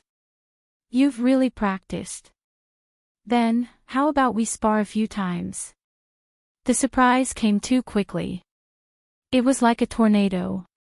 Zhang Yihang was excited. I've already put you on death row, and now you're jumping out on your own. Well, I'll take it as interest. That's not good. I don't know how to control my strength. Man, he said. He turned around and asked Nan Man Pei with an intimate tone and expression. Pei Nan Man sat there calmly. Her face did not show the slightest hint of anxiousness. He even grinned at Zhang Yihang. Zhang Yihang breathed a sigh of relief. He confirmed one thing. The relationship between this young man and Nan Man Pei was not that good. Maybe they were just two friends who liked each other a little. They were more than friends, but not yet in love. Humph. I can fight 10 of them. Zhang Yihang had joined the army before, and he was not a volunteer. The training he received was incomparable to that of a regular volunteer. Moreover, he was a troublemaker in high school. He used to follow Ho Long Tao, the boss of his grade. In the words of the underworld, boss Ho Long Tao was charismatic and loyal. He was a good boss. The 6 brothers under his command were all dauntless. They were invincible in the whole school. Zhang Yihang was not outstanding back then. When he saw Boss Ho dominating the school, he thought enviously, when can I be as good as him? So he joined Boss Ho and became his henchman. As for now, he was still in the limelight, but Boss Ho was gone. It turned out that without a good father, one should not waste time in school. If one did not work hard when he was young, he would be a delivery boy when he grew up. Fighting had always been Zhang Yihang's specialty. It was time to show off his real skills. Not far from the pavilion, a fashionably dressed girl was holding a selfie stick. The camera was aimed at the pavilion. On the screen of the phone was a live broadcast. The comments section was flooded with all kinds of gifts. Hey, Qin Zhe seems to be fighting with that guy. Let's not go over and secretly take pictures. The girl's sweet voice said, I have to go further away. Otherwise, he might rush up and smash my phone. Or I can pretend to be a tourist taking a selfie and sneak up. The girl looked at the screen. I've decided to risk my life to get closer. Can everyone send gifts? But when she saw the almost identical comments on the screen, she was stunned. Chapter 549. Yu Yu, formerly known as Li Yu, was a professional female streamer. She was from Suzhou and came to Shanghai to study. She was currently studying at Donghua University and came from an average family. She had been a streamer for half a year and quickly became popular because of her good background. Now the number of viewers in her streaming room was around 50,000. She could barely be considered a popular streamer. Li Yu's singing voice was average, and because she was in university, she couldn't sing and dance in a special room like other female streamers. Now she could not only pay for her living expenses and tuition independently, but also had a large amount of savings. But she didn't dare to confess to her family. Although her father's love was like a mountain, her father would still beat her. She only said that she was working part-time. Li Yu was very grateful for the live streaming industry and the platform. She could eat, drink, and make money. Such an easy job was rare. The only thing better than this was being a civil servant. They were both civil servants, but being a programmer was much more difficult. Most of the time she was doing outdoor live streaming, running all over Shanghai, and occasionally switching to a food live streaming. Today was the weekend, so she took a car to the forest park for an outdoor live streaming. Just now, she had seen Qin Zhe in the pavilion, and she had also taken a picture of his naked body into the camera. For a whole 5 minutes, the gifts didn't stop, and the number of viewers in the streaming room also skyrocketed. The little bitches in the comments section muttered, "Thank you for the streamer's welfare, my husband is the most handsome." One must know that there were very few females in Yu Yu's streaming room in the past. As a popular fried chicken, a top little fresh meat. Li Yu was very disgusted by people who said that Qin Zhe was a little fresh meat. She was also a fan of Qin Zhe. How could Qin Zhe be compared to those flirtatious bitches? He was not a little fresh meat, he was an old godfather, an existence that made people blush. At this time, Li Yu looked at the neatly organized comments in the comment section. It's over. The comments were more uniform than pickled cabbage. As a fan of Qin Zhe, she couldn't bear it and complained, "How is it over? Can you have some confidence in Qin Zhe?" The audience is laughing but not saying anything. This stupid streamer must have never seen Qin Bao Bao's live streaming. It's not Qin Zhe who's going to die. It's that guy who's going to die. Li Yu was dumbfounded. What do you mean? Can someone explain to me what's going on with Qin Bao Bao's live stream? Filming the live broadcast of the Journey to the West, he's so good, he knocked someone down with one punch. Qin Zhe is really good. Through the messy replies in the comments section, Li Yu roughly knew the situation. During the filming of A Journey to the West, Qin Bao Bao played live broadcast. In that live broadcast, Qin Zhe also practiced with someone once and valiantly defeated him. Therefore, many fans knew that Qin Zhe knew a few fighting techniques. Was he that powerful? Is my idol trying to defy the heavens? Li Yu felt that Qin Zhe was like showing off. Once one was immersed in it, it was impossible to stop. For a man to be so outstanding, it was indeed like poison to a woman. Since evolving into the Sea Swamp King, Qin Zhe has become more and more imposing. The above was purely an illusion. It was as if he was using the Sea Swamp silk and was becoming more and more confident. When someone provoked him, he did not mind teaching him a lesson. Salted Fish Lake would not do that. Salted Fish Lake was more gentle and reserved. He did not like to be calculative with people. You could also take it as cowardice, but please do not expose him. Salted Fish Lake also wanted to save face. When his disciple was beaten up, as a master, he could not sit by and do nothing. Otherwise, the cohesion of the sect would be reduced. He did not think that Li Donglai's provocation was wrong. Was Sister Man's but something that ordinary people could touch. Tigers but was not to be touched. Never heard of it. Stupid system, come out. I want to ask you something. Qin Zhe summoned the system in his heart. The system ignored him.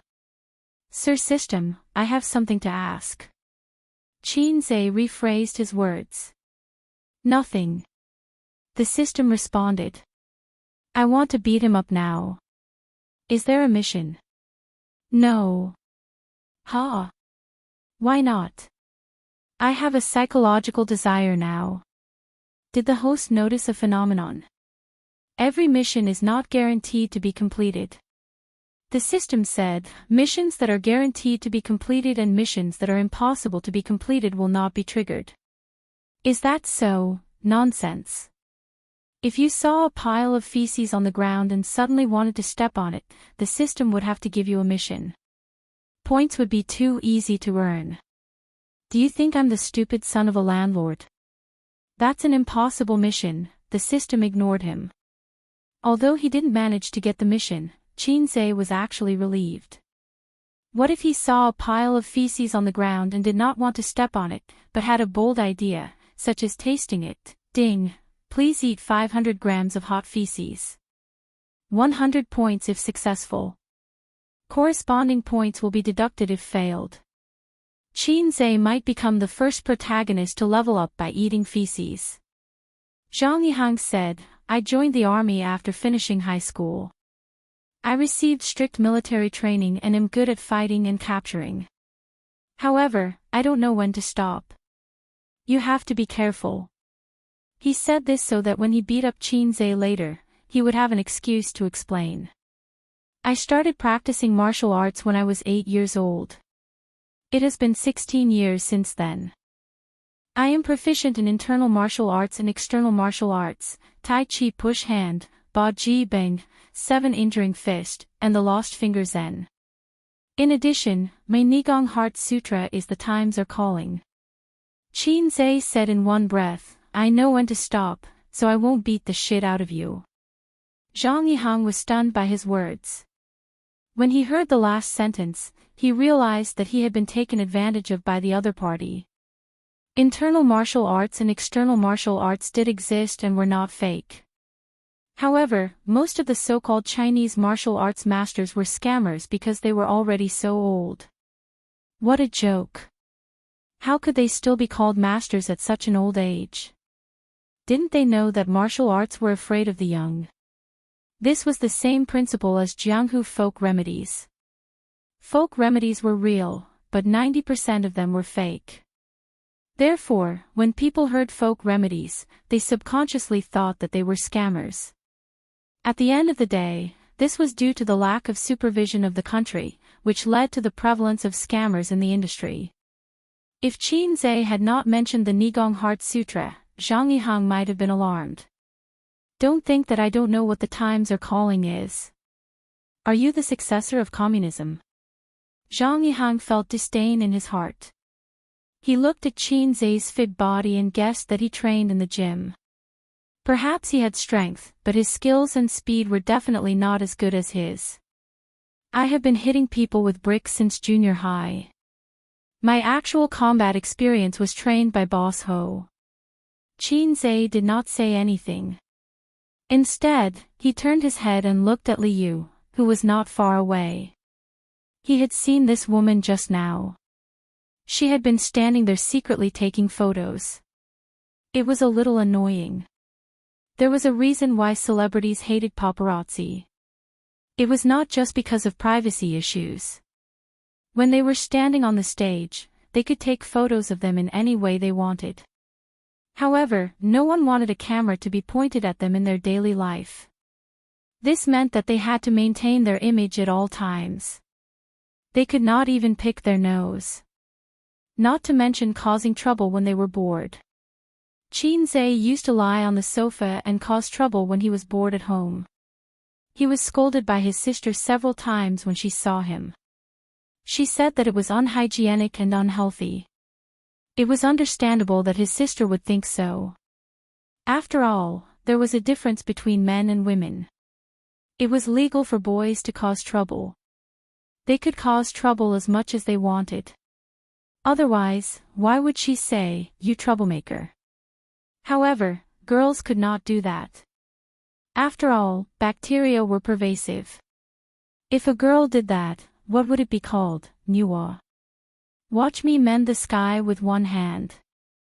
Double-click 666. Qin Zhe was not very happy to be secretly photographed, but he could not rush over and ask them to delete it.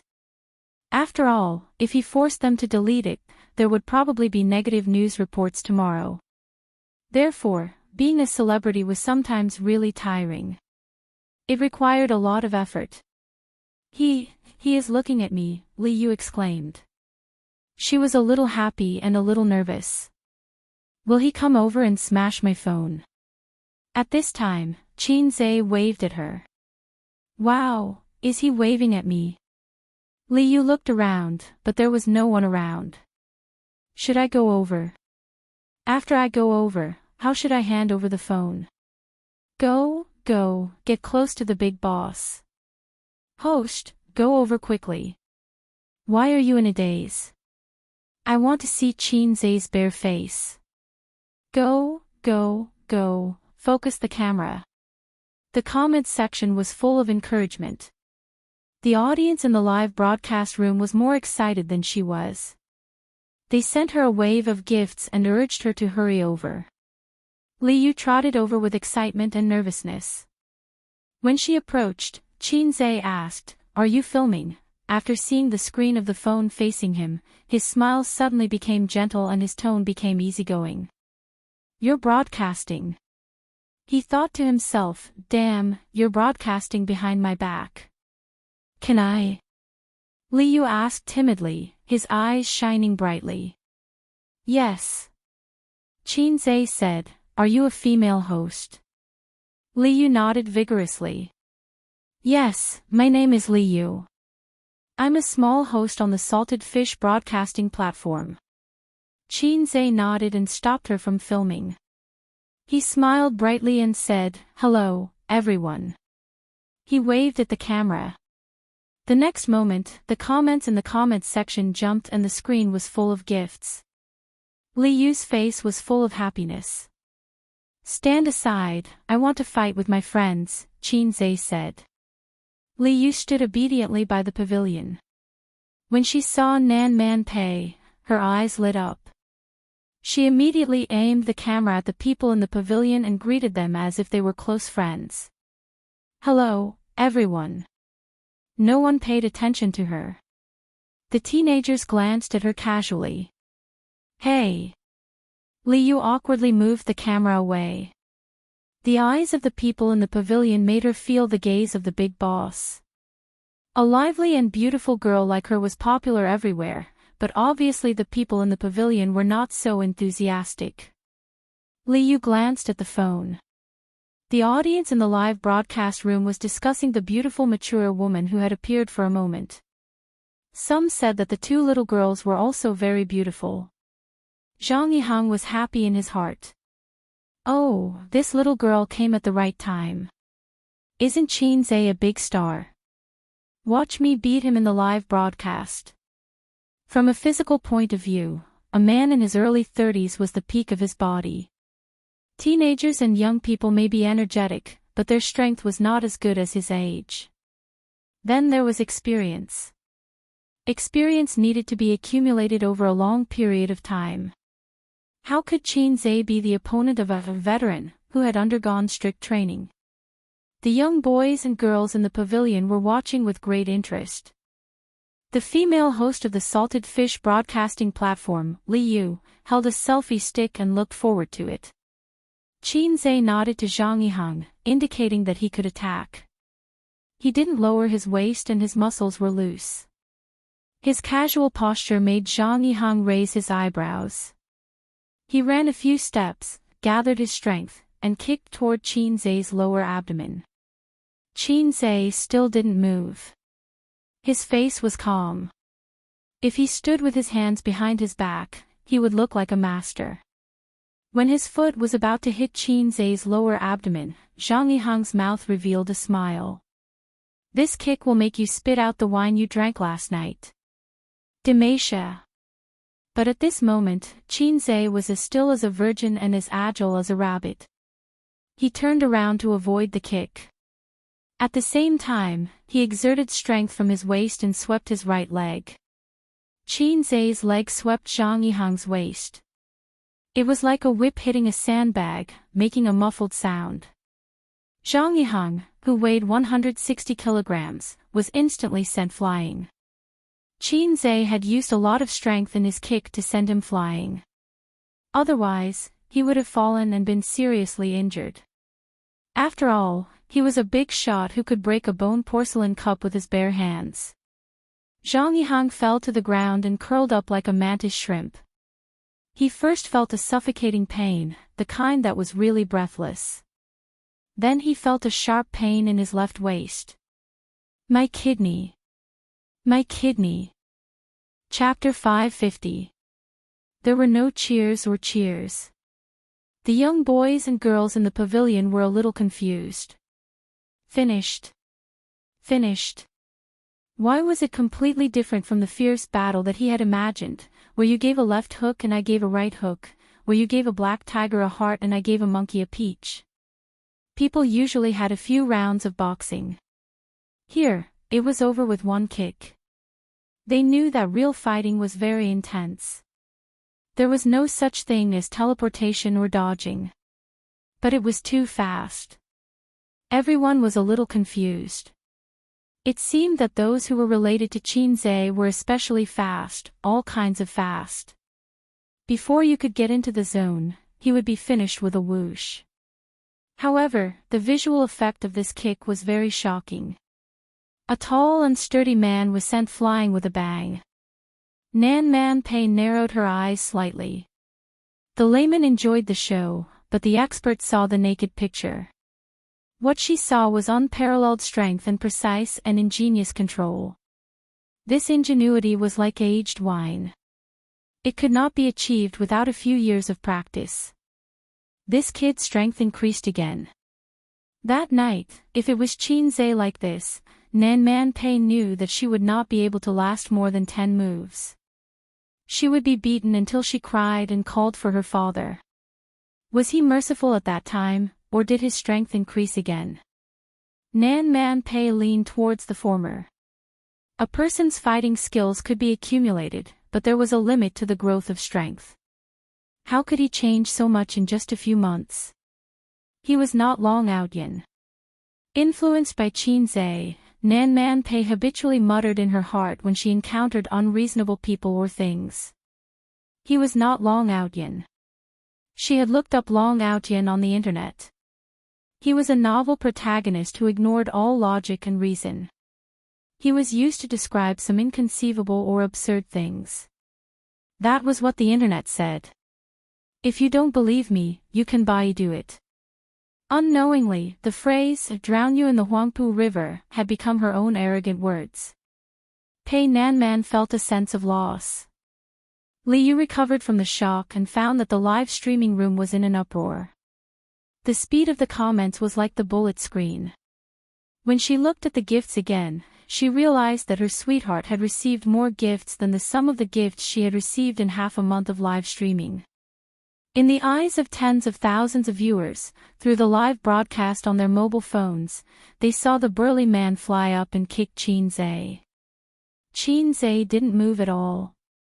It was unknown how many female viewers screamed for Qin Zhe in front of their screens.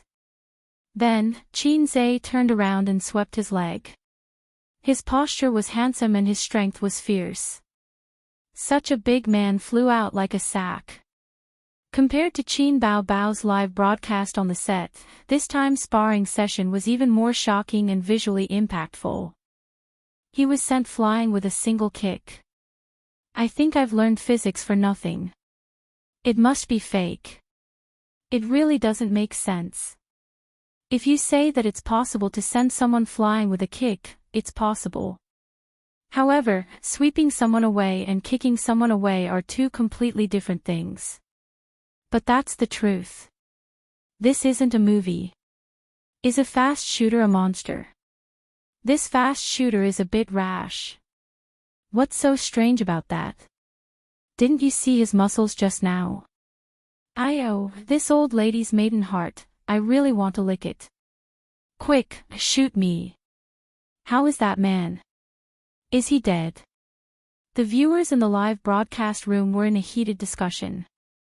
Qin Zhe reached out to help Zhang Yihang and pretended to be very concerned. Are you all right? Look at me. I accidentally missed. Zhang Yihang's face was pale. He ignored him and struggled to get up. Sitting on the ground, he gasped for breath. He had no time to care about what Nan Man Pei would think of him. He had to recover first. When Qin Zhe saw Liu coming over, he pretended to help him. Image was very important, especially for public figures. They must be great, glorious, and righteous. Otherwise, they would be easily patronized by God Hegemon. There were many dead anchors and stars who were killed because of their arrogance and lack of control. Liu cried, "Idol, you're so powerful." Qin Zhe smiled and faced the camera. Everyone, please call me Wu Dao Grand Master in the future. It's time to change my image. I'm just a fast shooter, let it go with the wind. Qin Zhe intended to take this opportunity to clear his name. Smart people always seize the opportunity to clear their names. It was so embarrassing to be called Wu Dao Grand Master all the time. The viewers in the live broadcast room responded, Wu Dao Grand Master. Wu Dao Grand Master. Wu Dao Grand Master, I love you. Qin Zhe was speechless. I'm so stupid. Why do I always have to be entangled with a nickname? Steady Aura. Steady Aura. The nickname Wu Dao Grand Master was quite naughty, so fans and onlookers liked to call Qin Zhe this way. They thought it was a teasing and a nickname. What kind of nickname was this? Wu Dao Grand Master, Prince Charming, and little fresh meat were not as interesting as Wu Dao Grandmaster. This was the psychology of the masses. For example, many stars like to criticize themselves on Weibo, which could make fans laugh and like them. That was the reason. But Qin Zhe really didn't like this nickname. When he introduced himself in the future, he would say, "Hello, I'm Shi Ritian. What's your name?" "I'm Wu Dao Grandmaster." Or, "Hello, I'm Qin Zhe." "Oh, I know you. Wu Dao Grandmaster." Inexplicably, he was given such a title. It was all Qin Bao Bao's fault. No matter how hard he slapped her, it wouldn't make up for his loss. He would definitely give her a good spanking when he got home. Nan Man Pei walked over and stretched out her hand. "Yiheng, are you okay?" Zhang Yiheng's expression was terrible. He shook his head, held Nan Man Pei's little hand, and got up. The left side of his waist hurt badly. He had the illusion that he was being cut in half. Nan Man Pei said apologetically, "I'm sorry," he didn't hold back. As she said that, she turned her head and looked at Qin Zhe. The moment she said that, Zhang Yiheng was mesmerized. But the words she said made Zhang Yiheng break down. He doesn't hold back in all aspects. "I've been troubled." Zhang Yiheng was speechless. It seemed like she said nothing, but it also seemed like she said everything. The art of language was filled with imagination. Zhang Yiheng got up quietly, rubbed his waist, and forced a smile. "My clothes are dirty. I'll go back to the hotel to change. You guys have fun." Nan Man Pei nodded. "I'll call an electric car to pick you up." There was an electric car in the forest park that was similar to the ferry at the airport. After all, the park was very big. It was impossible to walk there. Zhang Yiheng waved his hand and left. For both parties, this blind date was undoubtedly a failure. Both of them were people of status. They didn't overdo it to save face. "Do you have a house?" "No." "Do you have a car?" "No." "Do you have more than 1 million in savings?" "No." "Then why did you go on a blind date? Are you a virgin?" "No." "Then why did you go on a blind date?" Only vulgar men and women would talk like this. They didn't hold back at all. Although these were the 3 essentials of a blind date, a car, a house, and money, one had to learn to hold back. In life, there were many things that could be said in a subtle way. This would not only show quality but also avoid conflict. For example, your wife gave you a green crown. Your father was furious. Your mother is seeking death. The grass in your grave is green. I invite your mother to go to Mount Wu together. The art of language was wonderful. Chen Qingyuan said, "Qin Gu, let's ride a horse." She glanced at Li Yu's mobile phone and hugged Qin Zhe's arm very schemingly. "Cameraman, quickly turn the camera over. I'll give you an extra drumstick tonight." Naive and sweet girls can't catch up with Prince Charming. If a girl is not scheming, how can she hook up with her sweetheart? Chen Qingyuan felt that this was an opportunity. Regardless of the consequences, she had to first set the status of intimate relationship. With so many people watching in the live broadcast room, there would definitely be screenshots. She would become Qin Ji's rumored girlfriend. It was beautiful to think about. Qin Zhe glared at her. "Don't make trouble." He took back his hand. Chen Qingyuan felt wronged. "Give me a hug. It doesn't cost you a penny. Only a ghost would give you a hug." Qin Zhe didn't care about gossip, but he was afraid of kneeling on the keyboard. He was afraid of being pinched to death by his sister. He was afraid that Suyu would pinch his JJ. Qin Zhe had been surviving in the cracks of his sister. This was like a man saying to a woman, "Give me a slap. It doesn't cost you a penny. Maybe I'll give you money." They came to the racecourse. The so-called racecourse was actually a 200-meter playground, a miniature version of the 400-meter track in the school. The track surrounded the fir trees. 2 horses, 2 trainers. Qin Zhe was pulled by Qin Yuan to run a circle. 20 yuan. The 2 horses trotted, and people bumped up and down on the back of the horses. Ha, Qin Gu, don't you think we are like the Jianghu Rangers, the Condor heroes? Qin Yuan smiled brightly. I think we are like 2 children. Qin Zhe said. Why? This thing is like riding a wooden horse, up and down. Ugh. Now that you mention it, it does seem like it. It's not romantic at all. When riding a horse, one's buttocks couldn't sit stably. Both feet had to be on the stirrups. Even so, the person was still jolting. Riding a horse was not romantic at all. On the contrary, it was a little empty because a horse was a living thing, not a car or a bicycle. In the TV series, riding a horse in the martial arts world should be very romantic. Let's accompany the mortal world and enjoy the prosperity of the world. Reality, let, me, us in the mortal world, urge, horse. 1 lap was soon finished. Qin Yuan was not satisfied yet. Qin Zhe saw Nan Man Pei's eager expression and asked, Sister Man, do you also want to ride a horse? Nan Man Pei nodded. Qin Zhe shouted, Li Donglai, give me your coupon. I'll ride around again. Li Donglai was speechless.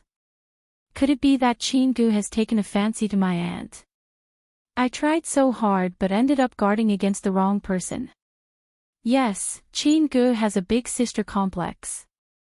He has no interest in little girls. Someone like my aunt is more in line with his taste. On second thought, it's normal. My aunt is so beautiful. Any man will have thoughts about her. But my aunt hasn't found a partner for so many years. Obviously, she doesn't have that kind of thought. Brother Qin was probably unrequited in love. Qin Zhe and Nan Man Pei rode side by side along the track. Nan Man Pei's eyes were sparkling. There was a little girl's excitement. She's already 30 years old, but she's still so unrestrained. She's imitating other girls' expressions. But she's very beautiful and cute. Nan Man Pei experienced the pleasure of riding a horse without any distractions. Qin Zhe silently turned his head and looked at her trembling breasts. The big breasts were a little naughty. Their trembling made one's heart itch. Kandwo Gil was hard. The scenery was beautiful. Qin Zhe nodded silently. He'll ask his sister to come and ride another day. After 1 lap, Qin Zhe got off the horse. Nan Man Pei didn't get down. Ziki, give me your coupon. Li Donglai, who had just finished buying his coupon, came back. Pei Ziki snatched her brother's coupon and handed it to the horse trainer. Nan Man Pei happily started the 2nd lap. Li Donglai was speechless. The whole section collapsed. I want to ride a horse too. I've never ridden a horse in my life. I've never even ridden a Western horse. You. Nan Man Pei ran half a lap before Li Yu got on the horse with the help of the horse trainer. She was still holding the selfie stick. She grabbed the saddle with one hand and smiled sweetly at the camera. I'm going to ride a horse now. Okay, didn't I always show you, Qin Zhe? You can't ignore me. The horse trainer said, put away your phone. You can't broadcast riding a horse. Li Yu bargained. It's okay. The horse is so slow. The horse trainer said, no, you can't hold it with one hand. What if you fall? We are responsible for your safety. Li Yu looked at Qin Zhe. She didn't know anyone here. She only spoke a few words to Qin Zhe. Qin Zhe smiled. Qing Yuan, help me hold it. Chen Qingyuan said obediently, okay. Chen Qingyuan ran over and took the selfie stick from Li Yu. Li Yu smiled. Thank you, little sister. Chen Qingyuan nodded and quickly ran back to Qin Zhe. The horse trainer said, don't squeeze the horse's belly. Don't pull the reins. After that, he gently patted the horse's butt. Li Yu sat on the horse's back and rushed out with a whoosh. She immediately screamed. The horse had been running slowly for the previous few laps, but when it came to her, the horse suddenly charged. The two horses in the horse farm were trained. They were like machines on an assembly line, following a fixed program. The two horses had been running side by side, so the horse that Li Yu was sitting on subconsciously chased after Nan Man Pei's horse. A family should be neat and tidy. Li Yu screamed and bounced on the horse's back. A horse that accelerated was a terrifying experience for someone who had no riding experience. So she subconsciously grabbed the saddle and squeezed the horse's belly with her legs. Don't squeeze the horse's belly, don't squeeze the horse's belly, the horse trainer shouted.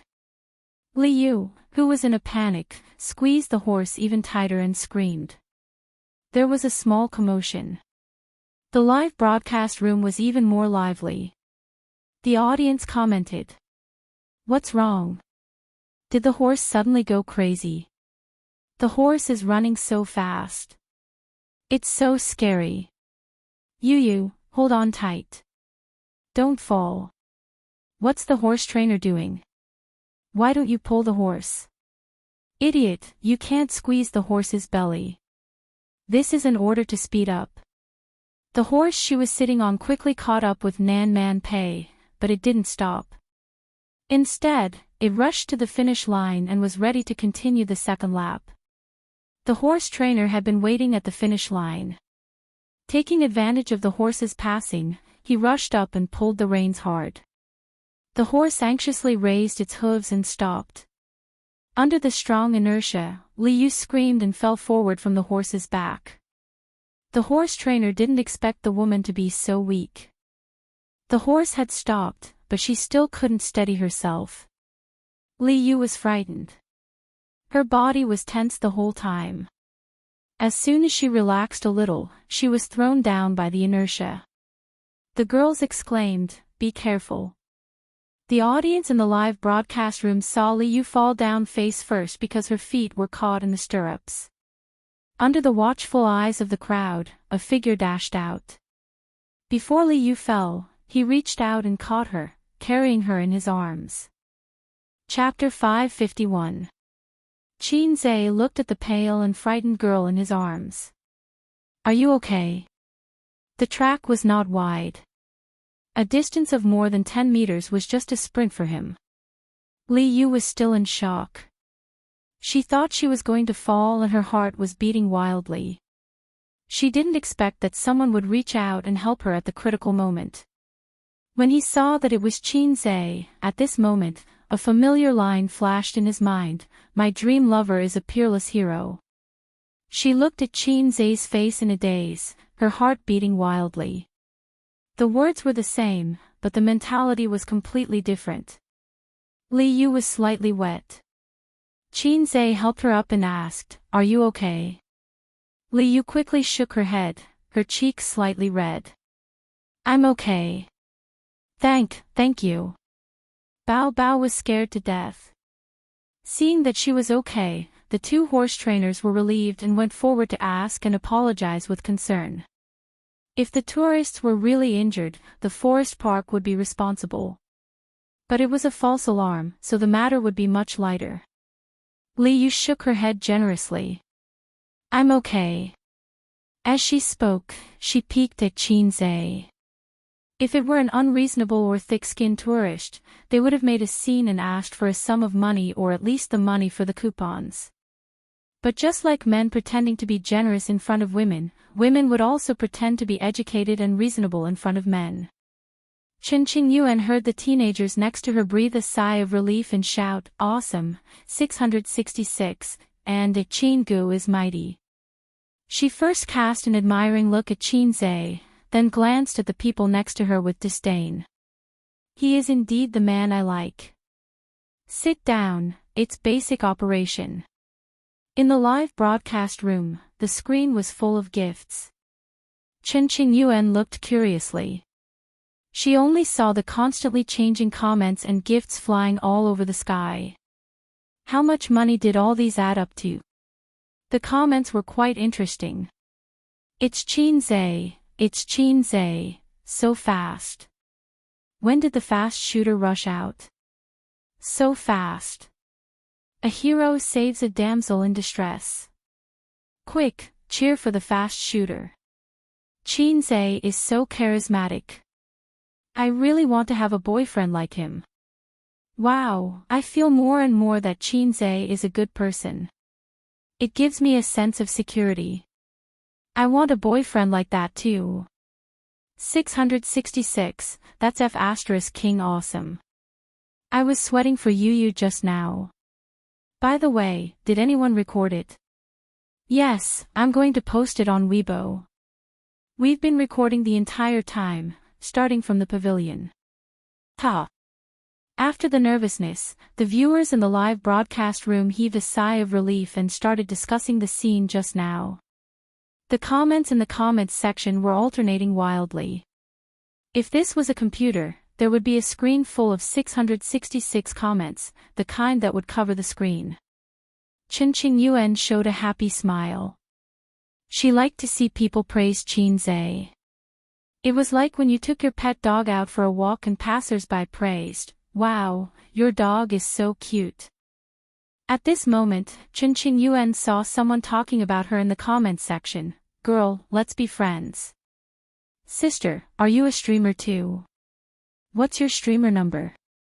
Chen Qingyuan's dark eyes turned and showed a thoughtful expression.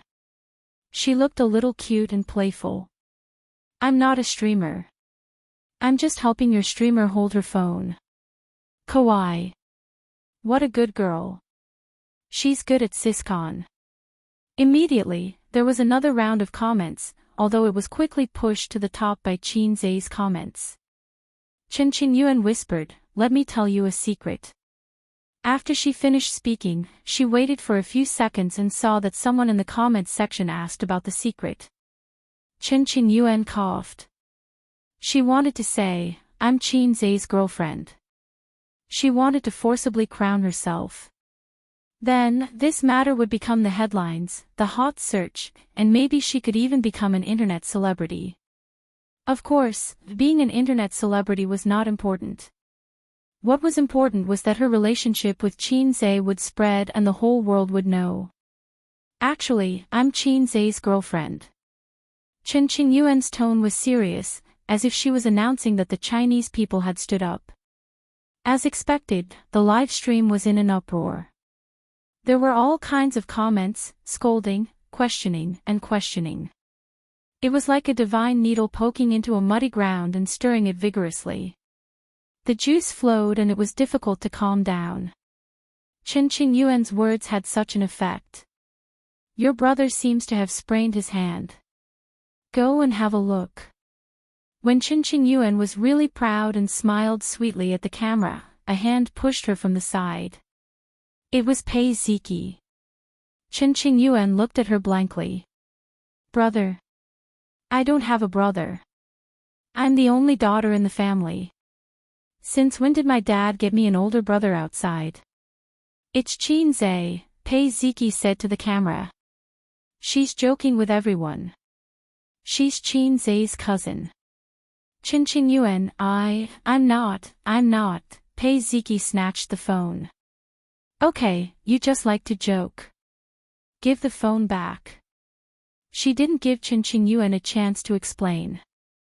She ran away and handed the phone back to Li Yu. "Thank you." Li Yu took the phone and was ready to act cute and pitiful to the audience in the live stream and ask for gifts. Asking for gifts in fancy ways was the self-cultivation and basic skill of a female streamer. But when she saw the comments section, she was stunned. The audience didn't comfort her or discuss the thrilling scene just now. "So it's Qin Zhe's cousin. Qin Zhe's cousin is so beautiful. The elder sister is beautiful. Is the younger sister so beautiful too? Qin Zai's cousin. Li Yu was confused. Was it the girl just now? Then she checked the number of gifts and was shocked on the spot. The gifts she received in one day were more than the total gifts she received in a month of livestream. No wonder everyone liked to freeload. It was too easy to make money. On the other side, Chen Qingyuan stared at Pei Ziki unhappily. Why are you ruining my business? His words sounded like a big bully asking a young hero who had pulled out his sword to help out when he saw injustice on the road. Pei Ziki said, "Don't mess around with this kind of thing. It's okay to be mischievous. But if you do it tens of thousands of times, something bad will happen." This was the same principle as playing with a little was good for the mood, playing with too much was bad for the body, and playing with too much was bad for the body. Everything had to be done in moderation. Qin Zai is a public figure. His girlfriend has always been a sensitive topic. Don't be silly. It's okay if it's really his girlfriend, but you're a fake. Pei Ziki said, "Believe it or not, you'll be found out tomorrow. Do you know how terrible the fans are now? Do you want to be made into a joke, be abused on the internet, and even receive threatening messages?" Chen Qingyuan said guiltily, "It's not that bad." Pei Ziki lowered her voice. "It's okay if you're found out, but don't implicate your father. Is your father's butt clean? Everyone is squatting in the toilet. His sh*t will never be clean." Chen Qingyuan thought for a moment. "Then I'll go back and help my father clean the sh*t on his butt first." Pei Ziki was speechless. Qin Zai held Nan Man Pei's waist and helped her get off the horse. He asked, "Sister Man, do you still want to ride? If you do, Ziki and Donglai's coupons will be renewed again." Nan Man Pei shook her head. Forget it. It was a pity that they were not in the grassland. Otherwise, they could ride the horse and enjoy the speed and passion. Qin Zai said, "Oh." He was a little disappointed that he could not enjoy the moving scenery again. In addition, he suddenly understood why some people like to have sex on the horse. It was because it was too easy. The horse's power could replace the waist and save a lot of trouble. While riding the horse, he could also ride the big breasts. Nan Man Pei said seriously, "Qin Zai, were you not serious at all that night?" This could easily cause misunderstandings, so Nan Man Pei said it in a low voice. Due to the limited number of times that he and Nan Man Pei had been alone at night, Qin Zai thought for a moment and understood. "Yes," he answered honestly. "If you go all out, how many moves can I take?" Although she had expected it, Nan Man Pei was still unwilling to give up and asked. Qin Zai wanted to say, 3 seconds. On second thought, such an answer was too merciful. Moreover, it was too quick. He was now very sensitive to anything fast. "I've never tried, so I don't know," Qin Zai said. "Have you ever met an opponent that you can't defeat?" Nan Man Pei asked. Being stronger than any opponent is the biggest worry in life. Qin Zai sighed softly. Nan Man Pei rolled her eyes at him charmingly. The unexpected incident did not extinguish the teenager's interest in riding. Qin Zai and Nan Man Pei stood outside the track, watching and chatting. "Sister Man, have you seen today's headlines?" Qin Zai lowered his voice and asked mysteriously. As he spoke, Qin Zai looked up at the sky. The sun was shining brightly, and there were white clouds. There was no shadow of the river crab god. "I saw it." Nan Man Pei nodded. "How do you feel? How does your brother-in-law feel?"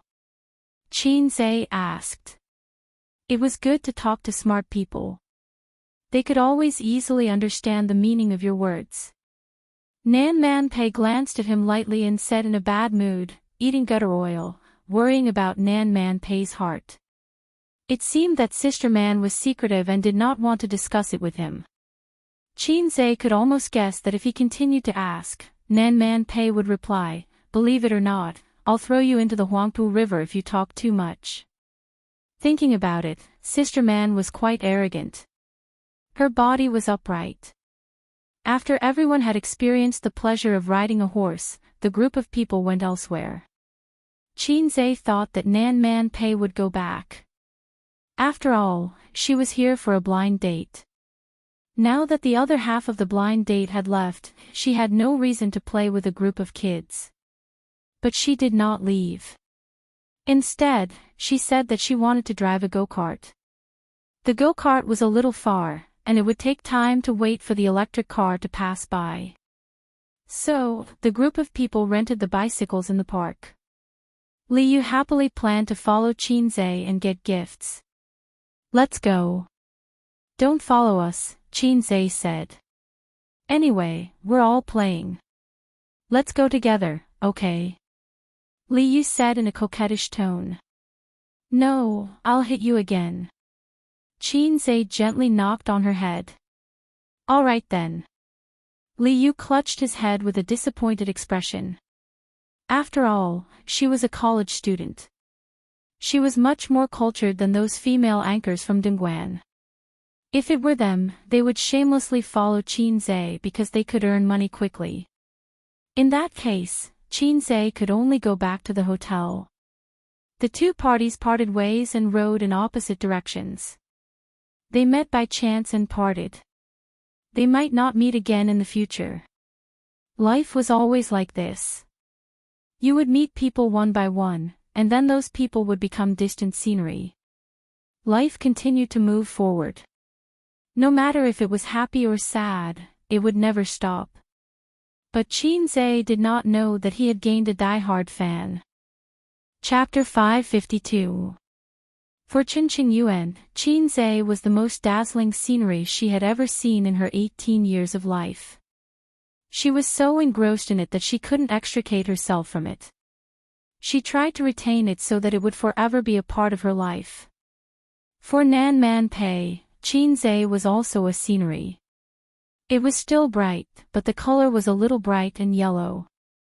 Thinking of this, she turned her head and looked at Qin Zhe. The wind lifted his bangs, and on his angular face, there was a smell of sweat. It was a sunny day in August, and it was hot. Nan Man Pei regretted wearing a bra when she went out. It was uncomfortable, but if she didn't wear it, it would be heavier and more uncomfortable. Moreover, she was wearing short sleeves, and when she walked, it would jump and jump. It was very naughty. She envied women with small breasts who went out unrestrained. If Qin Bao Bao was here, she might be able to reach a consensus with Nan Man Pei. If Su Yu and Wang Zijin were here, they might join forces to fight against the two shameless women.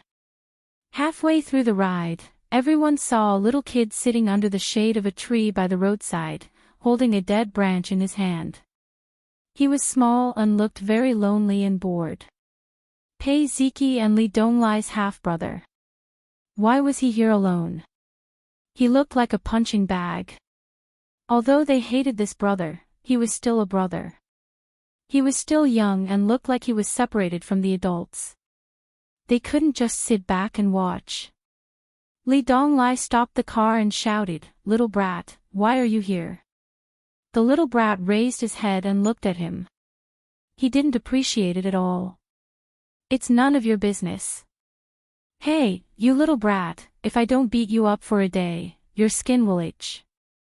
Li Donglai stretched out his leg and kicked him lightly, knocking him over. The little brat had always been hostile to his elder brother. He felt that he had been greatly insulted and pounced over. Li Donglai stretched out his hand and pressed it against his forehead. He waved his hands and bared his teeth, but he couldn't touch him. This scene was unbearable to look at. Qin Zhe coughed and said, "Donglai, don't bully children." Who knew that after Li Donglai let go of his hand, the little brat spat at him. Fortunately, Li Donglai reacted quickly and dodged it. "I'll ask Daddy to hit you." Little Wimp threatened. Spit. It was a child's signature move. Children who didn't learn this trick were unqualified children. Qinze recalled a story. There was a kid next door who spat at everyone he saw. His parents spoiled him. Every time someone scolded him, his parents would say, "He's still a kid." One day, a narrow-minded guy was spat on by a child. He was furious, pried open the child's mouth and spat a mouthful of phlegm. Since then, the child had never spat again. However, Little Wimp was Big Boss Li's son. Who would be tired of living and dare to do this? Nan Man Pei stopped the car with one foot on the ground and asked, "Why are you here? Where's your mother?" Little Wimp didn't dare to be disrespectful to Nan Man Pei. He had suffered before, so he answered honestly, "My mother didn't let me come out to play, so I snuck out by myself." Nan Man Pei heard this and frowned. "How long have you snuck out?" Little Wimp said, "Just for a while. All the things here cost money. I don't have any money." So he sat alone by the roadside and sulked. Nan Man Pei took out his phone and called his mother. "Your son is with me. Come and pick him up." From the racetrack to the go-kart track. Little Wimp shouted, "Tell me, tell me." He pulled Nan Man Pei's sleeve and tiptoed to snatch the phone. Li Donglai clicked his tongue. If it was him who did this when he was young, his aunt would have hit him with a chestnut.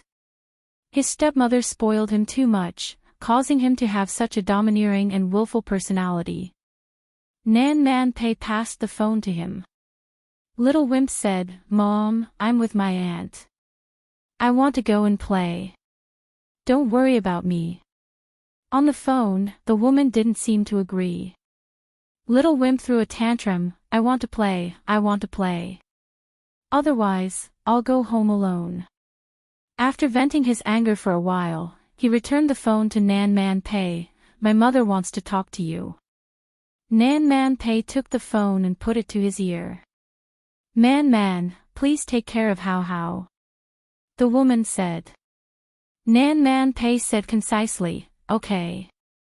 She hung up the phone and patted the back seat. "Get in." Little Wimp said, "I don't want to sit in your car." Nan Man Pei said, "Dong Lai, you take him." Little Wimp immediately refused. "I don't want to sit in his car." Nan Man Pei looked at Pei Ziki, "You take him." Little Wimp said, "I don't want to sit in his car either. This brat." Nan Man Pei's mouth twitched, "But there are no electric scooters here. You can only take a bicycle." She could directly scold Little Wimp's mother without any pressure. However, Nan Man Pei couldn't show any attitude to a 10-year-old kid. Moreover, he wasn't like Li Dong Lai and Pei Ziki, who were elder sister's children and could be beaten up as she wished. That Little Wimp pointed at Qinze and said, "I want to sit in his car. I'm so flattered. My charm isn't just limited to girls anymore. Even children are looking at me with admiration." Nan Man Pei nodded. "Then, can you give him a ride?" Qinze said, "No problem, Sister Man." Little Wimp immediately climbed onto Qinze's bicycle. The bicycles in the forest park weren't as snobbish as the shared bicycles. They had back seats.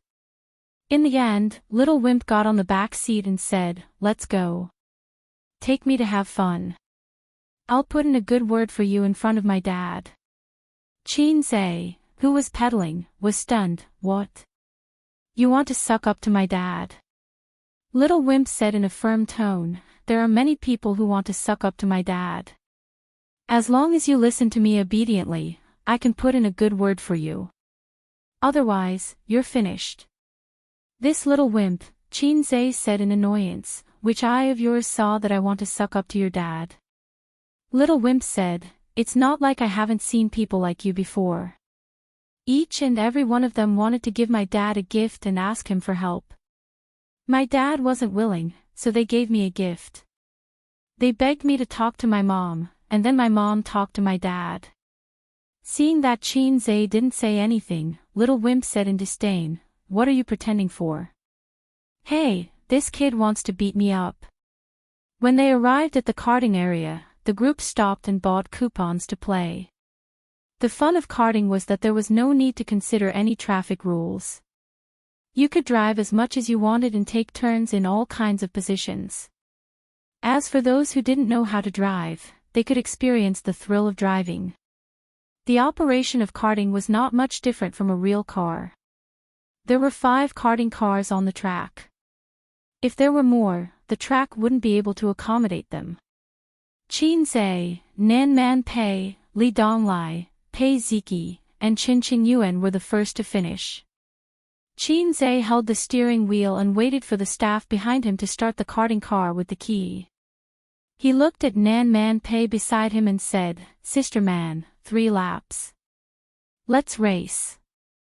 Nan Man Pei raised the corner of her mouth and said, "What's the bet?" Qin Zhe said, "If I lose, I'll sleep with you. If I win, you'll sleep with me." Nan Man Pei said, "I'll sink you." Qin Zhe cut in and said, "I'll sink you into the Huangpu River. Do you believe me?" Nan Man Pei said, "If you lose, I'll kick you. If I win, I'll let you kick me." "No problem." As soon as they finished speaking, they stepped on the accelerator almost at the same time.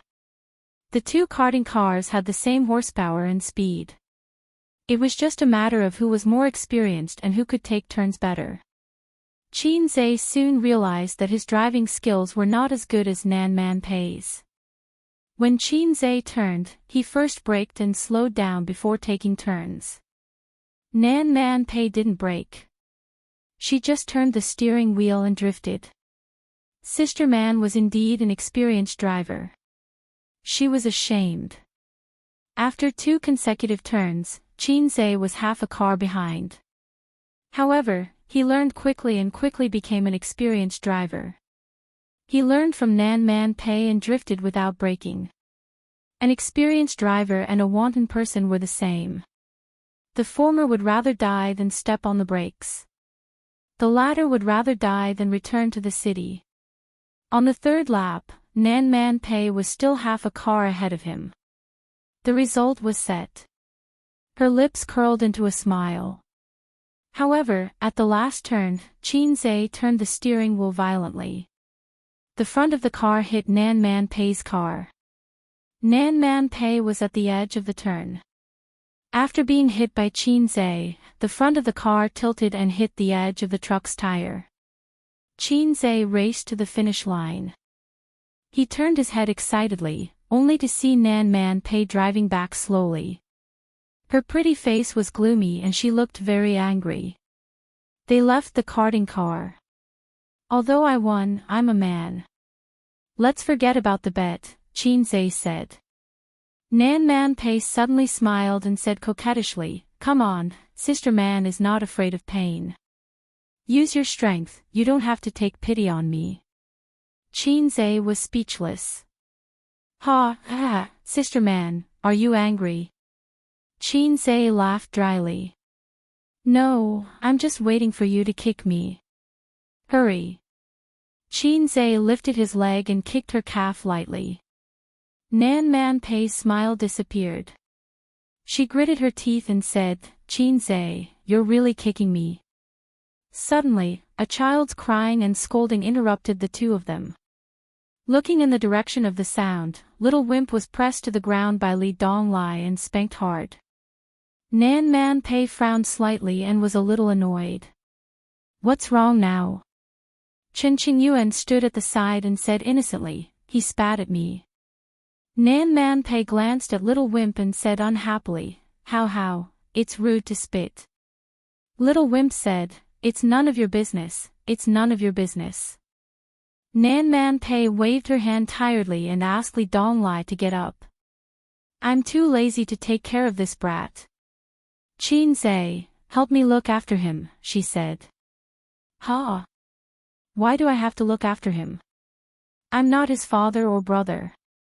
Take it as an apology for kicking me just now." I'll try my best to control the burning silence aura in my body. Little Wimp laid on the ground and did not get up, crying loudly. He looked so pitiful that even Qinze could not help but feel pity for him. Why bother? Your mother is not even here, who are you crying for? Don't cry. You can't spit at people, you know. It's very rude. Qinze helped him up. Giving birth to such a brat, the parents would be worried. No, the responsibility should be on the parents. Big Boss Li did not have the skills to educate children. Whether it was this brat or Li Donglai and Pei Ziki, when they first met, their personalities were so bad that they wanted to die.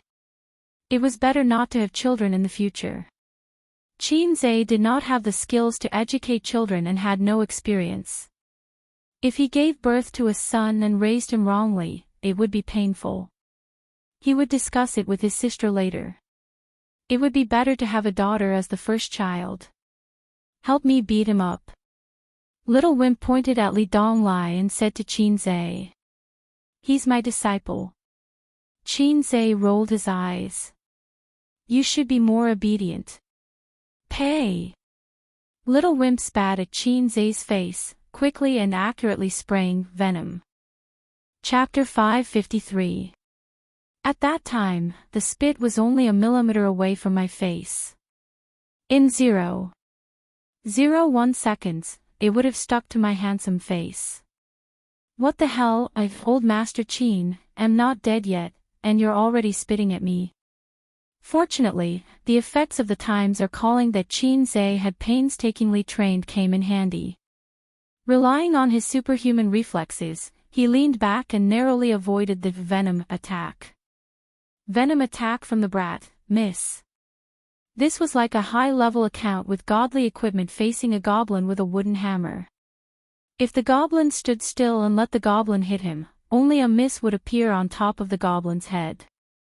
Similarly, a high-level account with a light hit would be able to blast the goblin into pieces. Unfortunately, this was not a game.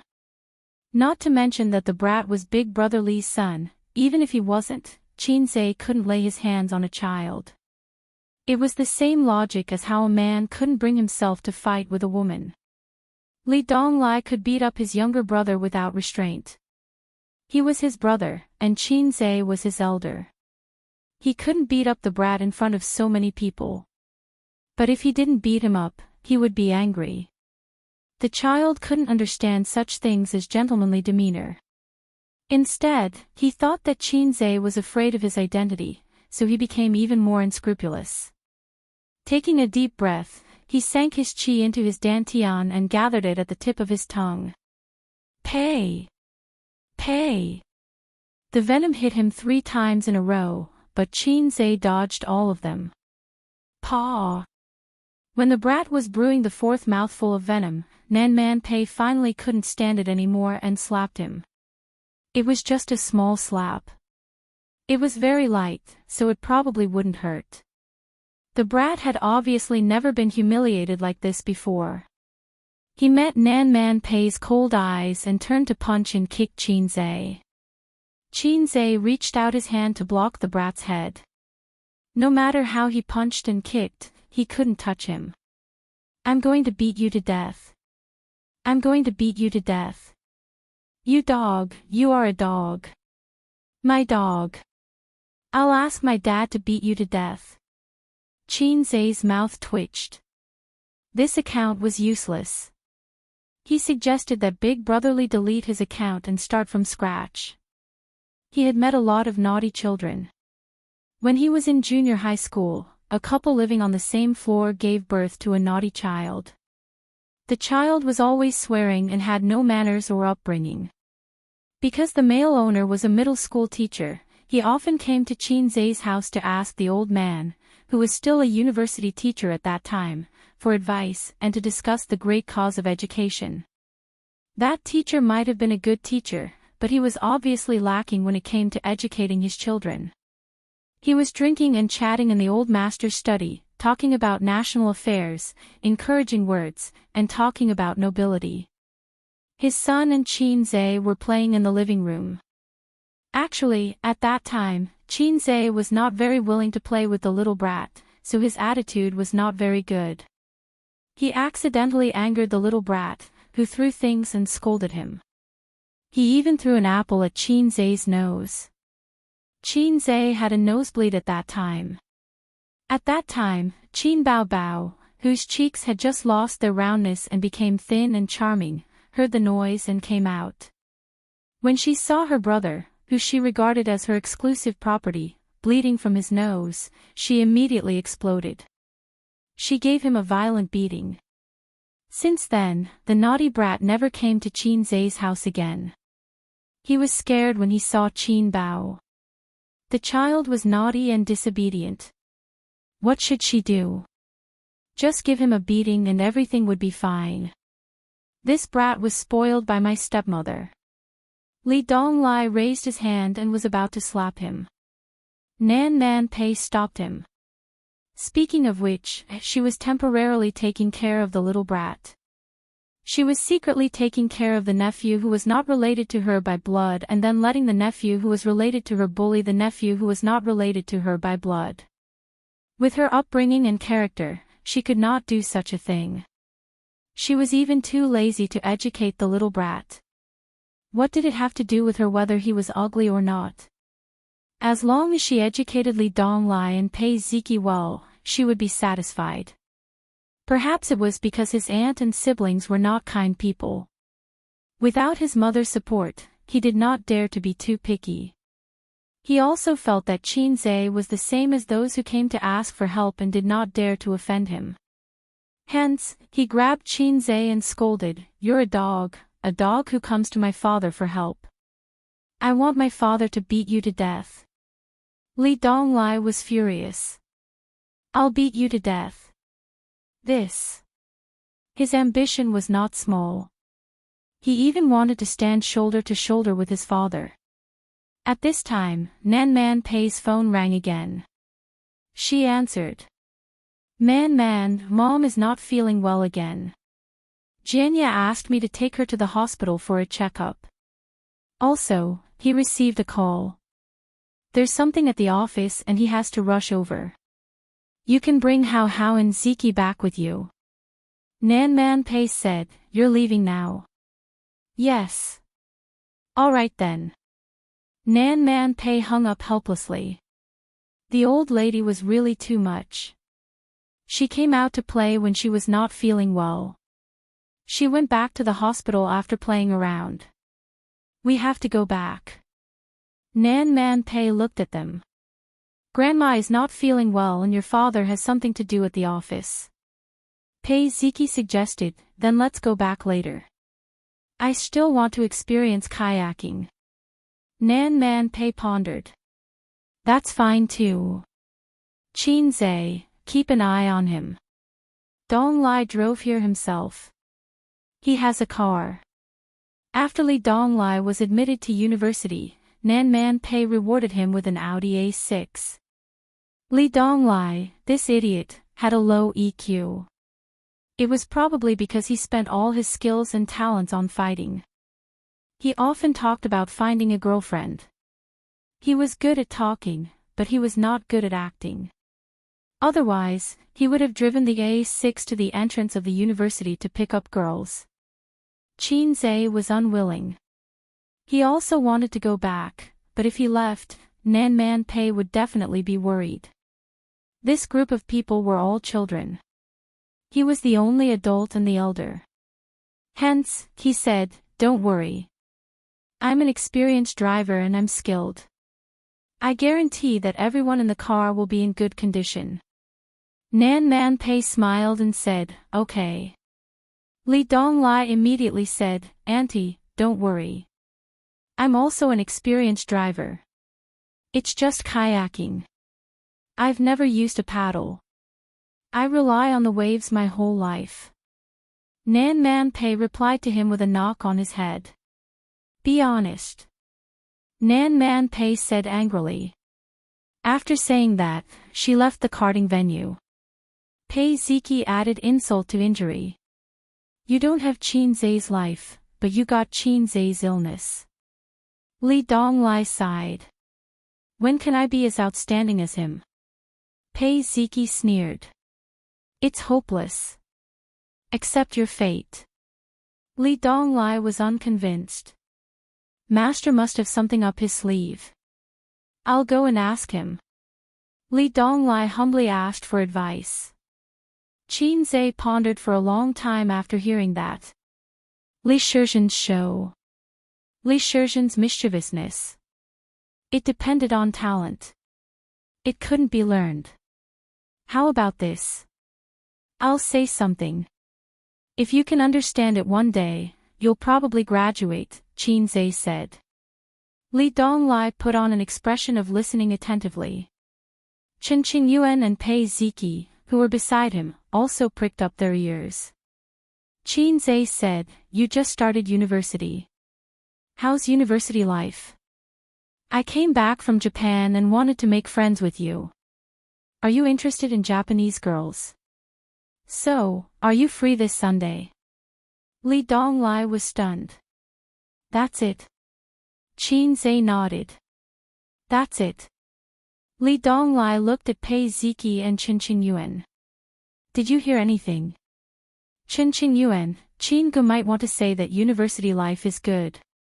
Pei Ziki, stupid Li Donglai, Qin Zhe wants to introduce a girlfriend to you. Li Donglai was pleasantly surprised. Really, Qin Gu? Qin Zhe, sigh, how lonely it was to be an expert. Everyone experienced the thrill of carding, except for the women. Including the brat of the Li family. The brat's driving skills were a mess. He bumped all the way. Fortunately, the karting wasn't fast and there were big trucks on both sides.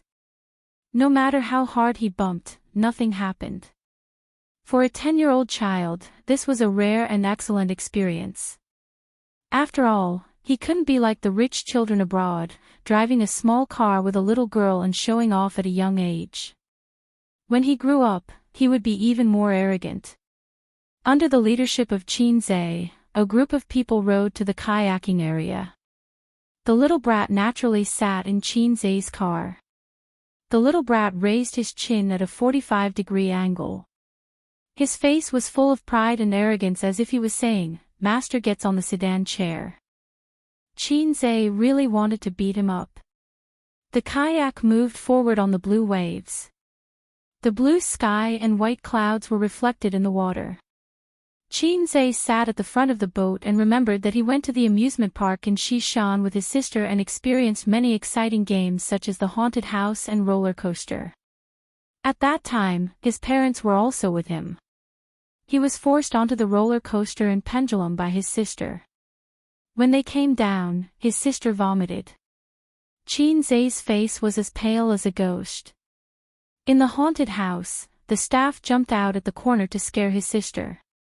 His sister screamed in a high decibel. Qin Zhe heard the staff cursing. Damn, you scared me. Although the light was dim, Qin Zhe clearly saw the staff's body tremble. At this time, he was suddenly kicked in the waist. Go away, I want to sit at the front of the boat. The brat ordered. You want to get beaten up again? Li Donglai, who was rowing the boat, scolded. Donglai, don't be so angry. Qin Zhe moved and gave the seat to the brat. When the brat grew up, whenever he recalled his childhood, he would probably say something like, My brother loved me very much when I was young. He liked to treat me to his favorite big mouth. Qin Zhe despised him in this aspect. My sister loved me very much when I was young. She liked to treat me to her favorite big mouth. One punch for one big mouth. The system came out to show off. The system usually didn't come out. It said that it was deducing the birth, process, and destruction of the universe. It claimed that it was different from those pretentious brats who only knew how to show off with the host. If one had to give an example, it would be the difference between a celebrity and a scientist. Qin Zhe tried hard to recall, but he couldn't remember the original name of the lowly system. He felt that it was looking for an excuse for its lowly status, and shamelessly gave itself the high hat of a scientific research system. If you want to hit a big mouth, you have to ask for my permission first. Qin Zhe said. Everyone is hitting a big mouth. The system said. Then this salted fish will have to be the enemy of the world. Qin Zhe said. What if it's a pretentious brat host that's hitting a big mouth? The system asked. Don't be afraid, just do it. Qin Zhe finished acting cool and hugged the system's thigh. Don't I still have you, the invincible system? The system said, I'm just a lowly one. This person. The system was invincible once it made fun of itself. Qin Zhe said, are you a defective product produced by the system supplier? The system was angry. Don't mess around, I was born for the great world of scientific research. I'm different from those cheap commercial goods. Also, when I was born, I was awesome. But because my main purpose was scientific research, I was cut. Oh my, you scared this salted fish. Do you think you're Miyamoto? You think the invincible me can be cut again? After rowing the kayak, it was already 1 in the afternoon. Pei Ziki was satisfied and wanted to return to Shanghai to say goodbye to her friends. The little brat still wanted to play, but Li Donglai and Pei Ziki didn't care about him, so he vented his anger on Qin Zhe. When Qin Zhe wasn't paying attention, he ruthlessly kicked him. Dog, you're a dog. Poo poo poo. Venom triple strike. Although he avoided the saliva attack, the 10-year-old brat's kick still hurt a little. Qin Zhe tried to hold it in, but he couldn't. He was completely enraged. If he didn't teach him a lesson, he wouldn't know the wrath of a king.